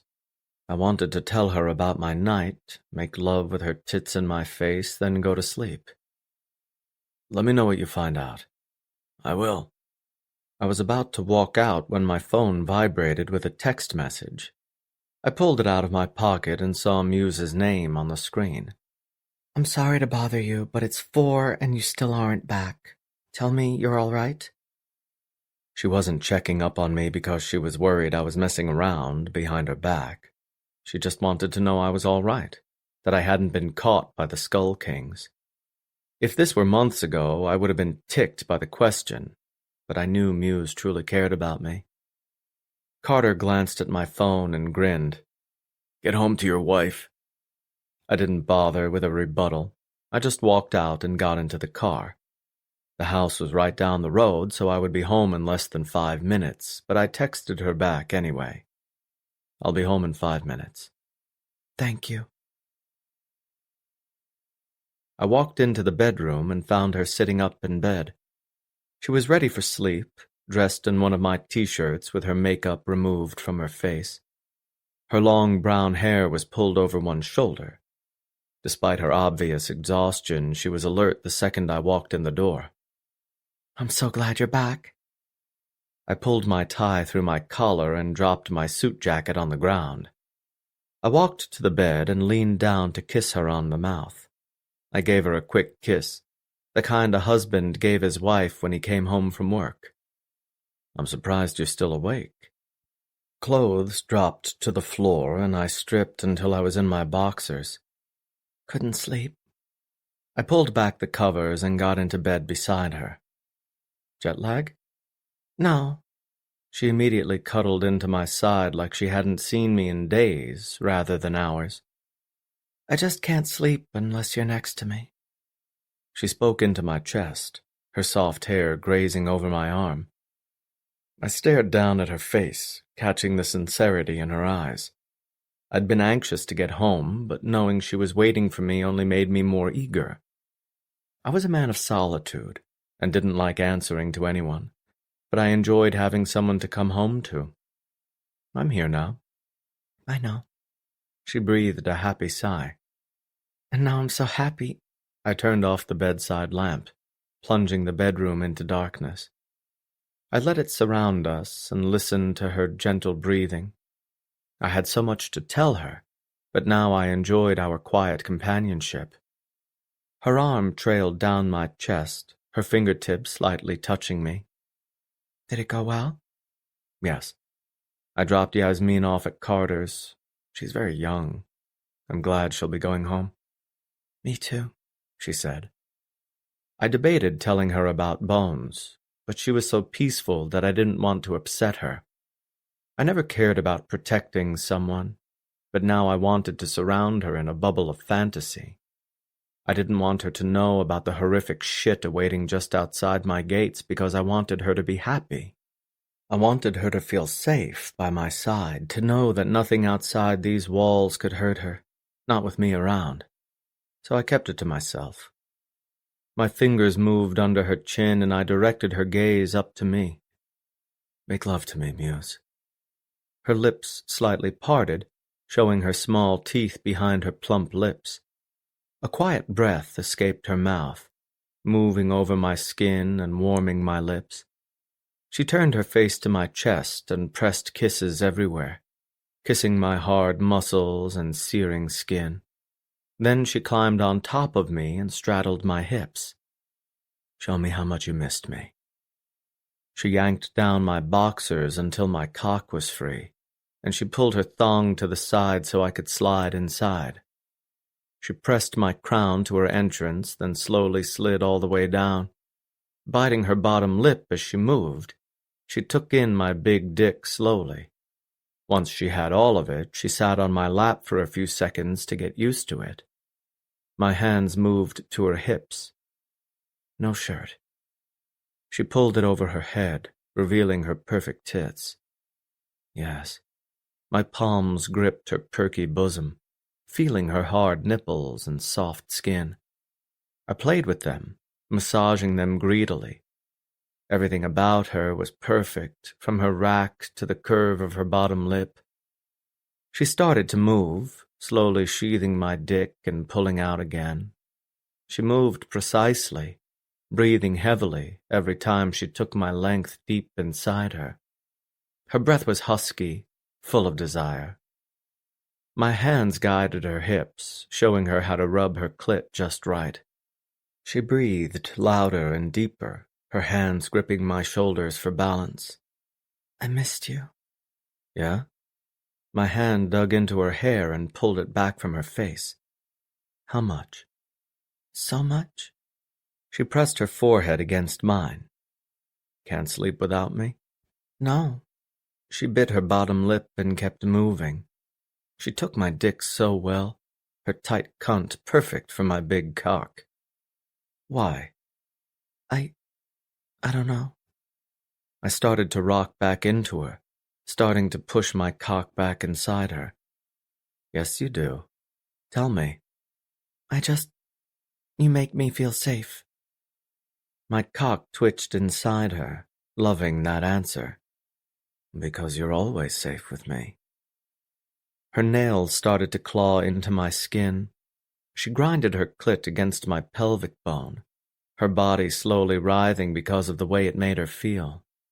She succumbed to her desire, fell prey to the way I made her pussy tighten. "And you need my cum, don't you?"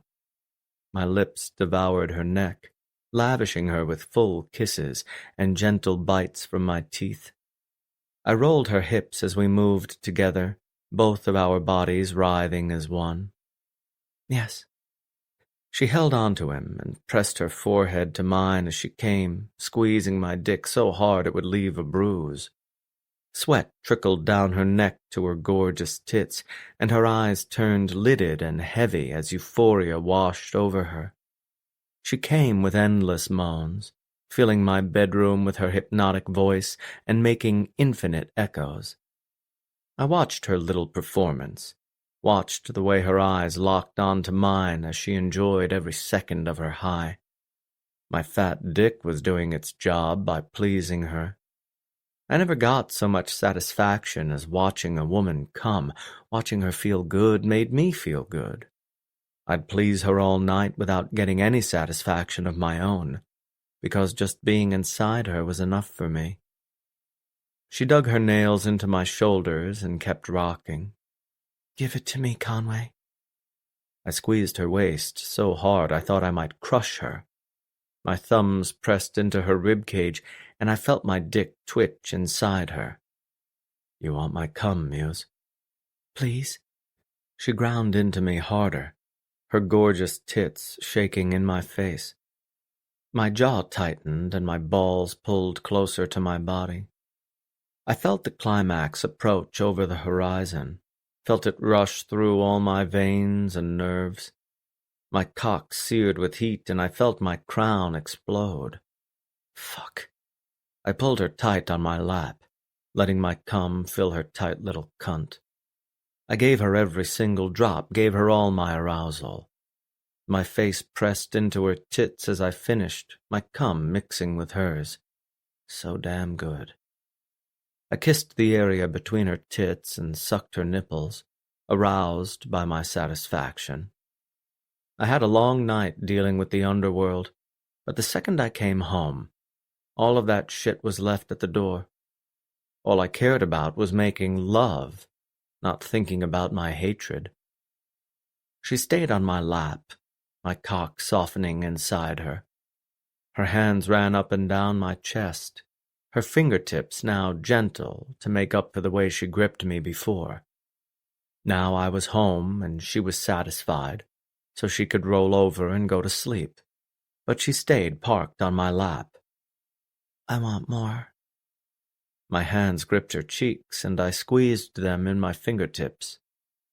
More what? She pressed her forehead to mine, her tits pressing against my chest. You. I worked in my office and went over reports with Nicole. Androssi was now on board for production, but he hadn't acquired all of my business. Now the work had been split between 2 different companies since I had so many orders to fill. Fuck you, Androssi. Pre-orders had spiked all over the globe, from Russia to Budapest. I topped my best week by double. I had lunch in my office and kept working, and once 2 o'clock came around, I lost interest. I walked to the window and stared at the stables in the distance. I could see the horses, and when I looked at the stables, I could see Muse walking back and forth, carrying feed or hay. When I looked at her, my recent accomplishments seemed insignificant. Topping my previous sales week was only important because it reflected my quality. Money didn't matter as much as it used to, because I had so much of it.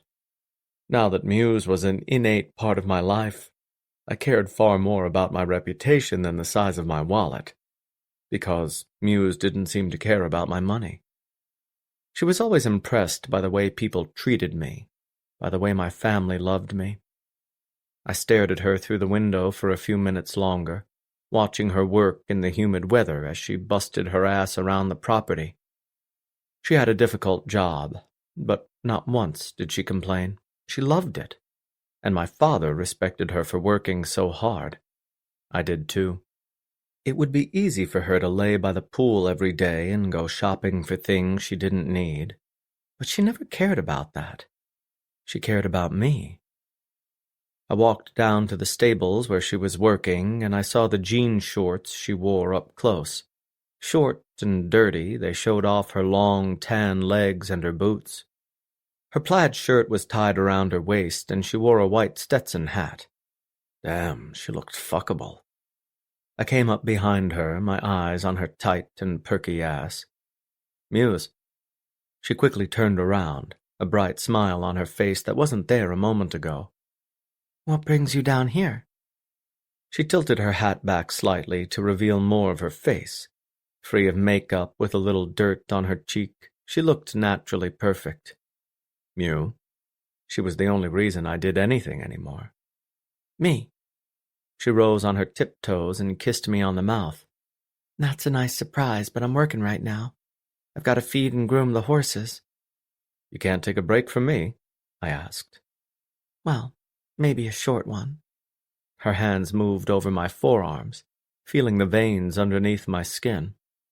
What did you have in mind? I actually wanted to see if you wanted to take a ride with me. There's a nice path down the street from my property. It goes through the hills, the oak trees, and to a nice spot where we can have dinner at sunset. Now her work at the stables seemed insignificant because she was so thrilled. Really? Yeah. I couldn't stop the smile from forming across my face. When she was happy, it was infectious. Like the common cold, I caught it. I'd love to. All right. I'll have Dante pack us something to eat and we'll leave in an hour. Can I take my own horse? If you want, I said. Or we could both take Carbine. I could have my own horse, or I could have my arms wrapped around a gorgeous man the whole day. Let me think about that. My smile deepened. Gorgeous man, huh? Hell yeah. I chuckled.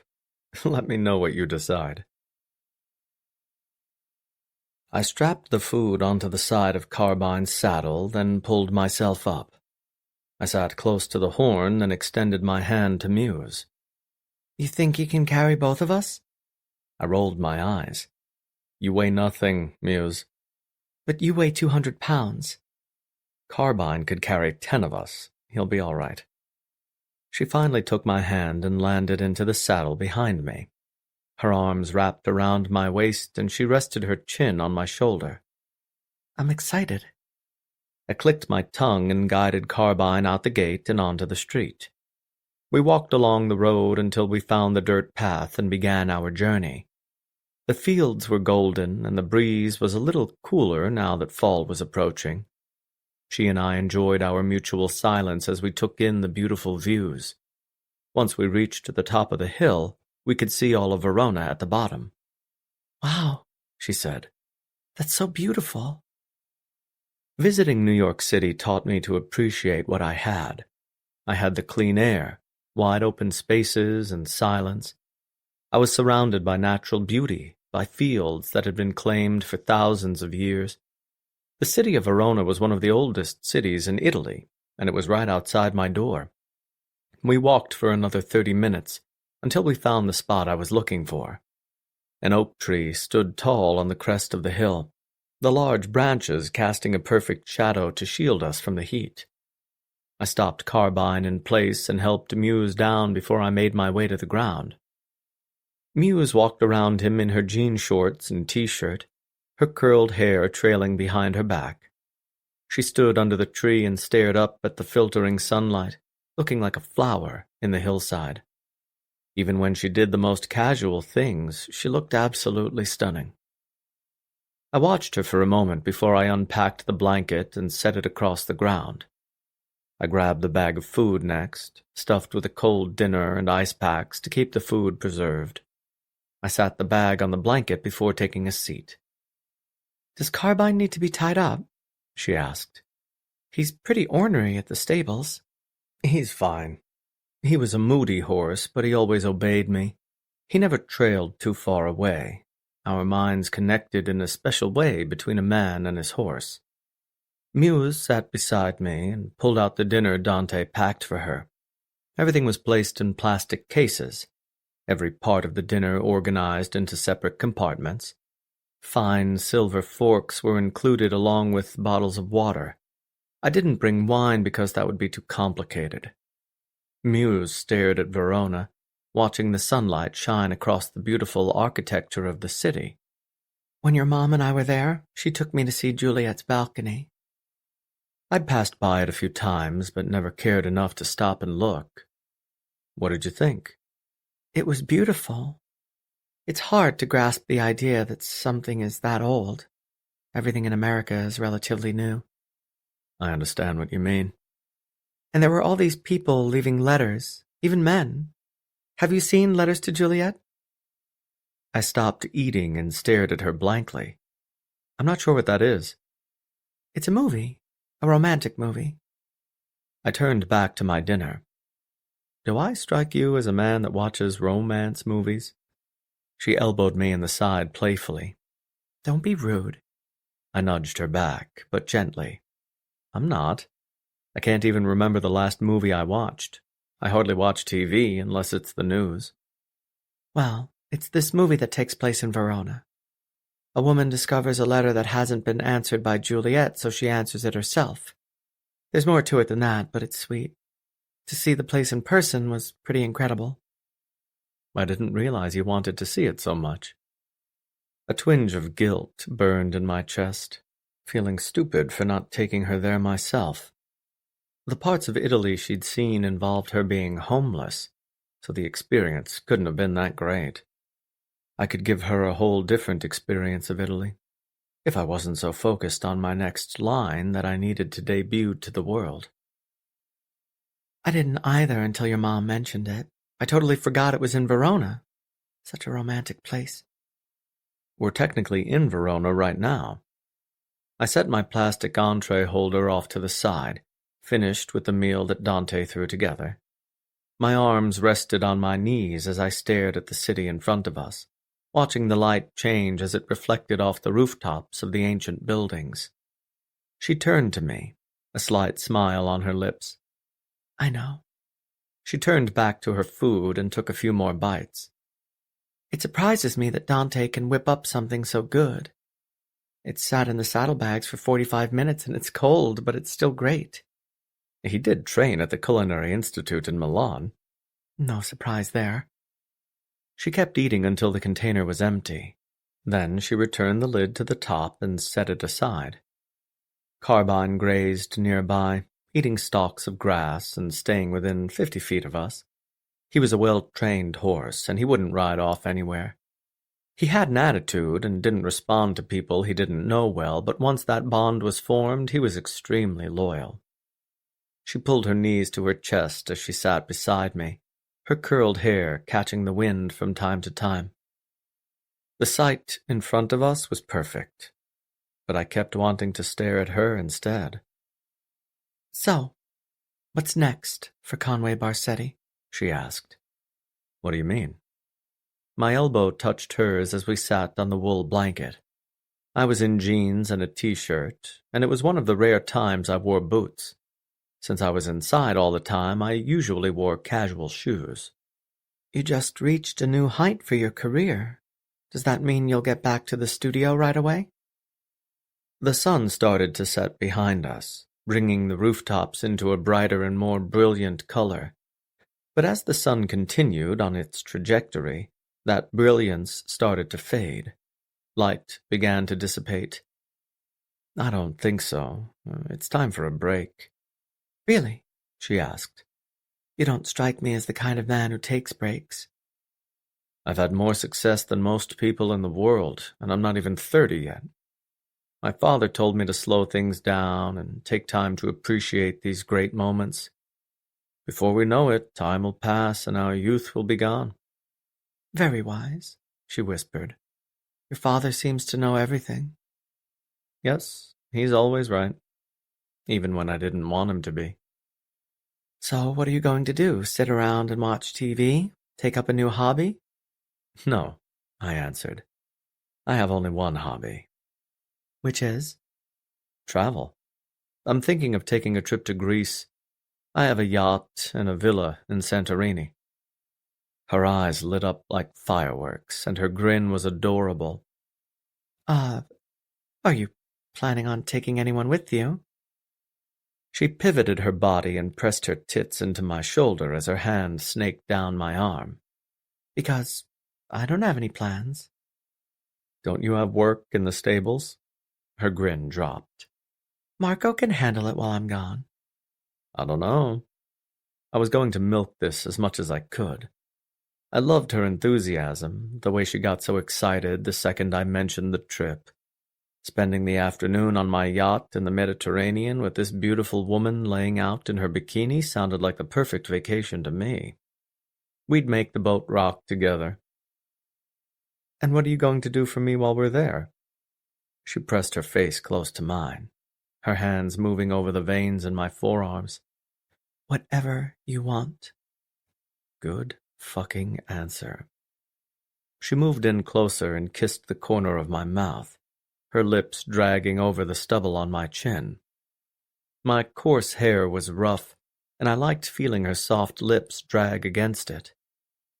I know you don't need inspiration right now, but I can do other things.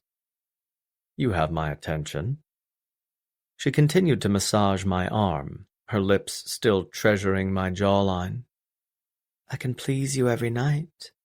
I can suck you off on your yacht, let you fuck me in the ass in the hull of your boat. Whatever you want. She was making a strong argument. All right, I'll take you. She smiled against my mouth and squeezed my forearm. Thank you, I've always wanted to go. I lay back against the blanket and patted my chest, directing her to lay next to me. She moved beside me, taking the same position she did when we were in bed together. My arm circled her waist while the other rested on her knee. My thumb brushed the soft skin of her knee, and the scent of her hair flooded me the second she was against me. We couldn't see the city anymore, but the sky was a beautiful sight. Mixed with bright colors from the sunset, it was a wonder to behold. The stars slowly started to emerge, bright lights in the dark background of infinite space. She trailed her fingers down my chest. Thanks for taking me here. I didn't take you here, Carbine did. You know what I mean, she said with a chuckle. It's beautiful. I love laying in the grass with the breeze in my hair. I didn't realize how much I loved being outdoors until I came here. Now I couldn't imagine spending my life anywhere else. Anywhere else in the world, or anywhere else without me? Why did I even care? You didn't miss New York when you were there? Not really, she said. I enjoyed my time living there, getting tacos in the middle of the night when I was studying, and riding the subway when I needed to get uptown. It's beautiful in its own way. But now that I've experienced something like this, I'm not sure if I could go back. I've had some bad experiences here, obviously, but the good far outweigh the bad. Do those experiences have anything to do with me? I stared at the sky and watched the colors change slightly, shifting from splashes of orange and pink to blue and purple. The question came out of my mouth on its own. If my logic had been quicker, I never would have asked the question. She sat up and raised her head over mine. She looked down into my face, her hair pulled over one shoulder. My fingers immediately migrated to the back of her head, feeling those soft strands with my fingertips. I supported her slightly, my eyes glued to tilt at the corner of her mouth. Her hand slid up my chest until she cupped my face. Then she leaned in and pressed her mouth to mine, giving me a soft kiss that was as gentle as a rose petal. But the softness didn't cushion the passion behind it. Her deep intake of breath showed her emotion, and her fingers cupped my face harder as the embrace continued. Yes, they have everything to do with you. My bags were packed and ready to be hauled to the car. Muse didn't need as much time to get her stuff together because I had Dante buy her everything she needed. She had a lot of clothes in my closet, but none that were appropriate for a Greek getaway in the Mediterranean. Carter's name popped up on the screen when he called. I stepped out of the bedroom so that the men could collect our things and put them in the trunk. I walked into Muse's old bedroom, the place where she used to sleep alone every night. That seemed like a lifetime ago now. It was hard to imagine her anywhere else but right on my chest. I took the call. What did you find? Carter didn't make small talk and jumped right into the conversation. Nothing. I've discreetly asked about him through my various channels, but no one is talking. And the fact no one is talking is what concerns me. Because they don't have an allegiance to you. It's not about loyalty, this is about fear. They obviously fear this guy. That was disconcerting. There's got to be a way to dig up information on him. Someone knows something. Yeah, but I don't want to arouse suspicion by asking too many questions. Sometimes when a man tries to avoid his destiny, he only brings himself to it quicker. Been eating Chinese food? I asked. What? He asked blankly. You sound like a damn fortune cookie. Shut up, Khan, he snapped. This is serious shit. And when shit is serious, that's the time to make a joke. He released a sigh into the phone. I'm not sure what to do. You got any ideas? I knew a few people in the underground ring, but I wasn't sure if any of them knew anything. There's one person who definitely knows. Who? Iron, the Skull King that ran the bid the other night, pointed him out by name. True. Maybe I could ask him. But that's also dangerous, Carter said. If you ask him, he'll probably tell Bones you're asking questions. Fuck, you're right. You need to have someone else ask. Make it less suspicious. Like who? I sat on the bed and listened to the men carry everything down the hallway. Muse's light footsteps followed behind them as she headed down the stairway into the entryway on the first floor. Carter considered it in silence. Minutes passed, and he didn't say anything. I have an idea, but you aren't going to like it. Then maybe I shouldn't bother listening to it? He ignored me. Sapphire. If a beautiful woman asks questions, they might not think anything of it. My hand immediately tightened into a fist at the question. You're right. This idea is idiotic, and I don't want to bother talking about it anymore. Then we can find someone else. But if we have a woman ask, it might make it less suspicious. Like who? I don't know. Is there a waitress there? Yes, there was. Cynthia. At least, that's what she said her name was. Yeah. Pay her off. Still risky. She might tell the Skull Kings what I'm doing. Not if you pay her enough.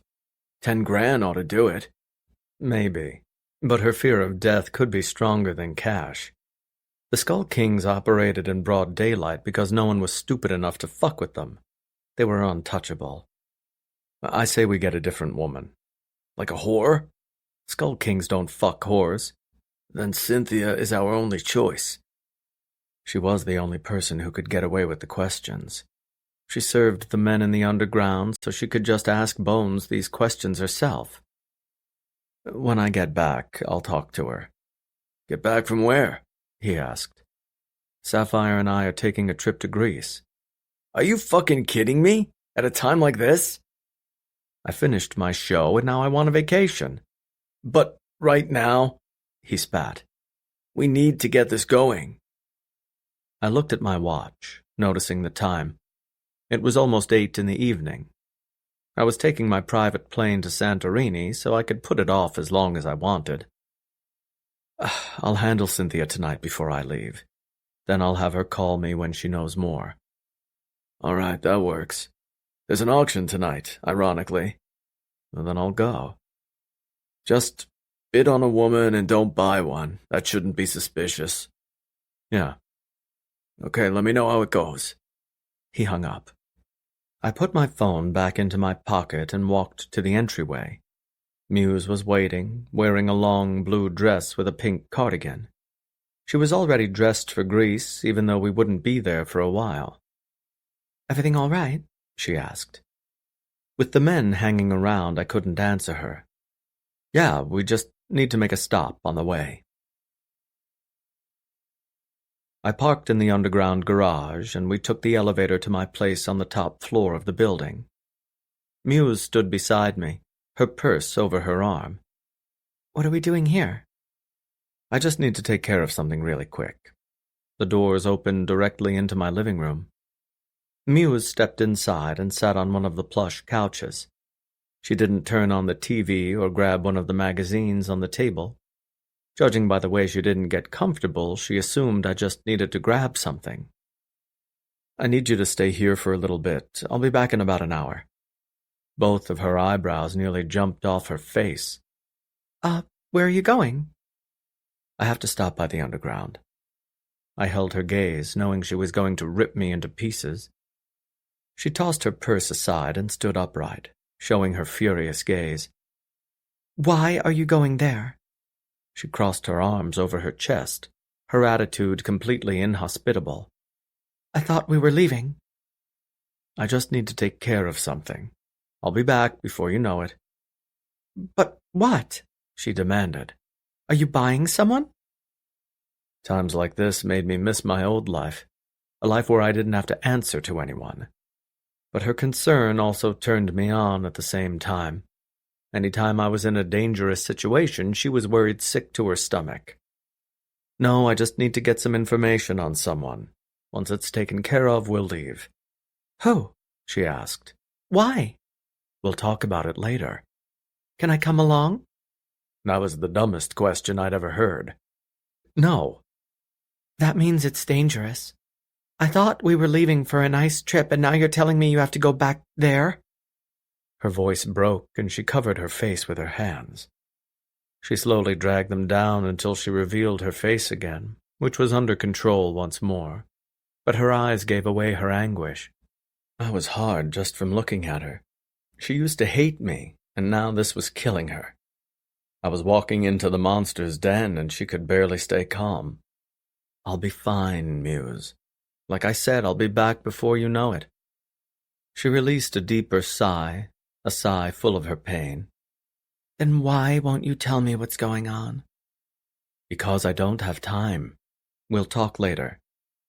I turned back to the elevator, knowing this conversation wouldn't stop unless I walked away. It would just spin in circles indefinitely. I hit the button and watched the doors open again. An hour? I kept the doors open with one arm, then turned around to face her. I stared at the fear in her eyes, the way her arms tightened over her chest like pieces of armor. An hour. You better keep your word, Conway. I always do. The underground was packed with men that night, a bunch of assholes looking for a new victim to rape and torture. It was getting harder for me to walk into this place now because I kept picturing what would have happened to Muse if I hadn't been there that night, if I hadn't saved her. I could barely swallow because my throat turned so dry. Bones wasn't there. That made this easier. Before Cynthia made it to the table, I walked up to the bar. Men were gathered at the tables, smoking their cigars and drinking brandy.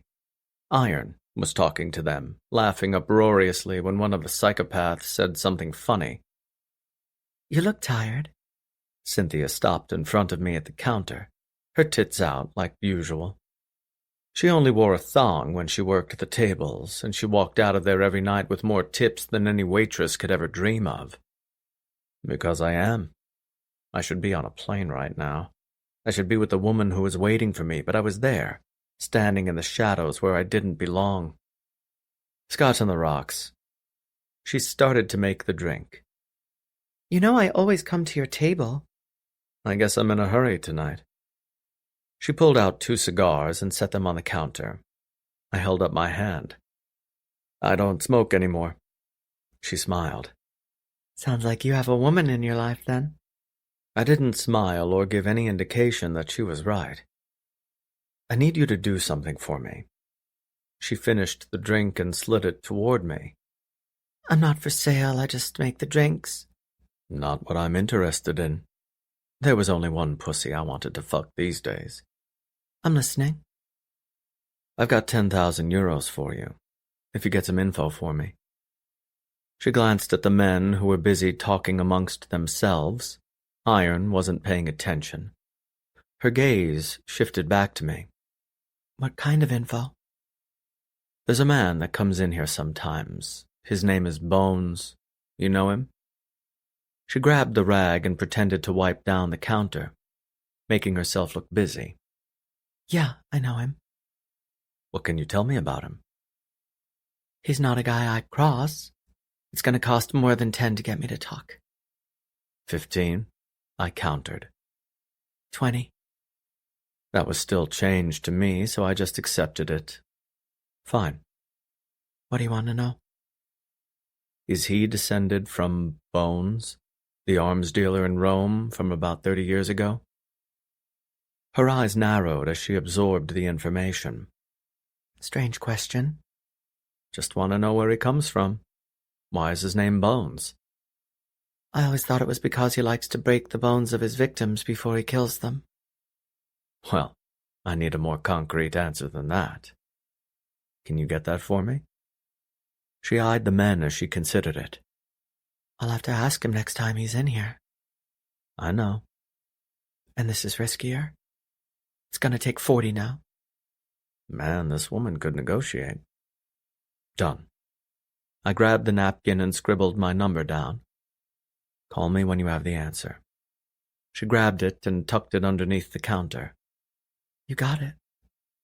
I left the cash on the table and made my way to a seat. A few minutes later, the auction started. There were 5 women on the stage that night, and one woman caught my attention. Because she wasn't a woman, she was just a girl. Young, like Yasmin. She was way too young and innocent to be here. Tears streamed down her face, and her naked body showed the signs of early adulthood. She'd probably had her first period just a few years ago. I bid on the other women, but made sure I didn't win. I was just there to blend in and then disappear. Muse was waiting for me, and I didn't want to make her wait longer than I had to. But then the young girl was auctioned off, and the monsters descended. 10 million, Iron said at the podium. Do I have 12? A man in a suit raised his paddle. 20. A man from the corner said. I've got 20, Iron said. Any? 25, another man said. Shit. Every man in that room wanted to fuck this girl, to break her until her spirit was long gone. They wanted to ruin her innocence, to destroy her completely. It was disgusting. 25 million, Iron said. Going once, going twice. Damn it. I raised my paddle. 30. 30 million, Iron said. No one else raised their paddles. Sold to Mr. Barsetti. Iron smacked his mallet against the podium. Congratulations. I got the girl in the car, all of our luggage sitting in the back seat. I had to give her some of Muse's clothes because she had nothing to wear.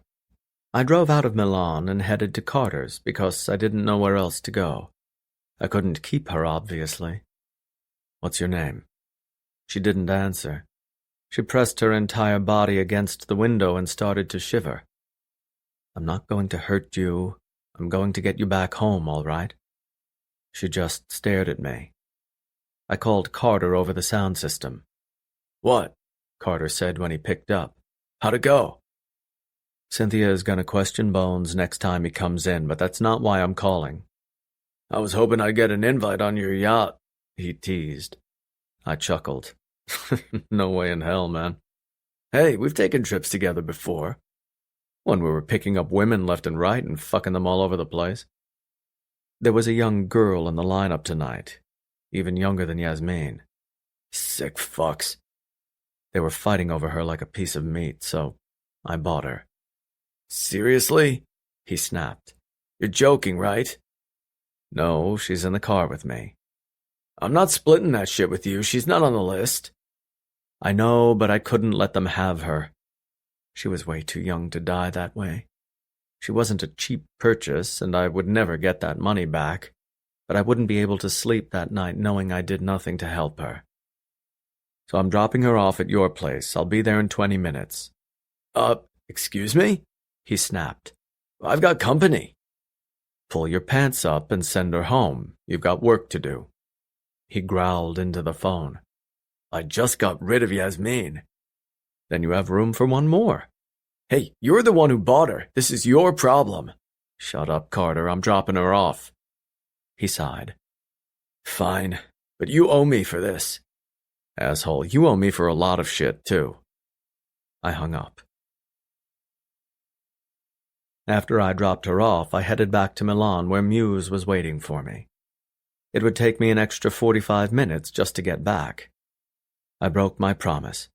I'd been gone 2 hours. I knew she didn't contact me because she was too afraid to. Maybe she thought sending me a text would set my phone off and incriminate me somehow. So I called her through the speakers in the car. She picked up before the first ring ended. Are you all right? I'm fine, Muse.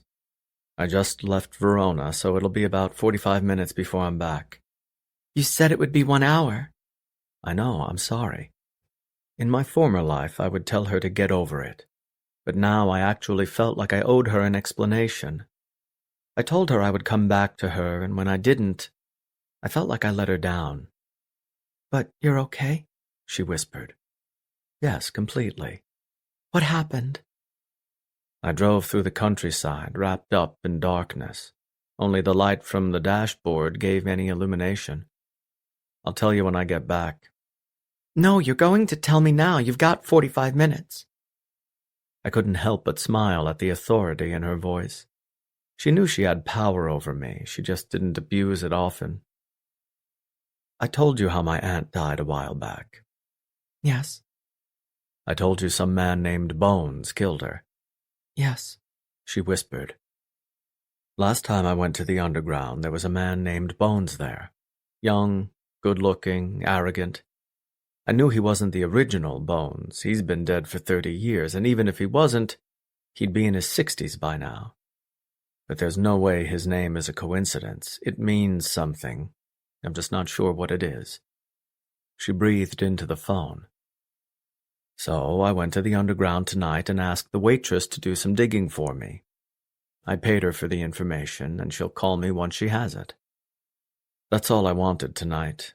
So once the auction was over, I was going to head back to the apartment, but there was this girl. My hand tightened into a fist on the steering wheel.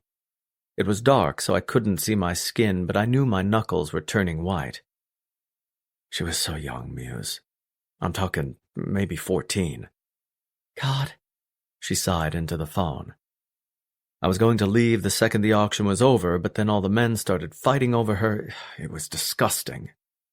So I bought her instead. Conway. I just dropped her off at Carter's. Now I'm back on the road coming to you. That was... She never finished her sentence. She cost a lot, but I wouldn't have been able to sleep tonight if I hadn't done anything. None of those women deserved that fate. But this girl is still a kid. She had no idea what was going on. She wouldn't even talk to me in the car. She was so scared. A quiet sniff escaped across the phone. You did the right thing. In my life, there was no right or wrong. There was just instinct. And my instinct told me to get that girl out of there. You're such a good man, Conway. Normally, I would disagree with her. I would tell her to never say that again. But this time I didn't. This time, I relished the way it felt on my ears. I didn't drop $30 million for Muse. I wasn't looking for approval or glory. I just did it because I wanted to, not because of the way Muse would feel about me. We didn't say anything else. The silence stretched across the line as I kept driving. Just as if we were sitting across from each other at breakfast, we didn't make small talk. I could have just hung up, but I didn't want to. I loved the heavy silence between us, the connection that still bound us even miles apart. I could feel her. She could feel me. Chapter 8. Sapphire. I'd seen pictures of Greece online, the tall, white buildings with the dark blue domes as the roof. I'd seen pictures of the Mediterranean, manipulated to look brighter and bluer. But none of those images did justice to reality. It was breathtaking. Sailboats were along the edge of the island, swimming across the Mediterranean looking for seafood. The white color of their hulls was bright under the unforgiving sun. The city stretched backwards up the hill, growing taller as the buildings reached the center of the island. I stood on the back patio of his villa, a beautiful white building that had its own access to the harbor where his yacht was parked. Luxurious and big, it was designed with the same style as the rest of Santorini. There was a large pool that overlooked the blue sea, and a nice balcony that could take in the stunning views. I stood on the porch with my arms crossed over my chest, unable to absorb what I was looking at. Conway put our bags away inside the house, used to the sight because he'd seen it so many times. But for someone like me, this was a once-in-a-lifetime experience. Oh, my God. Conway came up behind me and wrapped his arms around my waist. What do you think? What do I think? I asked incredulously. It's gorgeous. I don't even understand what I'm looking at right now. How can the world be this beautiful? He smothered my neck with kisses, his warm breaths falling across my skin. I've seen something else more beautiful. I tilted my neck to give him more access as my lips rose in a smile. I gripped his forearms and enjoyed his kisses while I looked out into the beauty of the Greek island right before me. Pictures didn't do this place justice. What do we do first? What would you like to do? I don't know. I want to swim in the pool, but I also want to stick my feet in the ocean. But then I'm also hungry, and I want to explore the town, and ride on your yacht. I can't decide. He chuckled against my ear. I'll have dinner delivered, and we'll sit in the pool as the sun goes down. How about that? Perfect. We sat in the pool together with our wine glasses on the deck. The sun was gone, but the lights from the curvature of the island could be seen. The warmth had dissipated, but there was still humidity in the air. I sat beside him in the water, looking out into a view I couldn't describe. Conway moved me onto his lap, adjusting me easily because I was buoyant in the water. Did you enjoy your dinner?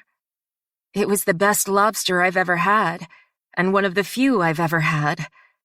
He grinned slightly, his hard chest reflecting the blue light from the pool. His arms scooped under my legs behind my knees, and he rubbed his nose against mine. You can eat lobster every day if you want. No, I'm eating light tomorrow. I ate way too much today. His hand moved over my stomach. Really? Because I think you're perfect. My arms surrounded his neck. You're a lingerie designer. I need to be 100 pounds or less. For the runway. But you aren't a model. You're just mine now. He rubbed his nose against my cheek. And I like you well-fed and happy. You're sexy no matter what your size. I chuckled. You know every woman in the world wants to hear that. And it looks like you get to listen to it. Because I'm insanely lucky, I said with a laugh. After the words jumped out of my throat, I realized what I'd said and how stupid it was to say it. But I brushed it off and looked into the water, pretending it never happened. He rested his face against the side of my cheek, his fingers grazing across my thigh under the water. I sat still, letting the ocean breeze move over the dry skin of my shoulders. Have you brought other women here? Is that really a conversation you want to have? I stared at our bodies under the water, feeling his warm breath graze across my skin. I guess I'm just curious. I've never taken a woman here before, no.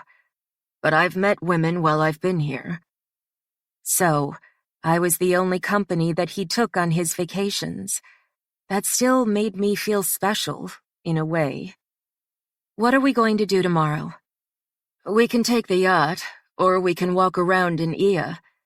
Is Ia the town? Yes. It's just a walkway where there are no cars. It's quaint and cute. That does sound nice. So, would you like to do that? I've never had a choice before, and now I get to decide things. It's interesting. You've always had a choice, Muse. It just took you a while to figure it out. His hand moved up my back, and he pulled the string of my bikini, making my top come loose and then slip into the pool. His hands moved from my bottom next, sliding them over my hips and down my thighs under the water.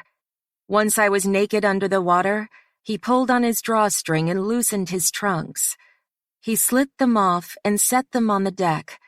Despite the coolness of the water, his dick was long and hard. I thought he wanted me on his lap, so I straddled his hips and felt his hard cock rub against my aching clit. I was turned on without even realizing it. Or perhaps my body was ready to go at any time when it came to Conway Barsetti. He carried me into deeper water, then pressed my back against the wall. He gathered my legs around his waist, then slipped his dick in my slit, finding more resistance than usual in the beginning before he was completely inside me. I locked my arms around his neck and pressed my face close to his, moaning at his large size. No matter how many times he took me, it always felt like a new experience. My thighs squeezed his hips, and I panted against his lips. He hadn't even started to move yet, and I was shaking. He didn't kiss me. Instead, he watched my face as he rocked into me and pressed me against the wall. I stared back at him, watching him watch me. Conway. He released a quiet moan under his breath. Muse. I held on to him as we moved slowly, his dick sliding through my slickness at a slow pace. The water didn't shift around us with his movements because everything was so slow. It was about combining of our bodies, not the speed of our movements. I like it when you make love to me like this. He slid his entire length inside me and then paused, letting his fat dick stretch me wide apart. He paused for emphasis, to remind me that he had all of me, every single inch that he could claim. I do too. We spent the morning shopping in the town, getting coffees and then exploring the Atlantis bookstore. The cobblestone streets showed panoramic views of the rest of Santorini, and every time I looked at my surroundings, I could hardly believe we were there. It was so beautiful. Conway kept me close to him everywhere we went, his arm around my waist or in my hair when he kissed me outside the shop. He told me to buy whatever I wanted, and that didn't just apply to our trip. We had lunch at a small cafe before we walked back to his villa near the water. Then we packed for the yacht and set sail in the Mediterranean. Conway didn't need a captain because he could handle everything on his own. He moved out of the harbor and into the open sea, keeping the sights of Santorini in the background. I sat in the front and stared at the jagged rocks that stuck up out of the water. A sun hat covered my face and shoulders, but there was no real way to escape the hot sun. I sat in my bikini, enjoying the scorching day. Conway turned off the engine and let the yacht sit on the waves. We rocked up and down, but the water was fairly calm, protected by the rocky outcroppings that surrounded us in the sea. He sat beside me in the cushioned seat, his arm moved around my shoulders. Shirtless, with sunglasses sitting on the bridge of his nose, he looked like he was made for a vacation like this. Handsome with tan skin, he blended in with the Greek island perfectly. It's beautiful out here. I know. His fingertips glided up and down my arm. Have you thought about work since we got here? His hand paused. Actually, no. That's good. This place brings out the best in you. I love Verona. It's peaceful and beautiful. But I love it here, too. My heart is torn in two pieces. Since you work remotely, you should spend more time here. He shook his head slightly. I need all of my supplies. It would be difficult to transfer that here. And there are a lot of things that just need to be handled in person. I could make it work in Tuscany if I had to, but here it would be too difficult. My face slightly turned his way. So, you think about moving back? He shrugged. It crosses my mind sometimes. His parents would be so happy if he really relocated to Tuscany. They loved him so much, wore their hearts on their sleeves constantly. Thank you for taking me here. I'll never forget it. His fingers moved under the fall of my hair and gently played with my strands. I've enjoyed having you, Muse. No one else I'd rather be here with. Our relationship had changed in the last month. I felt a deeper connection to him, a kind of affection that burned deep inside our hearts. I'd grown attached to him, cared about him so much that I couldn't function when I thought he might be in danger. But it seemed like I felt the same emotions from him, the same fondness. He said there was no future for us. But what if he changed his mind? What if there was something here? Time seemed to stand still as we enjoyed our time at his villa. We spent our days sailing, eating, fucking, and doing absolutely nothing. Days had gone by, but it happened so fast it seemed like only minutes had passed. I loved living in Verona, but Santorini had a special quality to it. Night had deepened, so we sat on the couch together and watched TV. His arm was around my shoulders, and he was wearing just his sweatpants, his hard chest warm. His fingers played with my hair, and the lights from the harbor could be seen through the window. I rested my head on his shoulder and closed my eyes, feeling a wave of peace. I never wanted to leave. "Can we stay here forever?" He chuckled. "As tempting as that sounds, no. I like it when you don't work." "Me too," he said, "but it can't last forever." "Do you ever think about retiring? You're so successful that you could if you wanted to." "I don't believe in retirement," he said. "Once you stop having a purpose, you lose your mind. I'll probably work until the day I die." "If that's the case, maybe you shouldn't work so hard." He looked down at me, a smile on his face. "You have a point there. You have the ability to travel the world, so why don't you do that more?" "I've been to a lot of places." "But have you been everywhere?" I questioned. His smile stretched wider. "Is that your way of getting me to take you around the world? Because if that's what you want, just ask." "Does that mean you would take me?" He rubbed his nose against mine. "You know I would give you anything you asked for." My hand moved up his chest, and I felt my heart soften like melted butter. This man was nothing like he used to be. He had been cold, rude, and insulting. But now he treated me like a goddess, did anything to make me happy. He loved me. He never said it, but that didn't make it untrue. Whether he wanted to admit it out loud or not, it didn't change reality. He loved me. "Conway." His phone started ringing on the coffee table. He glanced down at the screen. When his eyes narrowed, I knew it was important. "I'm sorry, Muse. I have to take this." He pressed the phone to his ear and walked into the other room. "It's Conway." He stopped in front of the window overlooking the patio and listened to whatever was said over the line. I stared at his muscular physique, stared at the sculpted muscles of his torso and his shoulders. He was a perfect specimen of masculinity, a statue that could be placed in the streets of Greece. He was the kind of man women dreamed of having. He rubbed the back of his neck and kept listening. "You're certain? Absolutely?" He listened again. "Thank you, Cynthia." He hung up and dropped the phone into his pocket. His arm slowly crossed over his chest as he looked into the darkness outside the window. "What is it?"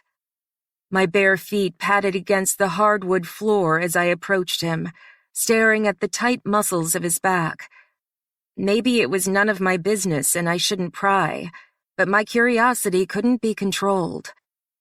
He didn't answer, his forearms appearing more corded than usual. "That was the waitress at the Underground." I stood at his side, seeing the way his jaw tightened with snapping force. It was impossible to read him at that moment, to understand if that was bad news or really bad news. "And?" He rubbed his fingers along his jawline, his eyes wide open because he hadn't blinked once since he got off the phone. "It's exactly what I feared." Chapter 9. Conway. Carter stepped inside my study and sat on the couch across from me. His drink was already sitting there, the ice cubes fresh and the glass frosty. My elbows rested on my knees and my fingertips rested against my mouth. I didn't look at him, my mind still reeling from the way my world had just shifted. He took a deep drink before setting the glass on the cherry wood, making a thud and leaving a water ring. "How was your trip?"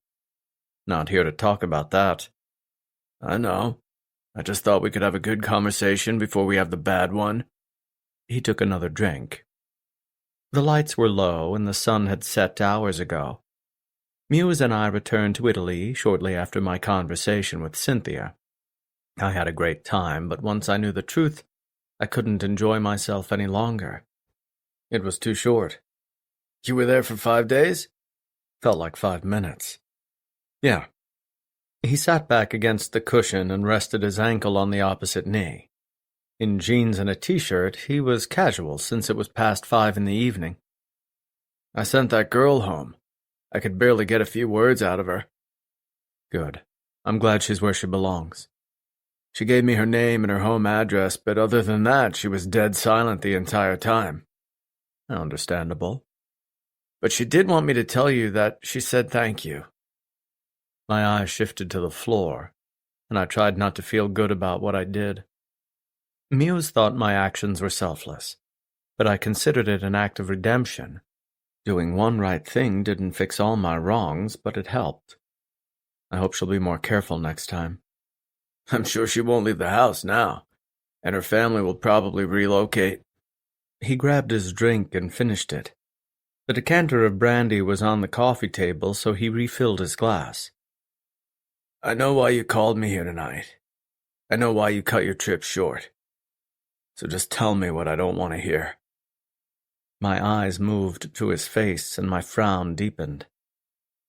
His mother was pregnant with him when his father was killed by our family. His middle name is Bones, but that's the name he prefers to go by. Shit. He ran his fingers through his hair, his shoulders slouching in disappointment. And you're certain? I nodded. The story checks out. What's his first and last name? No idea. He didn't tell her, and she didn't want to make it obvious by asking. I wonder if we can find that information on our own.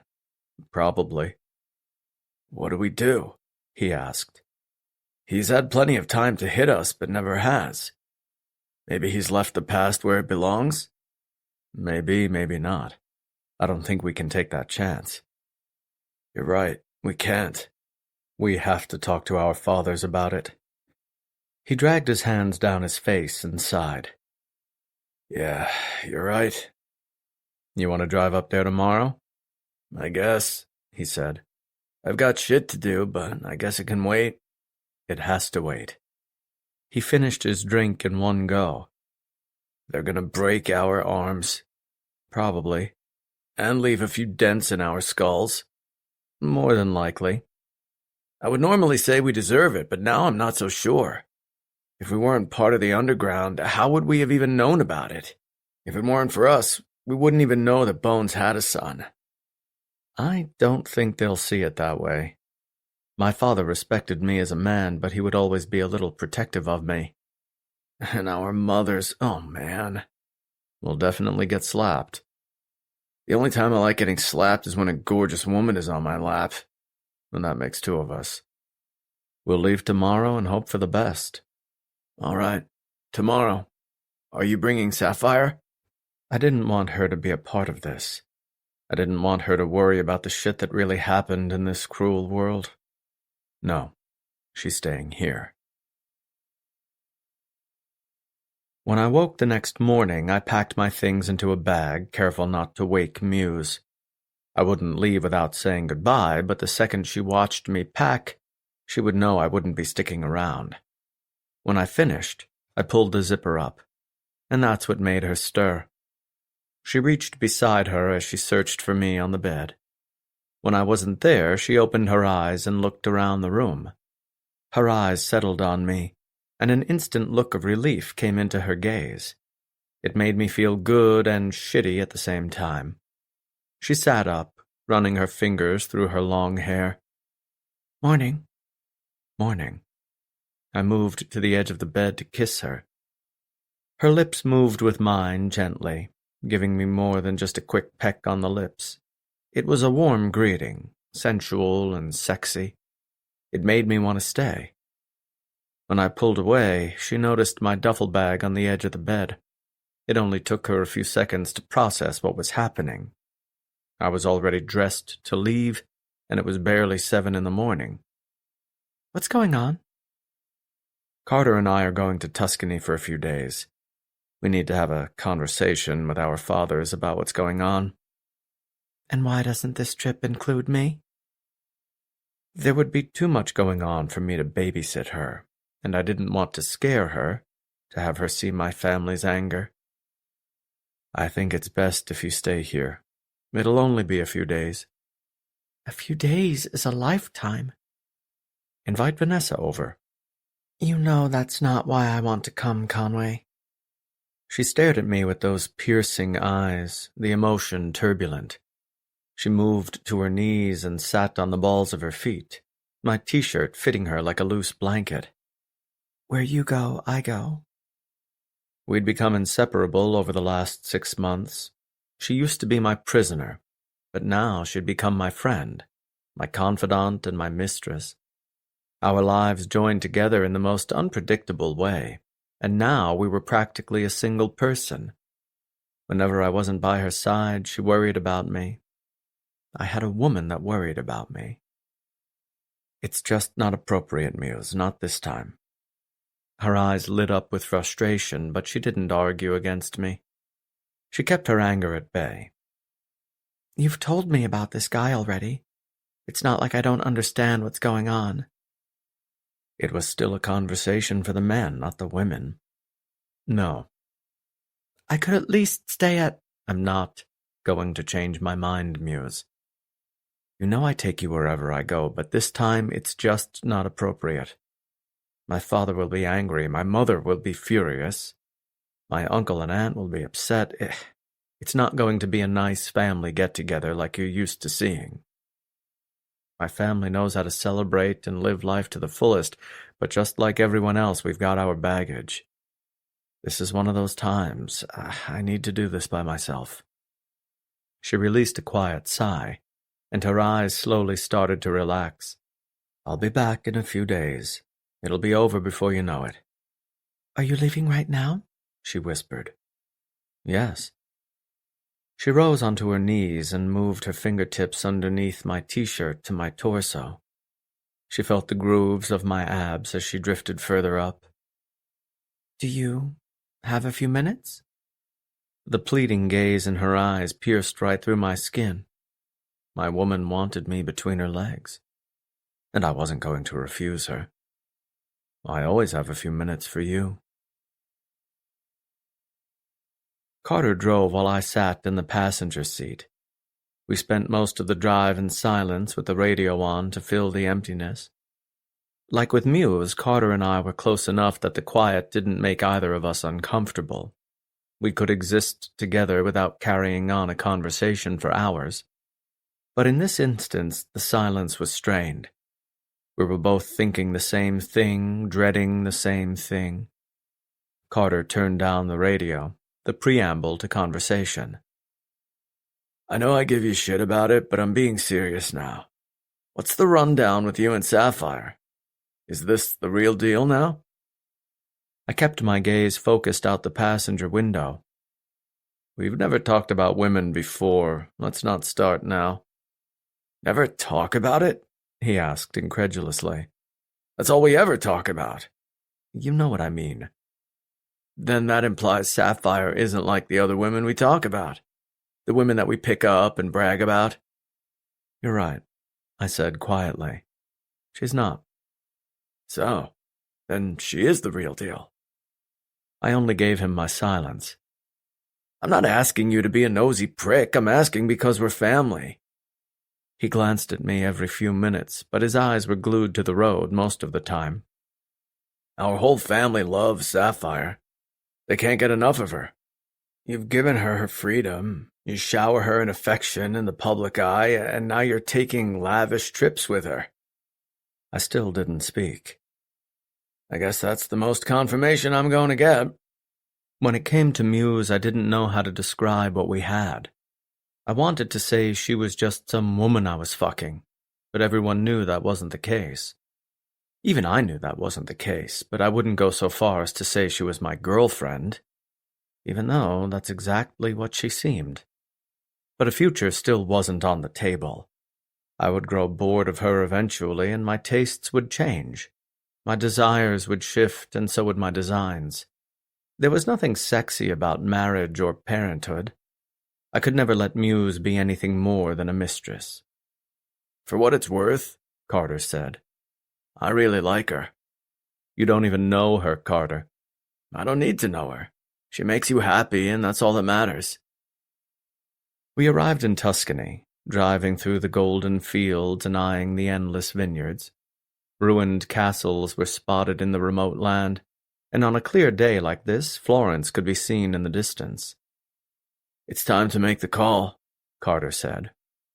I pulled out my phone and stared at my father's name before dialing. I was dreading this, but the dread would only increase the longer I procrastinated. My father answered almost immediately. Hey, son. How are you? Pretty shitty. Good. Carter and I are on the road and we're 30 minutes from the house. My father paused for a while. I didn't know you were stopping by. What a nice surprise. It wouldn't be that nice pretty soon. Carter and I need to talk to you and Uncle Kane. And we should talk somewhere in private. Another pause endured, but this one much longer than before. He didn't ask any questions like most people would. He had the patience of a monk. A sigh didn't erupt over the phone. Kane and I will meet you there. Should your mother be involved? Definitely not. We'll meet you soon. My father's office was one of the rooms in the house I hardly visited growing up. I was told to stay out of it, and even as I got older, that rule never changed. Now that I sat there on the couch with Kane beside me, I understood why. My dad had enough scotch to last an apocalypse. The fireplace was empty because it hadn't been used in 3 months. His dark desk seemed just as untouched.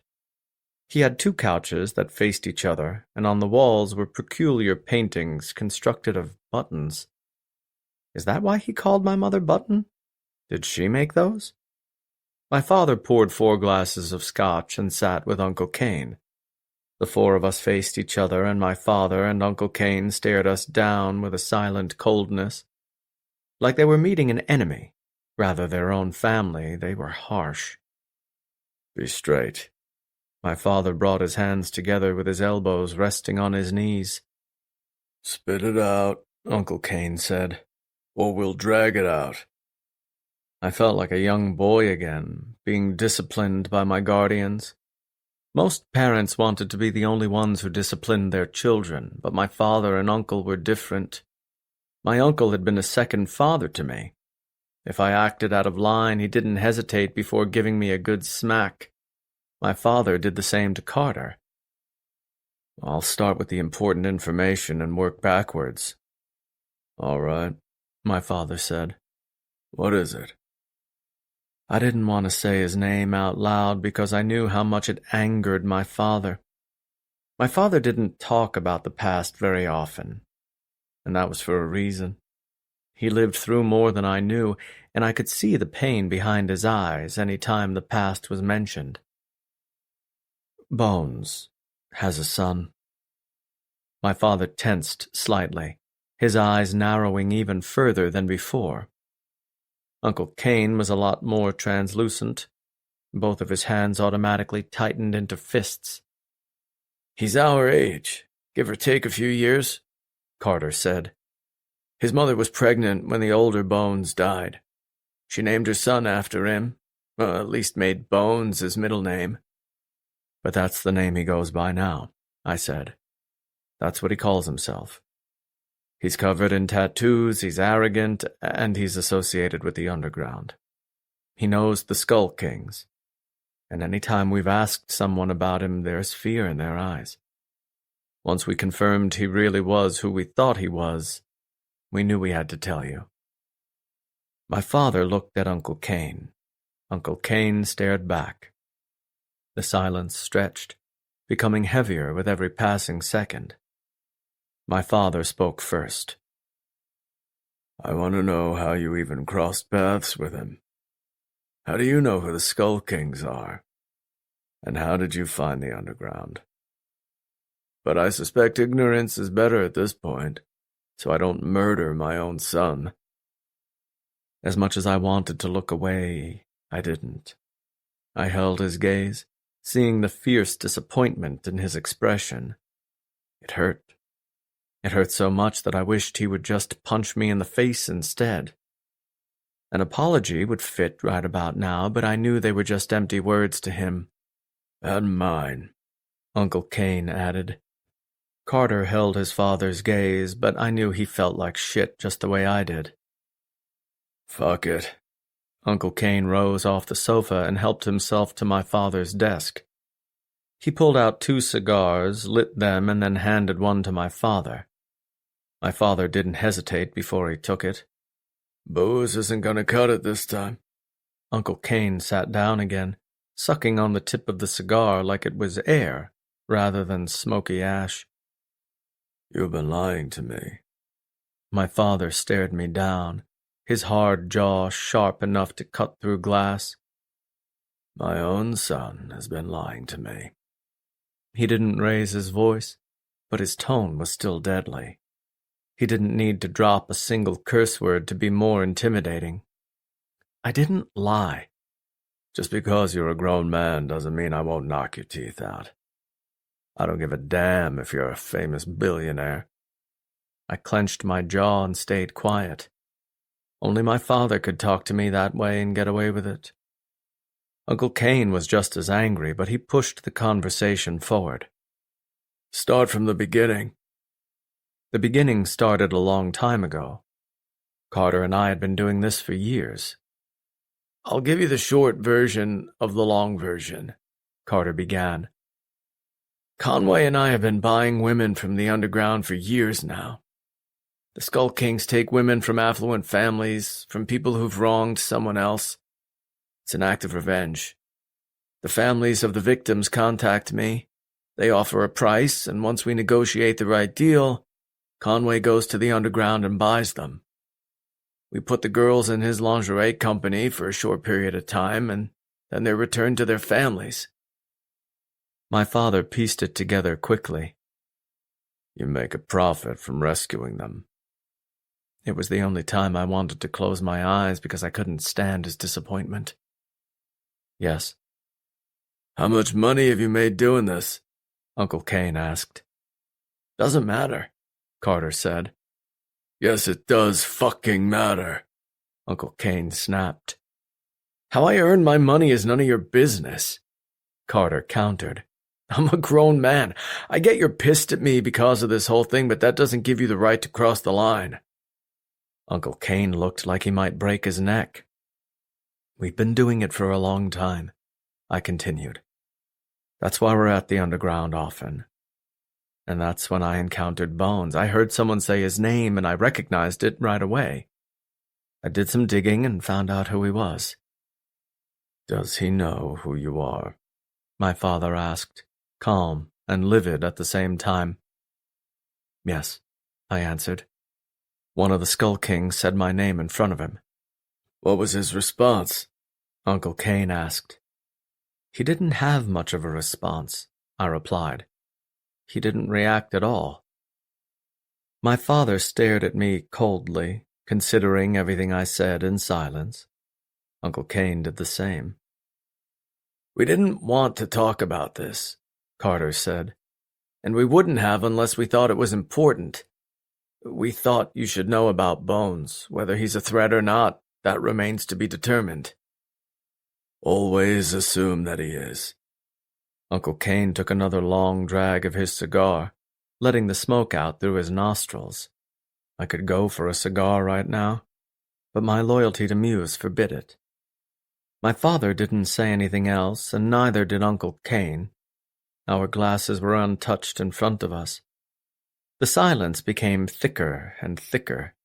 Heat burned my neck, and the tension made me sick to my stomach. I thought we would discuss what our next move was, but our fathers were silent. Where should we start? I asked. My father inhaled his cigar before dropping it into the ashtray. Get out, Conway. My father didn't look at me as he dismissed us. We'll finish this conversation tomorrow. I exchanged a look with Carter, knowing our fathers wanted to talk in private. They were both too pissed to talk tactics. Go, Uncle Kane said, and you can make your own arrangements for the evening. It was the first time I wasn't welcome in the house. That probably stung most of all. Carter and I left the office and walked downstairs toward the entryway. My mother was in the dining room, so she heard us as we made our way to the front door. Her eyes were still full of adoration, looking at me like she couldn't love me more than she already did. Leaving? I wanted to enjoy that look a little longer before she became cold, like my father. She would be just as disappointed, just as livid. Instead of greeting me with a hug and a kiss on the cheek, her palm would slap against my face. Good night, Mother. I walked out before she could hold me back. Conway. I couldn't walk away from my mother when she was talking to me, so I turned around. You aren't staying? She asked sadly. My childhood home was no longer open to me. The gates were locked, and I didn't have a key. My father didn't want to look at me anymore, and my mother would feel the same way once my father told her the truth. No. Carter and I sat in a bar together in Florence, drinking scotch while we faced each other in the booth. We hadn't spoken on the drive, and we still hadn't spoken in the last 15 minutes. We just kept drinking. Carter lit up a cigar and let the smoke slowly drift from his mouth to the ceiling. He switched between the booze and the cigar, two of the most important things to a man. The third was women. I'd cut smoking out of my life, so I just stuck to the booze. Carter finally broke the silence. That went well. I knew exactly how it was going to play out, but facing my father's real-life disappointment stung. Yeah. I've never been kicked out of the house before, even when my dad caught me having a threesome with those two girls in high school. My father had never kicked me out either. It's pretty shitty. I don't think it makes us terrible people, but I feel like I'm on trial. I think they're just angry with us for getting mixed up in dangerous bullshit. It's like they've never gotten mixed up in dangerous bullshit, he spat. They won't see it that way. They're going to tell us to stop going to the underground. My father would demand it. As much as I respect my father, he can't tell me what to do. It's my life. I'll do what I want. So you're still in? Now I wasn't in it for the money anymore. I felt obligated to keep going. Without me, these women would have no chance. If I hadn't been at the underground that night, what would have happened to Muse? She would be dead right now. My woman would be dead. I don't know, I answered. My point is, they can't control what we do. I hate feeling his wrath and his disappointment, but I'm not sorry for what I did. I'm not either. So we'll just have to deal with it. Hopefully we can get to work tomorrow. They can only be mad at us for so long. True. We finished our drinks, paid the tab, and then walked to our hotel. We were staying at the Hotel Firenze Four Seasons, a 5-star resort.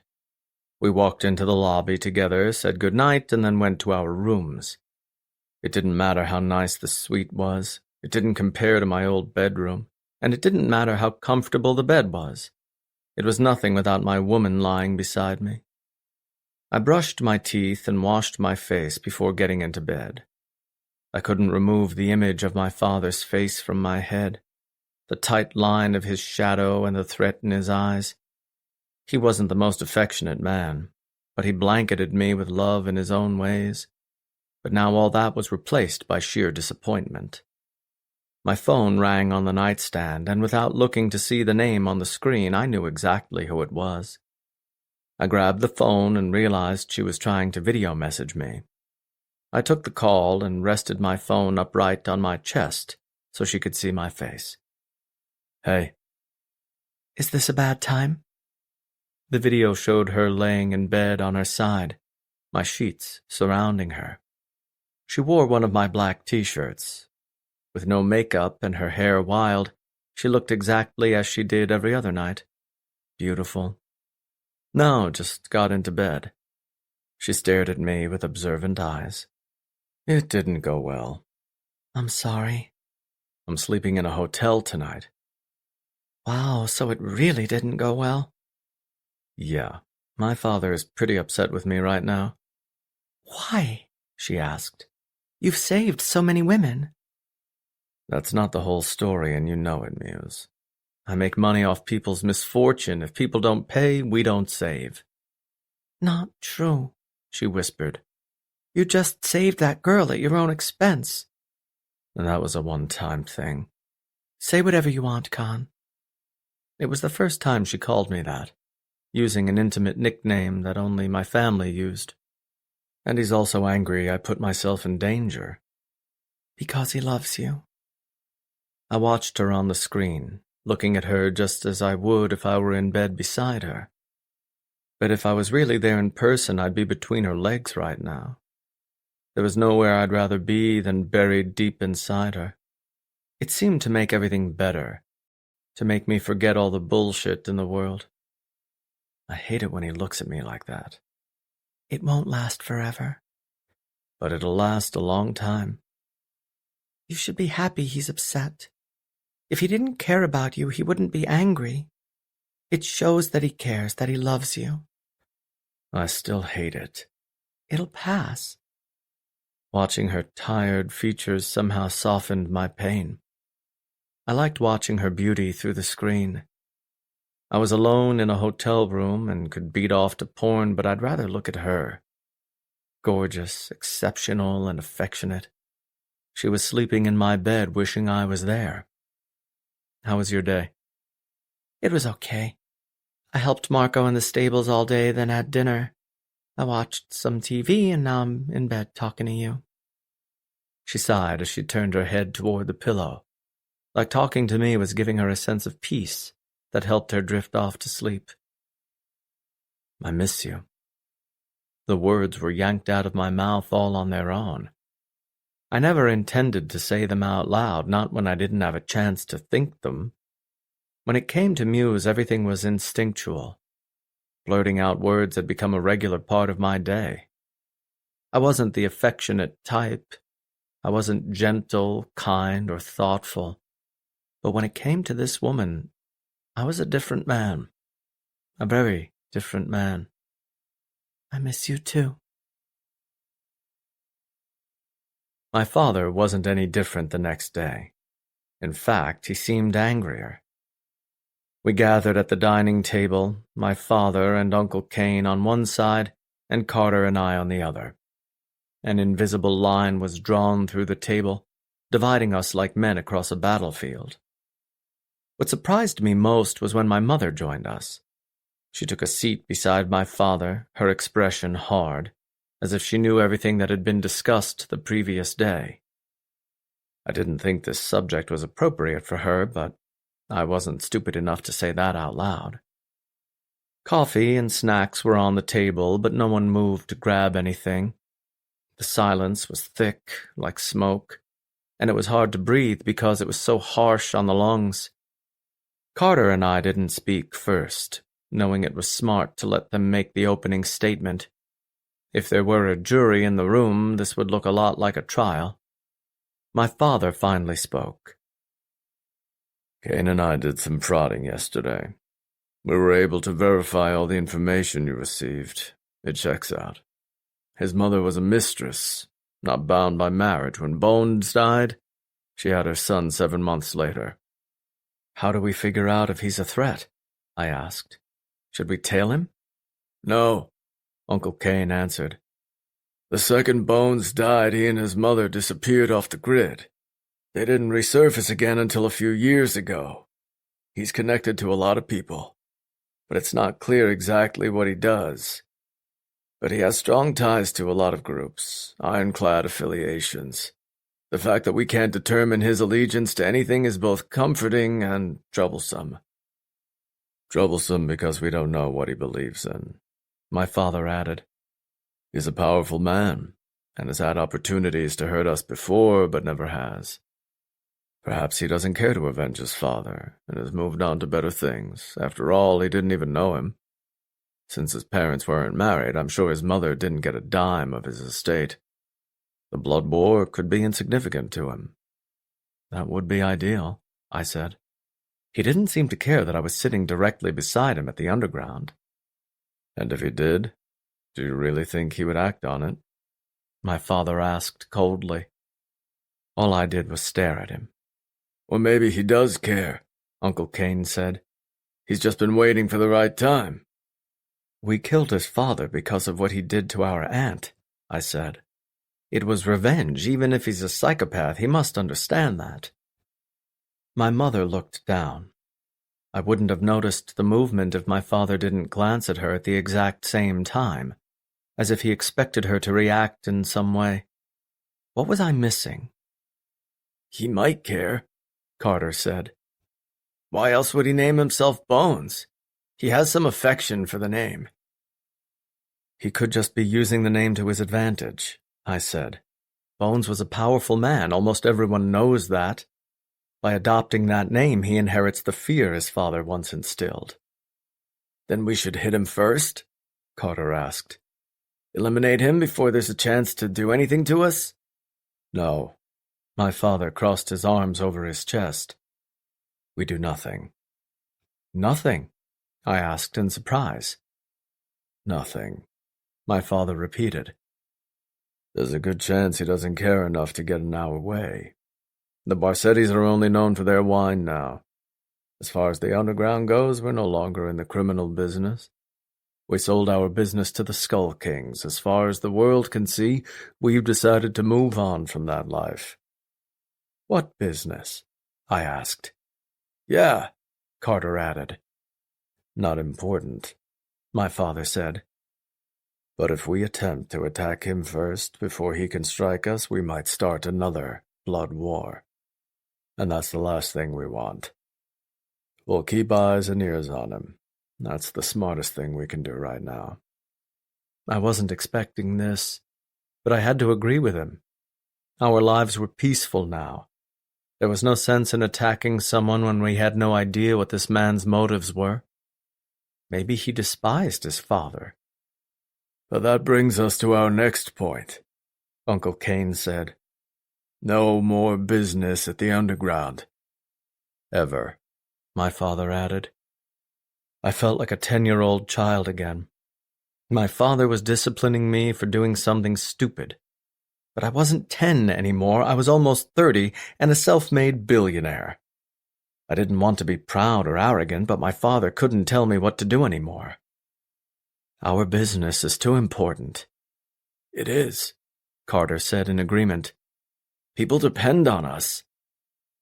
You're taking money from innocent people who just want their daughters back. My father spoke through a clenched jaw, his dark eyes piercing like two blades. There's nothing noble about your work. You are two cocky idiots who don't know what the hell they're doing. Don't make this about the girls. This is about the money.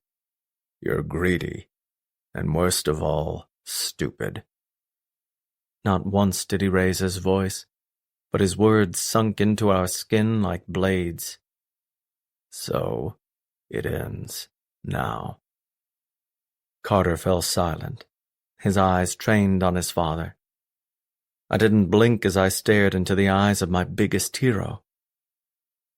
Last time I was there, they were selling a 16-year-old girl. I wasn't supposed to buy her, or anyone else, but I dropped $30 million just to get her out of there. Carter put her on a plane back home. Neither one of us made a cent off her.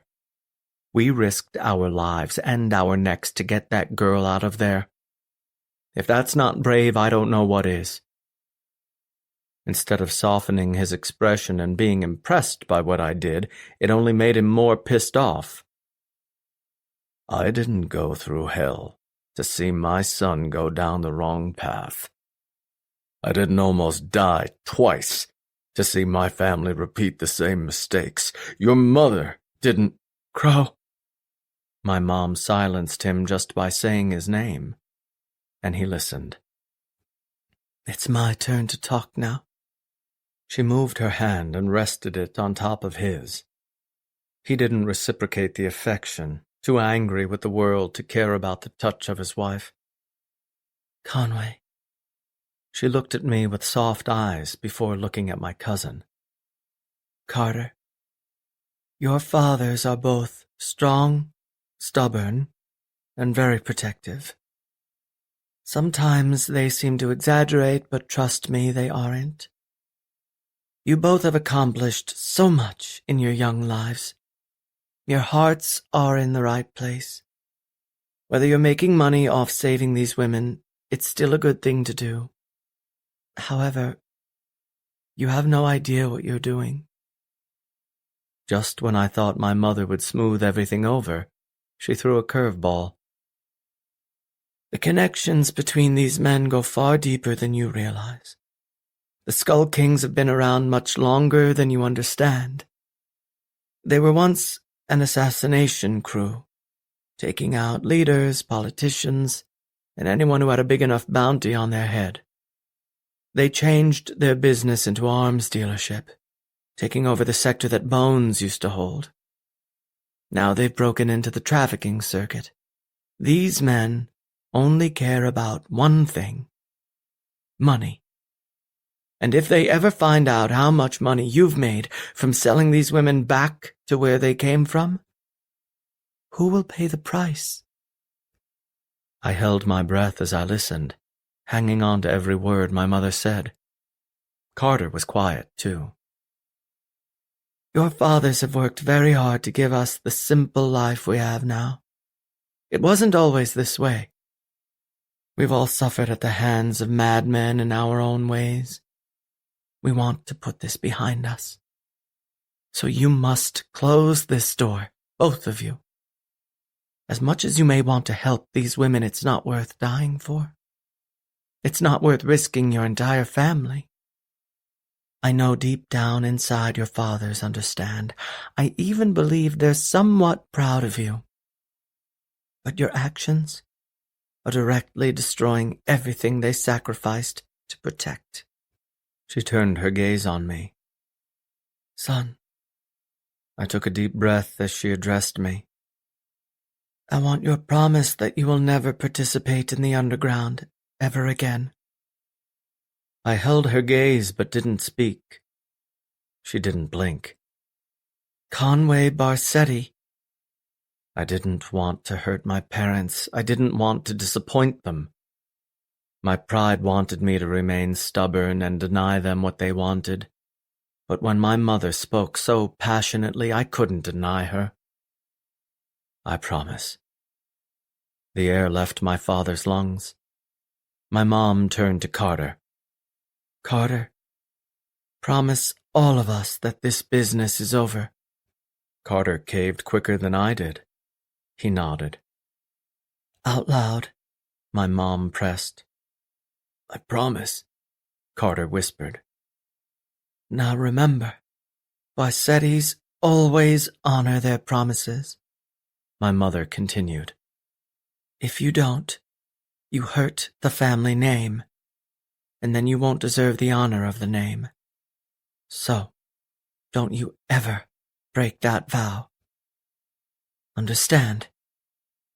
My mother reminded me of Muse in some ways. She could command a room even though she was physically the weakest person there. She earned the respect of everyone in different ways. She could make all of us obedient even when she was half our size. Yes, I answered. We understand. Chapter 10. Sapphire. When Conway was gone, the enormous house felt even bigger. The sheets were cold against my skin. The silence of the bedroom was suffocating. Once upon a time, I couldn't get away from him fast enough, and now I couldn't stop missing him. I finished working in the stables, then headed back to the empty bedroom. I showered but didn't bother putting on makeup since there was no one to impress. My phone rang on the table the second I stepped out of the bathroom. I hoped it was Conway, so I quickly crossed the room and grabbed it. But it was Vanessa, the wrong Barsetti. I took the call. "Hey, what's up?"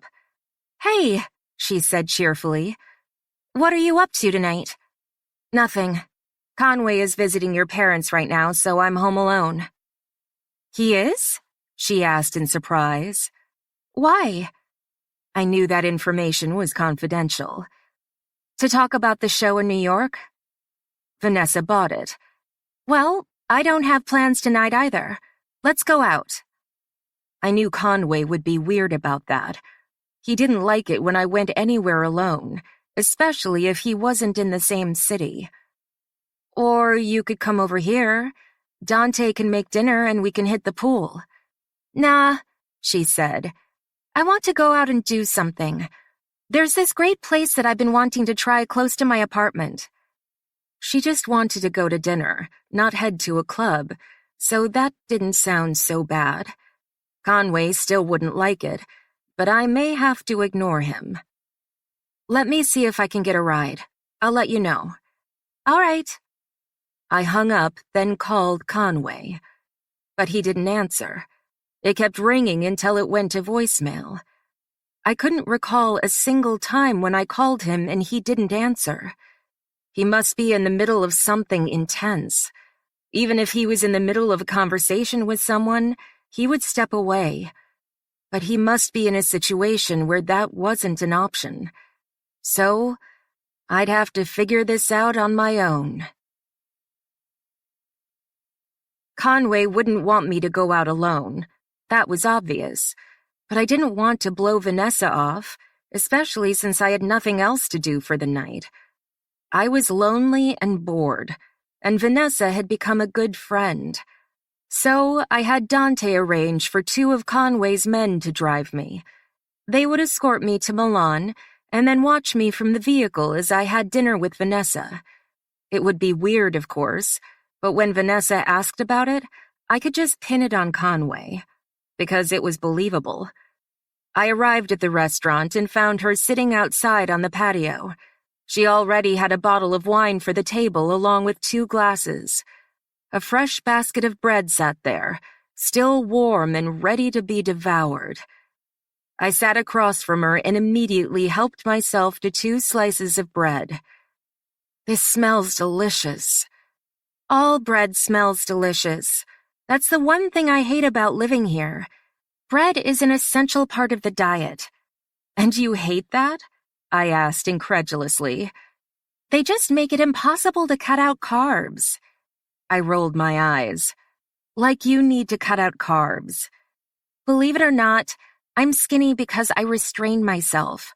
Unlike men, who can eat whatever they want with no consequence.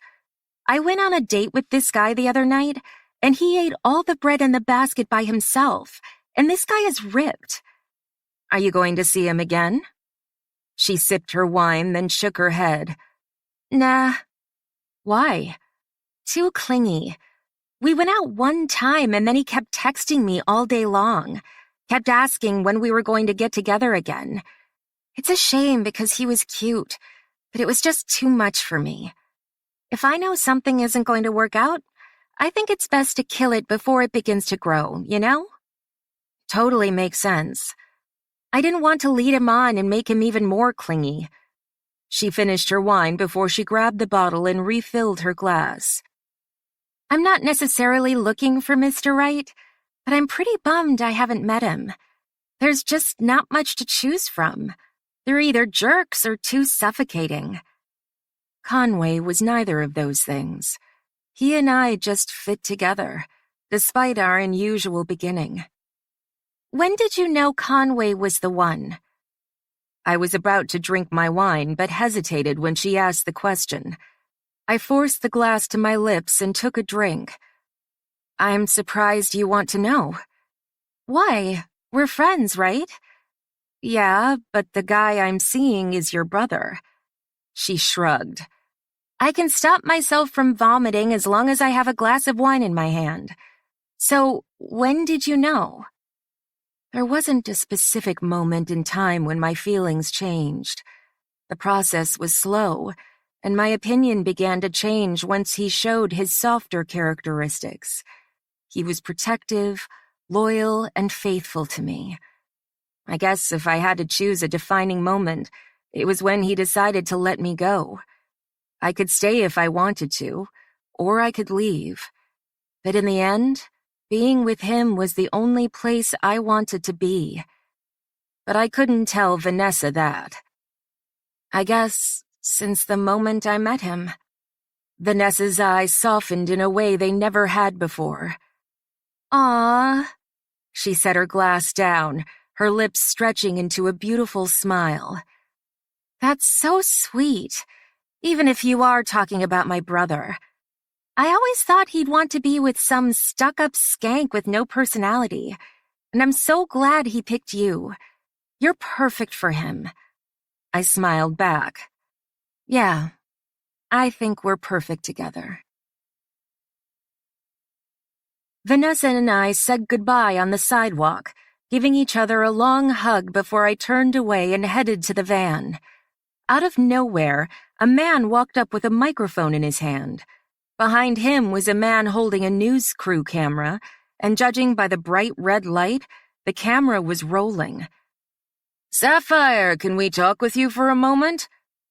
I'd seen paparazzi swarm Conway whenever we went to fashion shows or other events, but I'd never seen them emerge on a quiet evening in the city. I was surprised they were there to begin with. Perhaps other people spotted me and started posting it on the internet. No wonder Conway didn't want me to go anywhere. The two men who escorted me to Milan got out of the SUV and came toward me, ready to pull me out of the situation and away from the spotlight. Now I was grateful I'd brought them. "Is it true that you're living with Conway?" The man turned the microphone to my mouth. I have to go." I'd already experienced this attention once when I was in New York, but that event still didn't prepare me for this. The lights were right in my eyes, and more people crowded around me when they realized I was Conway's woman. He pressed the microphone further toward me. "Do you love Conway Barsetti?" It was such a personal question, something I hadn't even said to him. But it was obvious to anyone who saw us together. Vanessa just asked me when I knew he was the one, even though I'd never told her I loved him. The whole world believed we were in love, because that was exactly what they saw. I didn't see the harm in saying it. It was long overdue, and I was exhausted from holding it in for so long. Like a secret I wanted to get off my chest, I let the truth fly from my lips. Yes, I do. Chapter 11. Conway. I didn't realize Muse had called me until past midnight. The conversation with my family lasted longer than I anticipated. It ended on a cold note, just as cold as it was before. Instead of moving past this difficult time, we seemed to be in the exact same place. I stayed at the hotel again that night because I didn't want to be at the house, even though I wasn't certain if I was welcome anyway. I promised I wouldn't be involved in the underground anymore, and it was a promise I never wanted to make. I was furious my father didn't admire me even a little bit for what I did. I spent $30 million of my own money to save a girl I didn't even know, still didn't know her name, and that meant nothing to him? I understood my father just wanted to protect me. I wasn't that dense. But he obviously didn't respect me as a grown man. Most of the time he acted like he did, but once the circumstances changed, the truth came out. I was too pissed to call Muse back. I would just be shitty company and probably piss her off. She was the only thing in my life that made me feel good, and I wasn't going to fuck that up by calling her right now. If she called again, I would answer, but I wasn't going to ruin her night by calling her. The next day, Carter and I got into the SUV and drove back to my parents' house. We didn't talk much last night, both too exhausted by all the bullshit we'd listened to all evening. There was nothing left to say anyway. Carter was behind the wheel, his eyes full of exhaustion, like he hadn't slept much the night before. "I'm gonna head back to Milan today." Good idea. There's nothing left to do here anyway. He faced forward again, one hand on the wheel as he drove through the countryside. He drove a Range Rover, even though it wasn't related to the cars he designed for his company. How'd you sleep? "I didn't sleep." Me neither, he said. I thought we'd be past this by now, but they still seem pissed at us. "I know, like we're children." Ridiculous, right? 15 minutes later, we pulled up to the house and walked inside. My mother greeted us by the door, and despite the heavy conversation we'd had the night before, she hugged me tightly and kissed me on the cheek. I felt her love surround me, unconditional and everlasting. I was grateful that I always had her love, no matter what.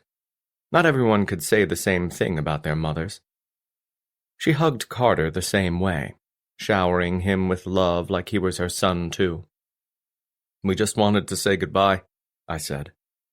"Carter and I are heading back home. We've got work to do." A part of me wanted to leave without saying goodbye to my father. I didn't want to see him, and I suspected he didn't want to see me either. "I understand," Mom said. "I'll be right back."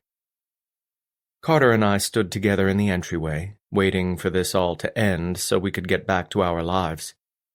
Uncle Kane came first and walked with Carter outside for privacy. Maybe he was going to scold his son and didn't want me to overhear it. I was about to have the same conversation with my father, so I didn't see why it mattered. My father arrived a few minutes later, but without my mother. He slowly walked toward me, wearing black jeans and a black t-shirt. He would normally be at the winery right now, but work seemed to be put on hold in light of everything that had happened. He didn't look at me as he approached, his powerful arms hanging by his sides. His gaze was indecipherable, but his mood was loud as a bell. Still disappointed and still ticked. He was exactly the same as he was yesterday, and the day before. He stopped in front of me and crossed his arms over his chest. He finally looked at me, his dark eyes like bullets. I held his gaze, refusing to be intimidated, even by my father. "I'm heading back to work. Just wanted to say goodbye." Silence. I was usually on my father's good side, so I wasn't used to this kind of shunning. It made me realize that no one wanted to be my father's enemy. Even without a gun, he was terrifying. How did my mom, so full of warmth and affection, put up with him? It didn't seem like he was going to say anything, so I wasn't going to wait around. "I guess I'll talk to you later, then." I turned away, finished with his coldness. "Con." Like a blade, his words sliced through the air. I stopped mid-turn, then slowly came back to him. "There's a lot you don't know about me, son. And I kept it that way for a reason." I stared into his eyes, waiting for him to elaborate. "I've changed my life, and I've become a good man. I've done a lot of things I'm not proud of. When I was your age, I was reckless and stupid because I had nothing to lose. I didn't have a wife or children, and I had the ridiculous notion that I was invincible. It's hard to believe I'm standing here today, a healthy man with a beautiful family." "If you've done terrible things, how can you stand there and judge me?" "I've never judged you, Con." "Seems like it." "I just don't want you to make the mistakes that I've made." "You're—" His voice trailed, and he took a deep breath. He stared at the ground before he lifted his gaze to meet mine once again. "There are no words to describe how I feel about you, my only son. I love you more than myself. I even love you more than your mother, as unbelievable as that is. I'm only hard on you because I love you. You may be a grown man, but I'm never going to stop protecting you. My anger dimmed slightly, but only a fraction. I saved that woman. How can you not be proud of me? He sighed. She's not your responsibility to save, Conway. You have a lustrous career, and a woman who loves you. Just live your life and be happy. You never answered the question. His eyes narrowed, accompanied by a sigh. You have no idea how proud I am of you. But I'm proud of you no matter what you do. I've always wanted you to take over the winery, but I knew you had your own ambitions. Not only did I respect it, but I supported them. But this, I cannot support. Don't get involved with these people. It's not worth it. I bowed my head slightly. What kind of man did you used to be? When the silence stretched, I wondered if he would answer. I knew bits and pieces about his past, but not a lot. I lifted my gaze to look at him again.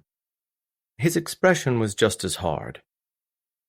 When I was young, all I cared about was money. My father was an arms dealer, and naturally, Kane and I inherited it. The blood war raged, and we made a lot of money selling weapons to all kinds of people.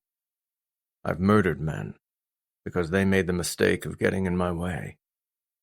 I didn't care if they had a wife or children. I didn't care about anything. I was cruel, evil. It was hard to imagine my father being anything other than the upstanding man he was today. All he seemed to care about was family, wine, and the beauty of Tuscany. When did all that change? Your mother. She didn't want you to be that man anymore?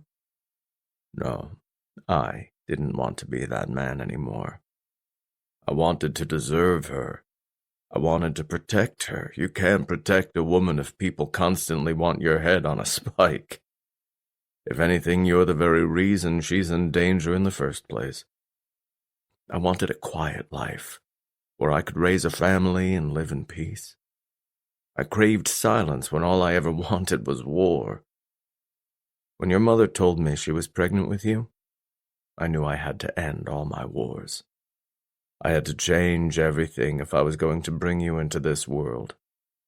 So I sent her away to a safe place and fought until everything was finally said and done. I won't get into the specifics because they don't matter anymore. I can't start that up again. I can't kick the dust back into the air. I can't watch my son become involved in a life I've worked so hard to protect him from. My father used to be a criminal and a murderer. I was nothing like that. You're comparing yourself to me, but I've never killed anyone. All I've done is pulled women from the underground. But that's where it starts, Con. And if they raise a gun to you, you have no other choice but to fight back. And you have to pull that trigger quicker than they do. Before you know it, you've started a war that will last a decade. I'm trying to save you time and heartache. You have a beautiful woman living in that house with you. If you don't care about yourself, at least care about her. All I ever did was take care of her. I shielded her from everything that could possibly hurt her. It was practically my purpose. You promised you wouldn't go back there, my father said. And Barsettis keep their promises. I know. Let this go. Forget about Bones, forget about those women. You may save one woman, but that won't stop another 100 from being captured. When you cut off the head of a snake, 2 more will grow back. So we do nothing? I asked quietly. Just give up? His gaze turned cold again. I've paid my dues, Conway. I've righted my wrongs. Let someone else deal with it now. The Barsettis have suffered far too long. It's our time to enjoy peace. If you have any respect for me and your mother, you will let us live the rest of our lives in peace. If you really need to do this, Please wait until we're dead and gone. Imagining them buried 6 feet under sent a wave of depression throughout my body. It made me weak, sick, and broken all at the same time. I was still resentful toward my father for being so harsh, but I couldn't refuse his request. I wouldn't take away his peace, not when it meant so much to him. He did an amazing job raising me. The least I could do in return was give him what he wanted. I'll drop it, Father. He closed his eyes for a brief moment. Good. I could never tell him the truth about my relationship with Muse. If I did, what would he think of me then? I bought her at the underground and made her my prisoner. I took advantage of her because she was so weak. He would probably be even more disappointed in me. Our relationship was different now, but it didn't change how it started. Maybe I cared about her now, maybe I would do anything to protect her now, but it wasn't always that way. I should get going. Yeah. You have a long drive ahead of you. We faced each other in silence, neither one of us making the first move. We were both stubborn like that. But I was less stubborn. I moved in and hugged him. He hugged me back. His arms remained around my body for a long time, and he held me close. He'd never held me this long, not since I was a boy. I let the touch linger. I was a grown man with a billion-dollar empire, but at the end of the day, I was still a son that needed his father. He pulled away and gripped both of my shoulders. I love you, son. I love you too, Father. He grabbed the back of my head and kissed me on the forehead. Tell Sapphire your mother and I say hello. I nodded. I will. Turning away, I walked out of the house. I didn't want to look at my father again before leaving because it was too hard. He was always sad when I left. He did his best to hide it, but I could see it in his eyes. Uncle Kane was gone, and Carter was leaning against the SUV while he waited for me. He was on his phone, the corner of his mouth raised in a smile. I guess your conversation went over well, I said as I walked to the vehicle. He looked up from his phone, his eyes playful. Yeah, we had our usual father-son talk. He's still a little pissed at me, but he'll get over it in time. Then why are you grinning like that? Funny you ask. He clicked something on his screen, then turned the phone around so I could see it. The video showed Muse outside a restaurant. Vanessa was in the background, and some of the guys in my security team were escorting her to the car while the paparazzi pushed a camera into her face. First, they asked if she was living with me, which she never really answered. I took the phone from him and watched the video with narrowed eyes. When did this video take place? Did she go out last night? Is that why she called me? Sapphire, do you love Conway Barsetti? They pushed the microphone into her face and followed her as she headed to the car. Instead of ignoring them, a slight smile entered her lips. It was the same look she gave me when we sat across from each other during our intimate meals. It was the same look she gave when she told me she missed me. It was real, not a mask she plastered on for the cameras. And then she answered, Yes, I do. Carter kept glancing at me from his side of the car.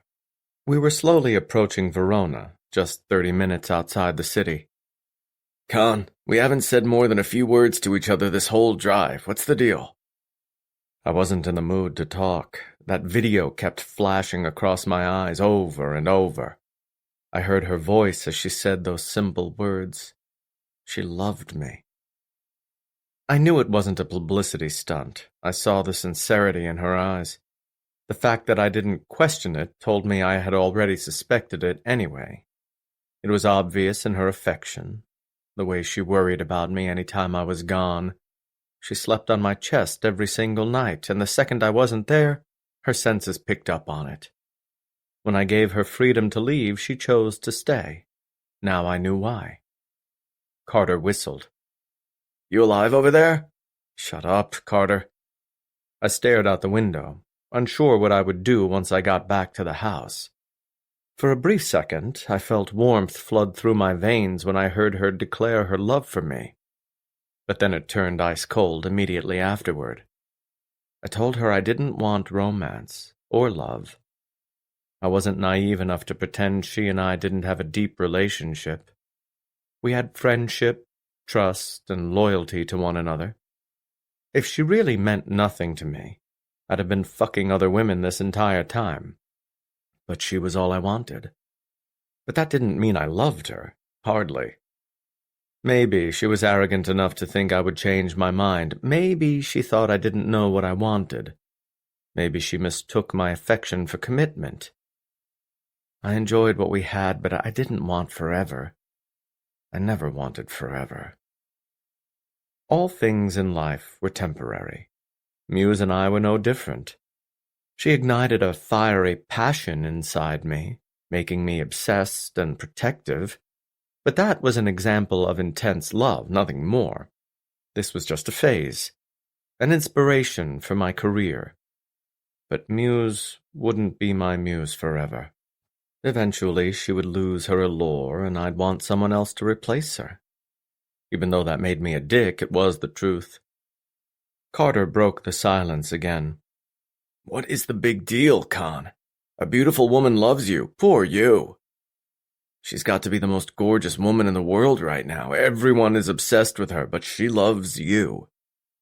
"I don't want her to love me, Carter." "Bullshit," he said. "You're so sprung off her." "Yes, I know," I said quietly. "I'm obsessed with her. I care about her, but that's where it stops." I told her I didn't want anything more than that. I told her marriage and love would never be on the table. But she didn't believe me. And I don't blame her. No one would. You two act like our relationship is intense. But it has a time limit. "Why?" he asked. "Why does it have to have an expiration date?" "Because that's not how I design lingerie. Lingerie is about passion. Monogamy already leads to stale and boring relationships. I can't have that." "You've already proven you're the best of the best, Conway. I think you can take a step back and cruise."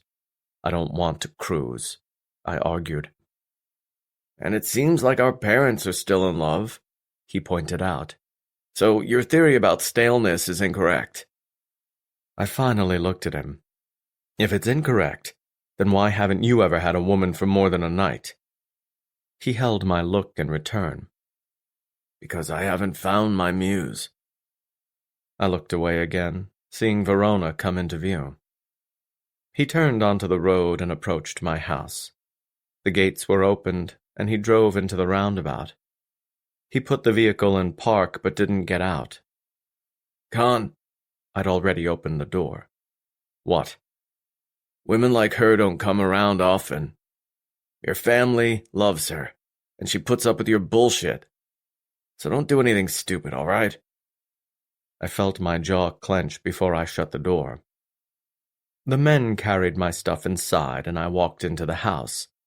The muscles of my torso immediately clenched once I was in my own home, because I knew I was about to look at her. There was so much anger inside me, resentment toward my parents and fury toward her. Why did she have to say that? Why couldn't she have just left it alone? We were happy. Our relationship was perfect, in its own twisted way. But now it was destroyed because she took it to a new level. She could have just walked away from those reporters, or better yet, she could have stayed home like I asked her to. I reached the 3rd floor, my arms shaking because they were so tense. The veins in my arms were thicker than usual, blood circulating at a high velocity. My temper had been ignited, and I tried my best to put it out with an attempt at calmness. I stepped inside my bedroom and found her sitting on the couch, watching TV in just my t-shirt. She already showered after work, but she didn't put makeup on her face. She jumped slightly when the door swung open, clearly not expecting me. "Con, you scared the shit out of me." Con. It was a nickname only my family used. I liked it when she used it the first time, but now I recognized it as a sign of her possessiveness over me. She felt like she owned me, had a piece of me, but I was the one who owned her. She got off the couch and walked up to me in the doorway. She ignored my look of ferocity and moved into my chest, her arms wrapping around me. She moved her face into my chest and released a deep sigh. I missed you. I was still angry, but when I smelled her hair and felt her affection, it was difficult to keep my feelings of rage. Like a queen, she commanded my emotions and brought me to a simmer. She sucked the anger right out of my skin, absorbing it like a sponge. My arms moved around her. I'm glad you're home. I couldn't handle this separation any longer. I'd planned on telling her off the second I walked through the door. I wanted to scream at her for leaving the property while I was gone, even if she had my security team with her.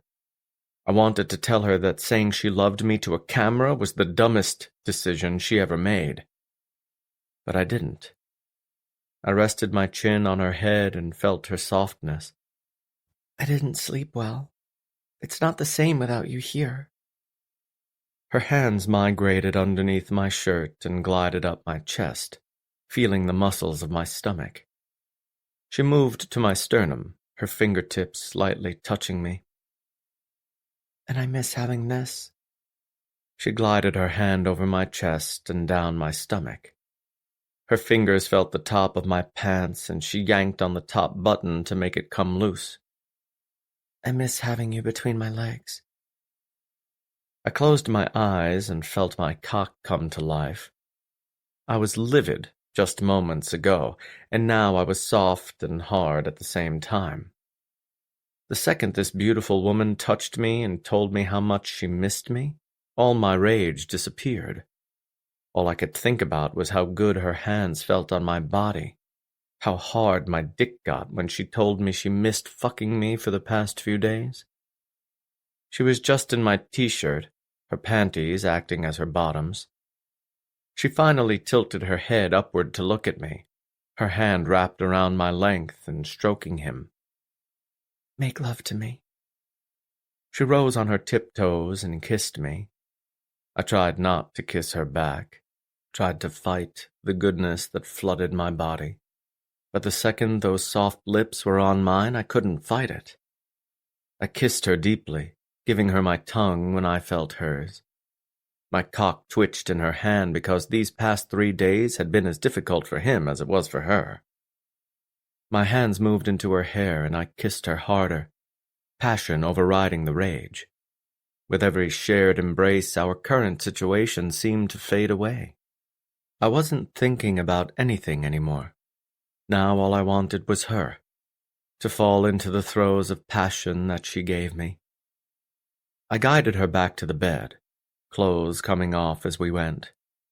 I got her on the bed, moved between her legs, and finally slid my cock inside her.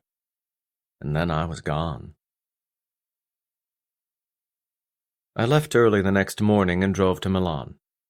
I walked into my studio and sat there with a cup of coffee, staring at my sketchbook blankly, the pencil sitting on the paper. It was overcast that day, the first hint of fall reaching us. The days of a brutal heat and humidity would start to dwindle, and as we moved into the fall, snow would arrive. I drank my coffee and spun the pencil in my fingertips. Having no inspiration whatsoever, I was too pissed. I fucked Muse last night, twice in a row. Then we lay in silence together before drifting off to sleep. We didn't speak to each other. I didn't dig into her for all the mistakes she'd made. I stayed awake for a long time, staring at the ceiling and feeling her hugged next to my side. I wanted to push her off me, but I also wanted to pull her closer. 2 versions of myself existed, one that wanted to pack her bags and kick her out of my house, and another that wanted to keep burying myself between her legs every night. Who would win? Now I sat there in my studio, silence surrounding me like a constant drum in the background. All the models were on vacation, visiting their families wherever they were from. Orders continued to pile in, and the media worshipped the designs I created. Now that Muse had told the world she loved me, I wondered if it changed the outcome of all my hard work. Nicole walked inside, her clipboard tucked into the crook of her arm. "What are you doing here, Conway?" "I own this building?"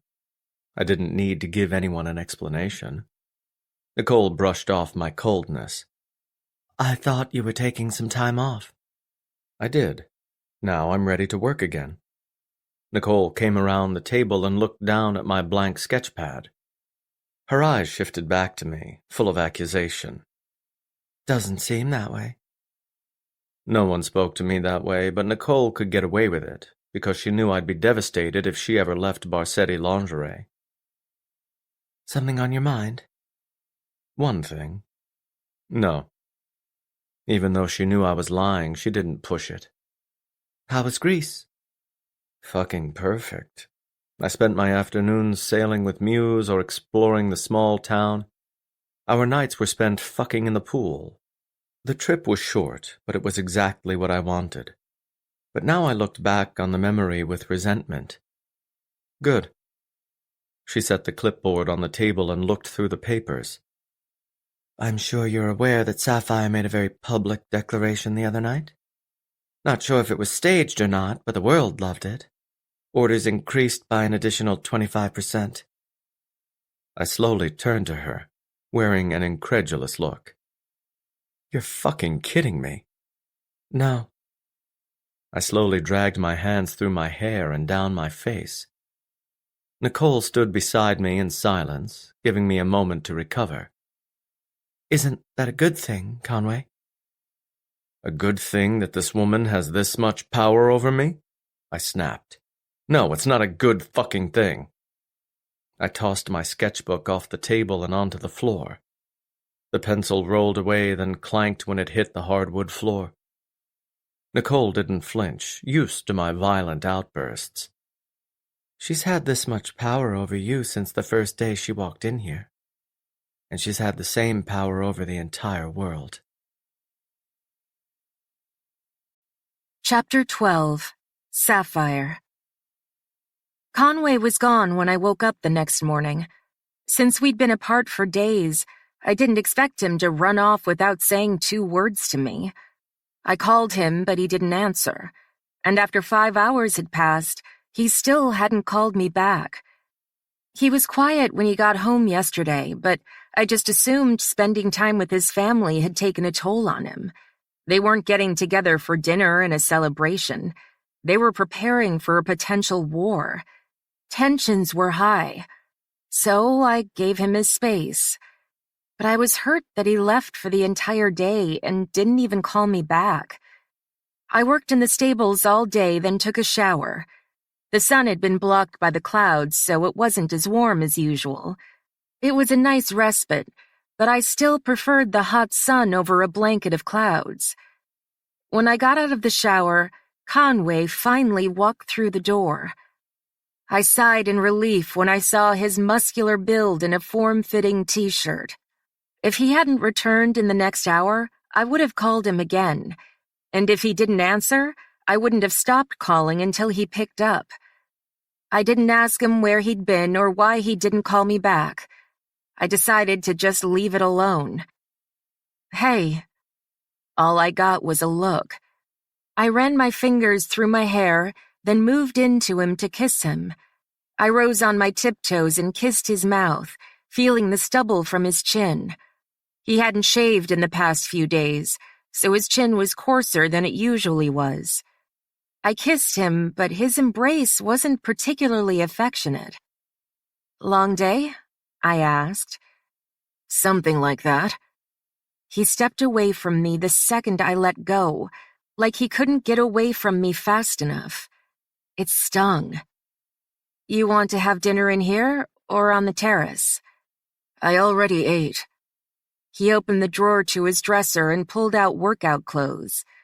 I couldn't remember a time when we didn't eat together, except when I first came to live with him. Once our relationship had changed, we shared all our meals at the same time, especially dinner. Conway, what's wrong? Nothing. He grabbed his headphones and changed into his shorts and a fresh t-shirt. I'm just not hungry. I wanted to be patient with him, but now I wasn't buying these lies. Conway. He left his jeans on the floor and dropped his phone into his pocket. Like I hadn't said his name at all, he kept going. What happened with your family? Nothing that concerns you. My eyebrows almost shot off my face in shock. He gave me a backhand without actually touching me. Why are you being such an ass? He finally looked at me, his gaze ice cold. Because I'm an ass. I've always been an ass, and I'll always be an ass. I'm a fucking asshole that only wants good sex and peace and quiet. It's not my fault that you ever expected me to be anything more than what I am. He shoved his earphones into his canal and stormed off. I was in such shock that I didn't stop him. I watched him walk away, watched this man I hardly knew leave the bedroom. He looked like Conway and sounded like Conway, but he wasn't the man that I knew. Something had set him off, and now he wasn't a person I recognized. Even at our worst, he'd never spoken to me that way. He'd never treated me that way. Conway never came back. He went on his run and disappeared. I had dinner alone in the bedroom and waited for him like a wife waiting for her cheating husband to walk through the door. But he never came. If he was on the property, there was only one place he would be. His studio was his safe zone, the place where he produced beautiful pieces he was proud of. It was late, so he would normally be in bed right now. But if he wasn't in the bedroom with me, that's where he would be. Unless he went out instead. The door was shut, but light escaped through the crack underneath. Dante would never leave that light on by accident, so I knew it was occupied. I opened the door and let myself inside. Just as I expected, he was sitting at the table with his sketchbook in front of him. He didn't look up. I slowly approached the table, examining the sweat lines on his t-shirt. He worked out hard but didn't shower afterward. That was unlike him. Standing beside him, I waited for something to happen. He kept sketching, making a simple black corset that wasn't memorable. Conway. His hands stilled, but he still didn't look at me. Talk to me. He finally set the pencil down and looked at me, but his fierce expression showed his rage. What, Sapphire? What do you want to talk about? Like he'd backhanded me again, I was nearly knocked off my feet. He could say the coldest things to me, but nothing was more insulting than calling me by my first name. He hadn't done that since we'd first met. I hardly identified with the name anymore. Muse was my name now. It was my identity. And he took it away. Don't call me that, I whispered. He wasn't the same handsome man that he used to be. Now he looked different, hostile. It's your name. Muse is my name. He held my gaze, his shoulders rigid and hard. His body was tighter than usual, like he was ready for a fight to break out. He was strung tighter than I'd ever seen him, as though he could snap like a rubber band if he was stretched any further. What do you want? I'm working. What do I want? I asked in shock. I want you to stop being an ass and just tell me what's wrong. Nothing is wrong, he snapped. I don't have to spend every waking minute with you if I don't want to. You aren't the center of my world, Sapphire. You aren't. I slapped him across the face. Don't call me that. He turned with the hit, his jaw clenched tight. He slowly turned away, his face turning red from ferocity, not from the mark I just landed on his face. His body tightened even more, but he didn't rise out of his chair. "Get the fuck out." I lost my temper when I hit him, and now that the dialogue was coming to an end, I knew I didn't accomplish what I set out to do. "Conway, you leave for a few days and you come back as a whole different person. What the hell happened?"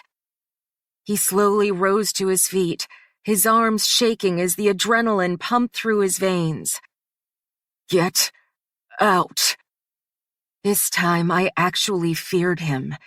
I was afraid of the way he stared at me, afraid of the way he leered over me with his size and strength. His arms shook, like he was barely controlling himself from grabbing me by the neck. I didn't feel comfortable there. Just like I was with Knuckles, I was afraid. I was actually afraid. He didn't come to the bedroom that night, and I knew he wasn't going to. I still didn't understand what had happened. It was like he hated me. His cold treatment was unbearable, but it was nothing compared to the unknown. I had no idea what was causing him to behave this way. Even a fight with his father wouldn't make him snap like this. When I spoke to him in his hotel room, he was upset about the way things were going, but he never shut me out. I didn't know what to do, so I decided to ask the one person who would. Carter. I sent a text to Vanessa. "Can you give me Carter's number?" She sent the number immediately along with a happy face. It was ironic because nothing about this was happy. I called the number and listened to it ring. Carter answered with a deep voice that was similar to Conway's. "Carter." "Hey, it's Sapphire." My voice was beginning to crack before I even started the conversation. "I'm sorry to bother you, but—" "Fuck, what did he do?" he asked with a sigh. "Ever since he came home, he's been a completely different person. He's cold, mean, not the man I know. He won't talk to me. He can barely stand to be in the same room with me. But he won't tell me what happened. I know this isn't your problem, but could you tell me what's going on? Do you know anything? Did something happen?" "Jesus," he said with another sigh. "Conway is fucking stupid. That's what's going on." I waited for a more detailed response. "I showed him that video where you said you loved him." They shoved a microphone in my face, and I just admitted the truth. The weight had been taken off my shoulders, and I actually felt good about it. I didn't care whether Conway saw it or not, but I assumed he wouldn't. He didn't strike me as a man who watched the news about himself. So, why would that matter? I know he loves me too. He didn't strike me as a petty man who would get upset that I told the whole world first before saying it to him in private. Carter paused as he tried to find the right words to say. "According to him, that's not how he feels." Slowly, my heart started to sink into my stomach. I felt it grow smaller, all my joy and love disappearing. I wasn't ashamed to wear my heart on my sleeve and love Conway openly, despite our difficult beginning, and that made this blow so much harder to take. "He said he didn't love me." Carter didn't say anything. "That's what he said?" I pressed. "I don't know. That's what he says, but I think he's lying to himself. I've seen the way he is with you, and I know he's happy. But that doesn't matter to him. He wants everything to stay the same. He just wants you to be a man and a woman.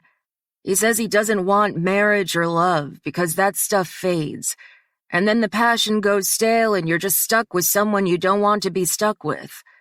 I closed my eyes and felt 2 tears escape. Our intense relationship had been reduced to nothing more than an inconvenience. He didn't think our passion would last forever because it was just lust, not love. "Sapphire?" I swallowed my tears and kept my voice steady. Even so, that doesn't give him the right to treat me this way. I agree, he said. Like I said, I don't think he means it. I think he's just struggling to accept the inevitable. Which is? That he does love you, but he doesn't want to. Another tear escaped, and I felt lower than I ever had. When I was running from Knuckles, I was scared, but I wasn't heartbroken. Ever since Conway had become part of my life, I'd been a happy person. He gave me a home, a place where I belonged. We had such a connection, such emotion. How could he throw it all away? Thank you for telling me, Carter. Of course, he whispered. You're a good person, Sapphire. Don't settle for a man that doesn't deserve you. I love my cousin like a brother, but he's got his head shoved up his ass right now. Like all the other Barsettis, Carter was a good person. He was masculine and strong, but he showed affection when it mattered. Talking to me was a betrayal, but he knew it was the right thing to do. I should go. Talk to him, he said. You're the only person who can talk sense into him. I've already tried. I used to have a strong effect on him, but that seemed like ancient history now. I will. Bye. Bye. It was a relief to hang up, so I could let a few more tears fall in privacy. It was stupid to cry over a man, but Conway wasn't just any man. He was the man who owned my heart. When he let me go, he released his hold over my body, but I left my heart freely behind.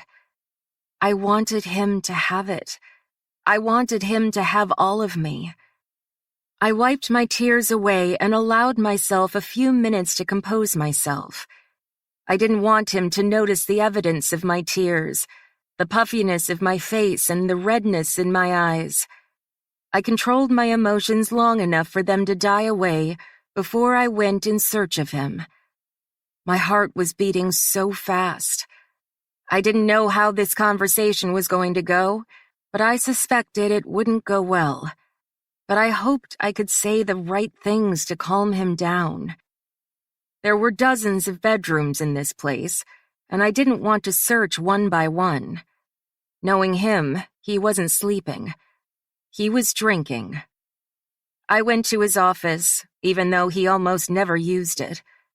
I opened the door and found him sitting behind the desk, smoking a cigar and drinking scotch right out of the bottle.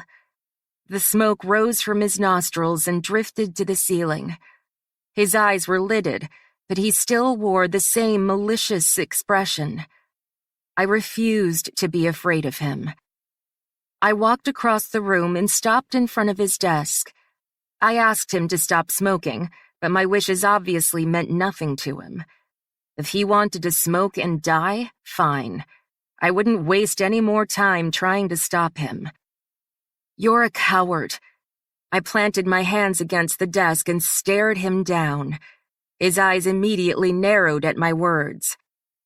You're a coward for many reasons. Number one, you come home acting like the biggest dick face in the world. You treat me like garbage, and you don't have the balls to tell me what your problem is. Instead, you ignore me until I confront you about it. Number two, you're pissed that I had the strength to tell the whole world that I love you, and you're too scared to admit it yourself. He lowered his cigar, his eyes contracting further. You can sit there and say you don't feel the same way, but that's a bunch of bullshit. You're in love with me. It's obvious in everything that you do. It's obvious in the way you tell me you miss me. Obvious in the way you need me. You kiss me like I'm the only woman who's ever meant anything to you.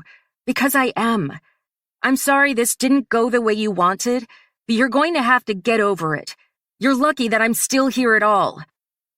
He sucked on his cigar again, his eyes unblinking. I gripped the edge of the desk between my forefingers and thumb, feeling the sweat from my palms coat the smooth wood. Man up, Conway. First, apologize. Then tell me you love me. He released the smoke from his lips, his eyes trained on my face. His expression was carefully controlled, his thoughts hidden deep within his eyes. He was calmer than earlier, but it was probably just an act. His hostility was still evident, obvious in the rigid way he held himself. He dropped the cigar directly on the desk and slowly rose to his feet. He planted both of his hands against the desk and gave me a ferocious stare. Sapphire. All he did was say my name, and that told me how the rest of this was going to go. I told you this relationship meant nothing. You're just some woman I fuck. You're not just some woman who occupies my time. I don't love you now, nor will I ever. Marriage and romance was never on the table. It's not my fault that you thought otherwise.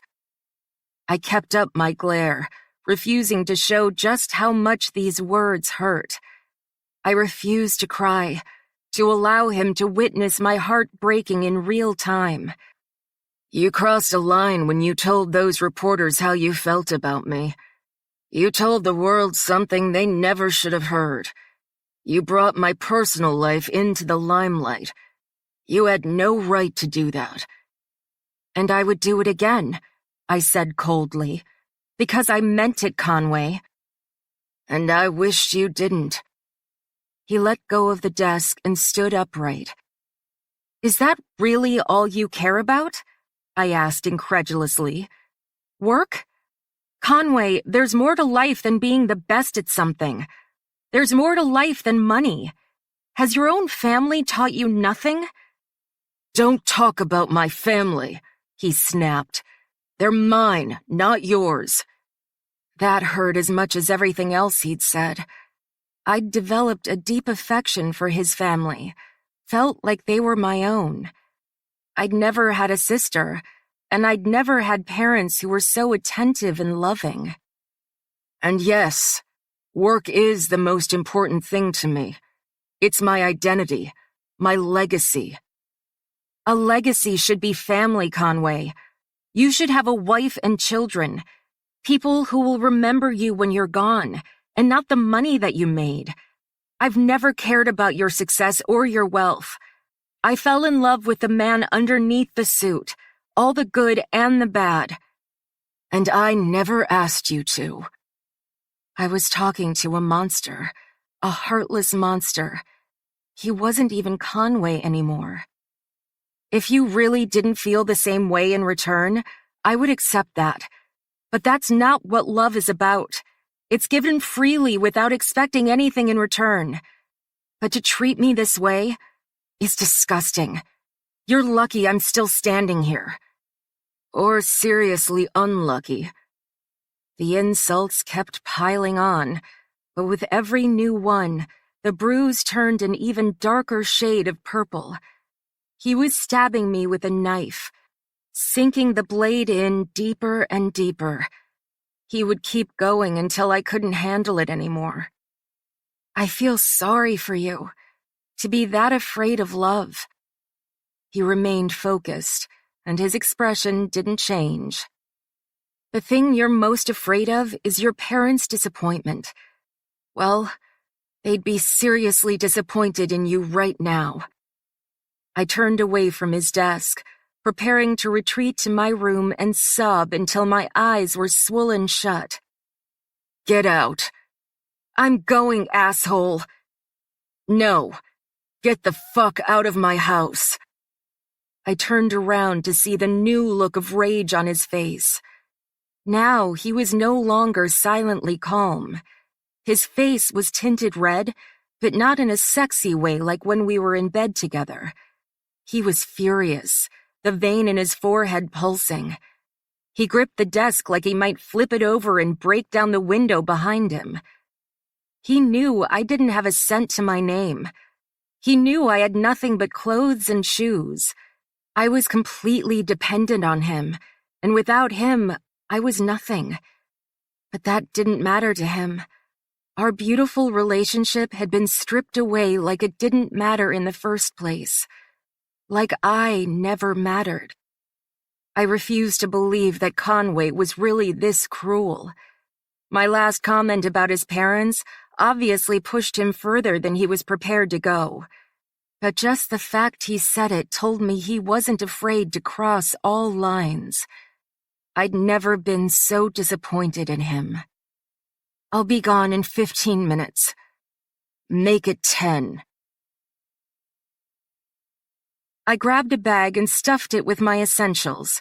I grabbed as many clothes as I could fit and one pair of shoes. I didn't have a lot of room, so I had to leave most of the things I loved behind. I stared at his top drawer, the place where he kept his t-shirts. It was the stuff he usually wore around the house on a lazy Sunday. It was the first place I went for a comfy shirt to wear to bed, because the cotton smelled like him. Because the fabric reminded me of him. I slept in his shirt every single night while he was away because that was as close as I could get to him. I wasted 30 seconds staring at that drawer when I should have been hauling ass. But then I made my decision. I yanked it open and took a handful of his t-shirts. I had to ditch one of my favorite dresses in order to make them fit in the bag, but I didn't care. I left the dress on the floor in front of the dresser and finally walked out. I wanted to be proud and pretend I didn't need his clothes, but I knew once I was alone, I would regret not having them. I didn't have a picture of him or anything else to remember our time. All I had was his scent, his touch. So I swallowed my pride and walked out. I headed to the entryway, where some of the men were waiting for me.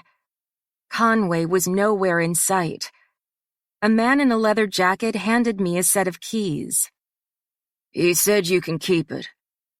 I stepped out to see a bright red Ferrari waiting for me. I didn't want any of his things, but I needed a getaway car right now.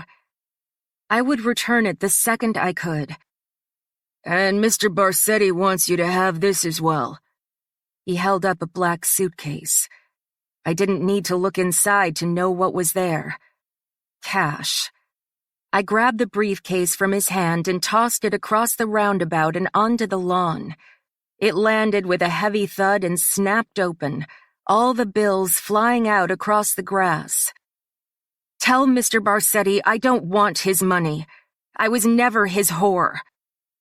I got in the 2-seater speedster and set my bag on the passenger seat. Thankfully, the cars were the same as they were in the U.S., and they drove on the same sides of the road. The engine was packed with immaculate horsepower, and I had no experience driving such a beast, but I could pretend that I did. I hit the gas hard and sped off, the engine roaring to life as I sped into the darkness and away from the house. I kept up a brave face even though no one could see me. I wanted my last moment on his property to be a proud one. I would hold my head high. I would keep a perfect posture. I would be unafraid. Just like I was on the runway. But once I was a few miles away, the sadness kicked in, and I started to cry. I grabbed my phone from my bag and called the first person who came to mind. It was the only opportunity that I had, and now that I was on my own, I had to be resourceful. Conway wouldn't take care of me anymore, and I had to take care of myself. I did it before him, and I could do it after him. Andrew Lexington picked up. Sapphire, I have to be honest and say I wasn't expecting you to call. That makes 2 of us. I apologize for calling so late, but I was wondering if the offer was still on the table. I stopped my tears from escaping over the line. No one liked the sound of desperation. Andrew didn't say anything for a long time, but I could feel his smile over the phone. For a woman like you, it's always on the table. This recording of Buttons and Devotion was presented by Dreamscape Media, LLC.